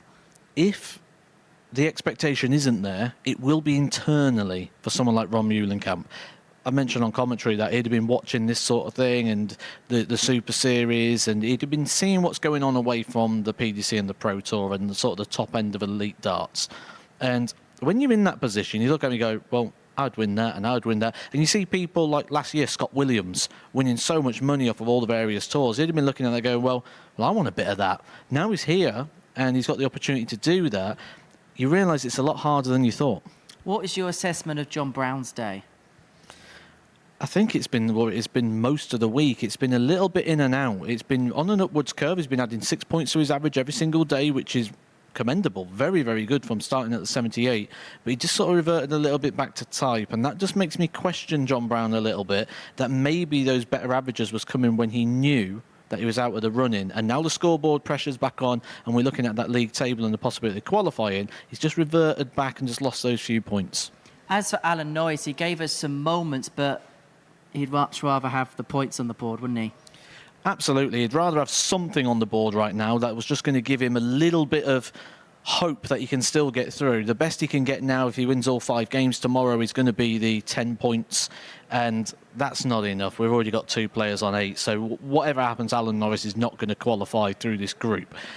But he can play a part. We saw moments, the 156, we saw moments with the averages really wasn't that different to the rest of the group. It wasn't like he was throwing regularly in the 70s. He was consistently over the 80s. It's just, I think for Alan Norris, he gets frustrated at times because he knows and he's experienced so much better. Just quickly about the conditions on stage this afternoon. It's been a very warm afternoon here in Portsmouth on the south coast of England where we hold this competition. And Alex Small was saying to me midway through the session that between matches, what he has been doing is his towel, he's been putting it in the freezer to try and keep things cool. Are the warmer conditions perhaps tougher to play in than cooler conditions? They're equally as hard. It's somewhere in the middle. Because actually, if you're playing cold conditions, the hand's not going to open very well because you're not going to get as much blood going to the hand, so it's going to affect the release. But then in the heat, it's just going to feel uncomfortable and you're not going to be able to get fully in the zone where you need to be to play the darts. A lot of this, I think, also comes down to ourselves as players and how we manage that, because one thing you can't do is change what happens to us, but we can change how we react to it.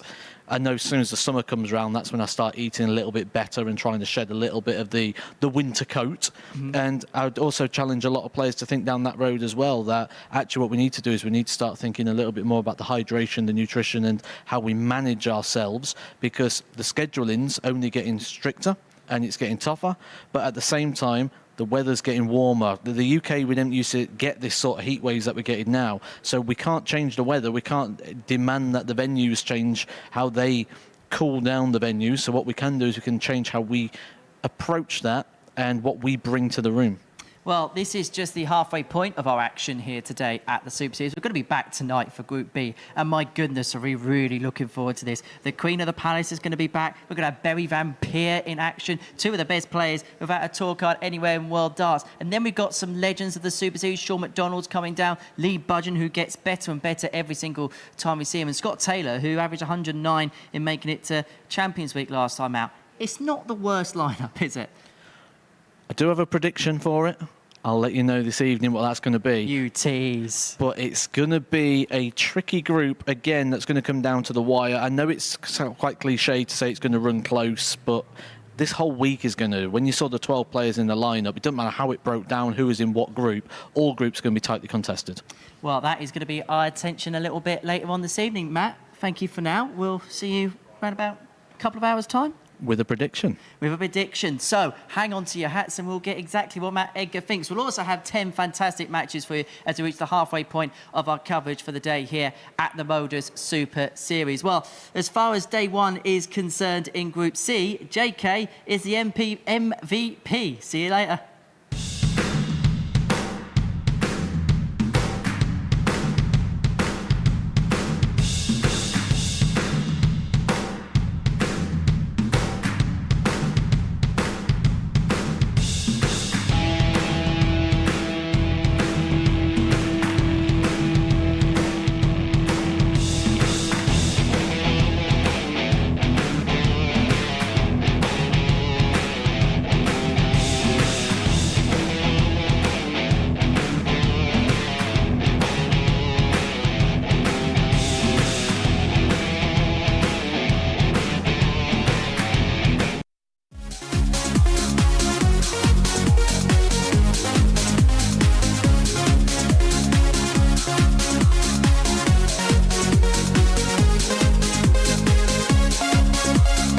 Statistics from him, so we're basically getting a read of him all over again today.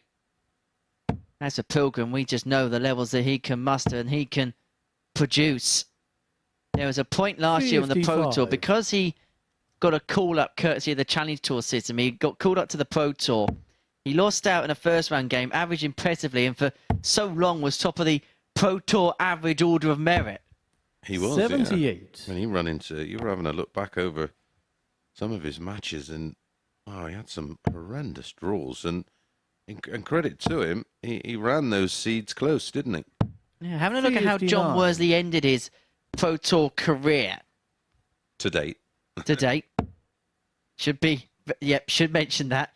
Now, he got drawn in his last few Pro Tour events. In the last batch, he had Johnny Clayton, Joe Cullen, Dave Chisnell, Nathan Aspinall. Don't understand why he didn't keep his card. Interestingly, his last game to date as a tour card holder was in the World Championship qualifier where he came up against Steve West. Well, may come up against him for 20 grand on Saturday night. 97. We are sold out to capacity Saturday night. Looking forward to seeing all of the lucky ones that were sensible enough to book their tickets. 79. Unbelievable amount of people that, can you get me in? Can you get me a ticket? I've been telling you for ages, book your ticket, it's £1. In some ways, it must be doing something right if we're getting messages that say, can you sneak us in? Yeah. No, 78.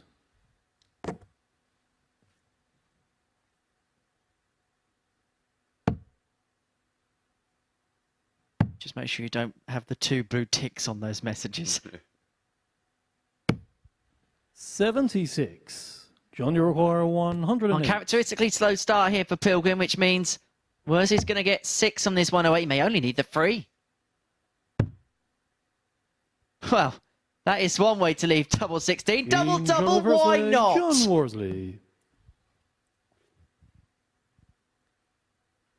1-0. And second leg, John to the throw first. Game on. That's as many legs in a match that Pilgrims lost all night, dropping just the one leg in each match played. 100.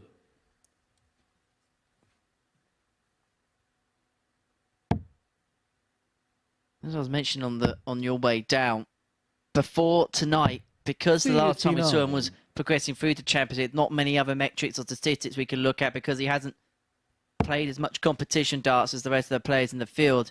We're kind of getting a reading for him all over again. Yeah, he's just been playing 140. Playing some local stuff, a lot of Super League, and he feels like that's been more than enough for him at the moment. 100. Sometimes you find with players, sometimes just taking that step back can always be the step forward. Agreed. Absolutely spot on.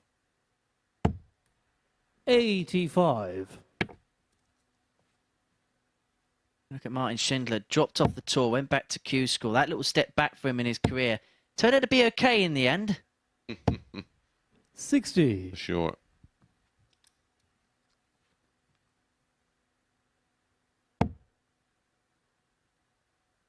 That's and you sometimes you do. You just have to take a step back, regroup. 134. Maybe have a look from the outside in, see what you can do better.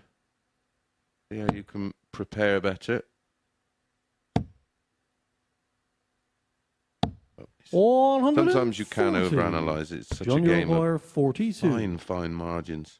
As we've just seen in the last match, you know, he's a couple of mil off the 143 and Game shot on the second leg, John Worsley. as it is, Mike Gillett remains pointless, whilst Worsley backs up Third the leg, 15 Darryl dart to break with a Thoroughface. 14 dart Game on. hold. This is very good indeed. 103.66 the average. As a Pilgrim's been just beneath the levels we come to expect of him thus far, 140. and Worsley, as well as his fine play, is taking full advantage of it.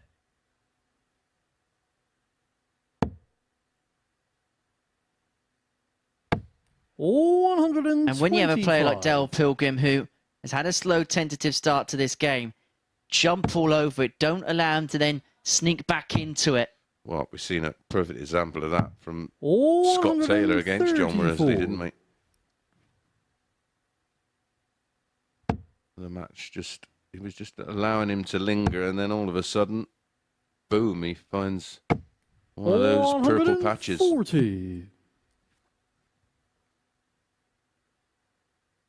Worsley's average climbs to 108. 123. The Pilgrim has awoken in this leg. Scores of a ton 40, 134, 123. He's on 104 after 9. But he ain't getting any breathing room whatsoever. 125, 140, 140 in the scoring phase from Worsley. Hotting up quite nicely. Hotting up indeed. 64. The first start missed at double in this match. 96.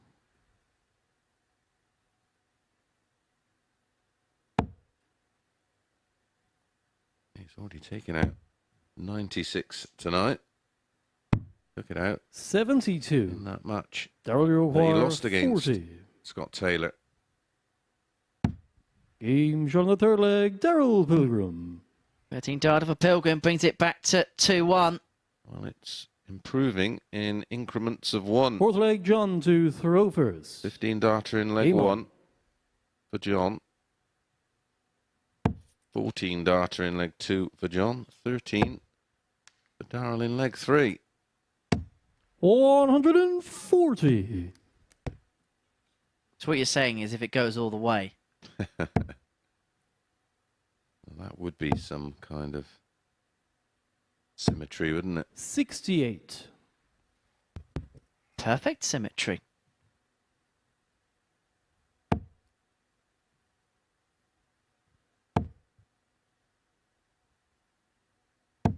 $100. But these two won't want to work in symmetry. They'll want to work on points. And Worsley can go level with Pilgrim in that particular department with a win here. And if he can do it by a big scoreline as well, he can really eat into the advantage that Pilgrim had in that department following 2 games in the group. He could somehow turn this 2-1 advantage into a 4-1 win. He will go top. 1 leg difference.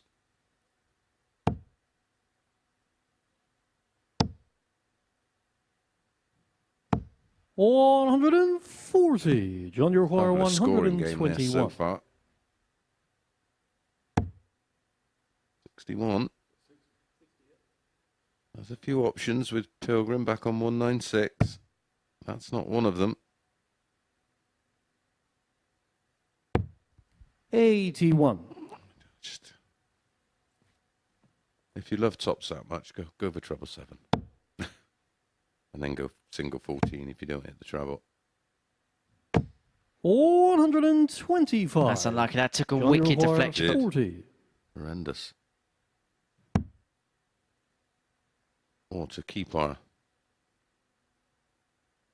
improving leg by leg, he should have gone for the ball. It would have been for a 12. 30. As it is, Darrell, you require it's given 71. Pilgrim an opportunity to break back.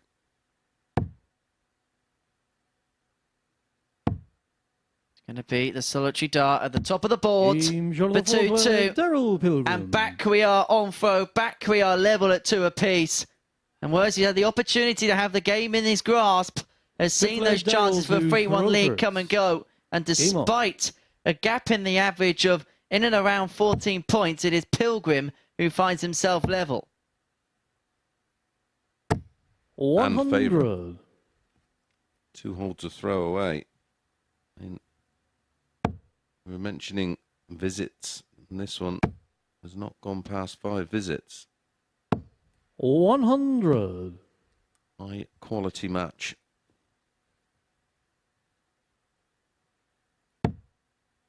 You know a game's good if you're not seeing 16s, 17s and the like on the score sheet. 91. They've all red pens.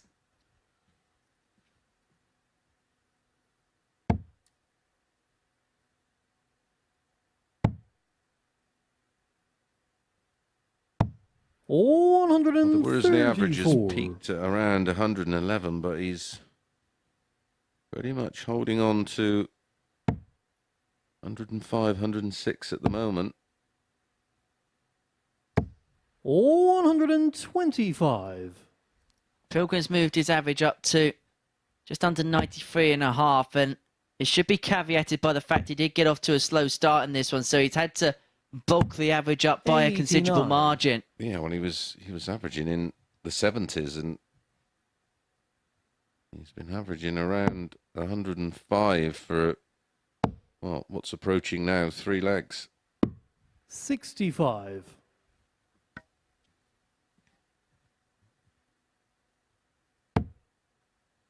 Oh, a real chance for John here. He's going to leave double tops with a single 18, forcing Pilgrim.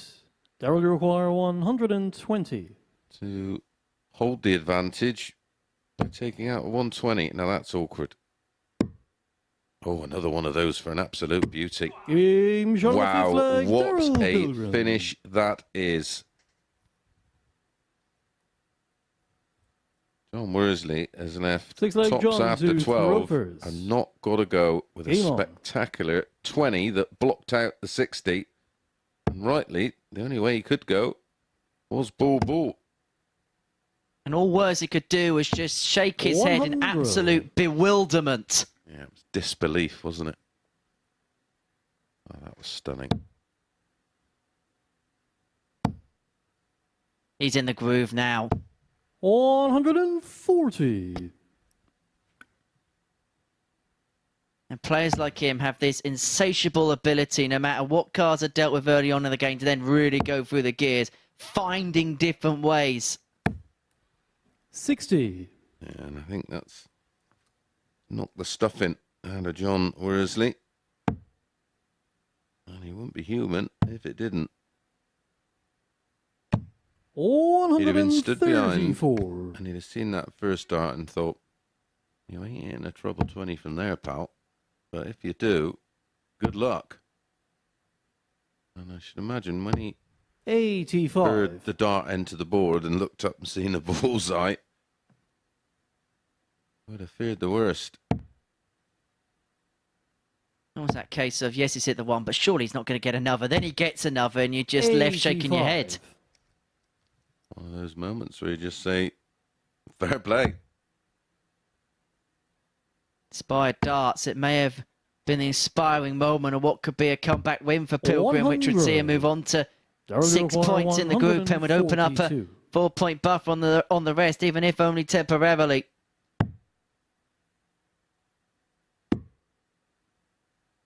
He loves the ball now. 102. Yeah, that's great. John, you require Tops 156. after 12. Oh, surely.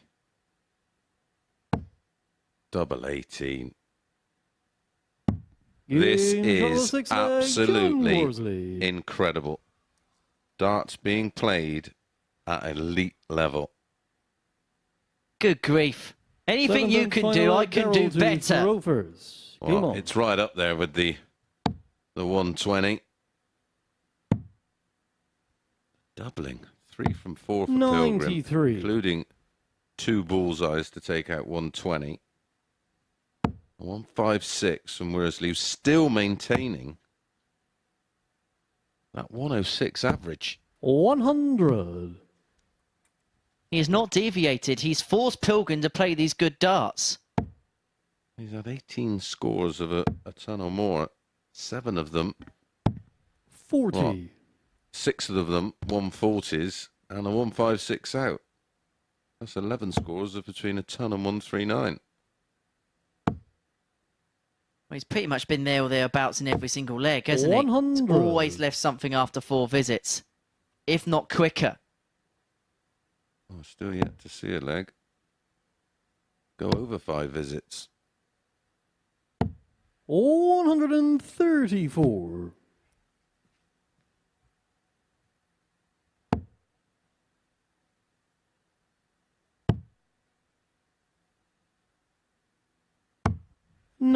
Well, this has been one of those Super Series classics, and I start putting these games in the library and getting them out there. 96.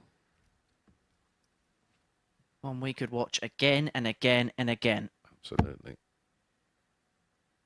Unless Pilgrim can take out the 138. 60. May well be the first leg to 138. go past the 5 visits. Wouldn't put it past him. Now, this should be ultimate if Worsley went bull, bull, bull here. 98. John, you require 150. He's not. No. But he may win it on a 150. Good grief. You can see the frustration. 95. Daryl, you require To win 40. an absolute blinder. Game. And it is Pilgrim's points for the taking in what was an absolute classic here at the Live Lounge against John Worsley. Pilgrim winning by 4 legs to 3. Worsley losing despite an average of 103.41.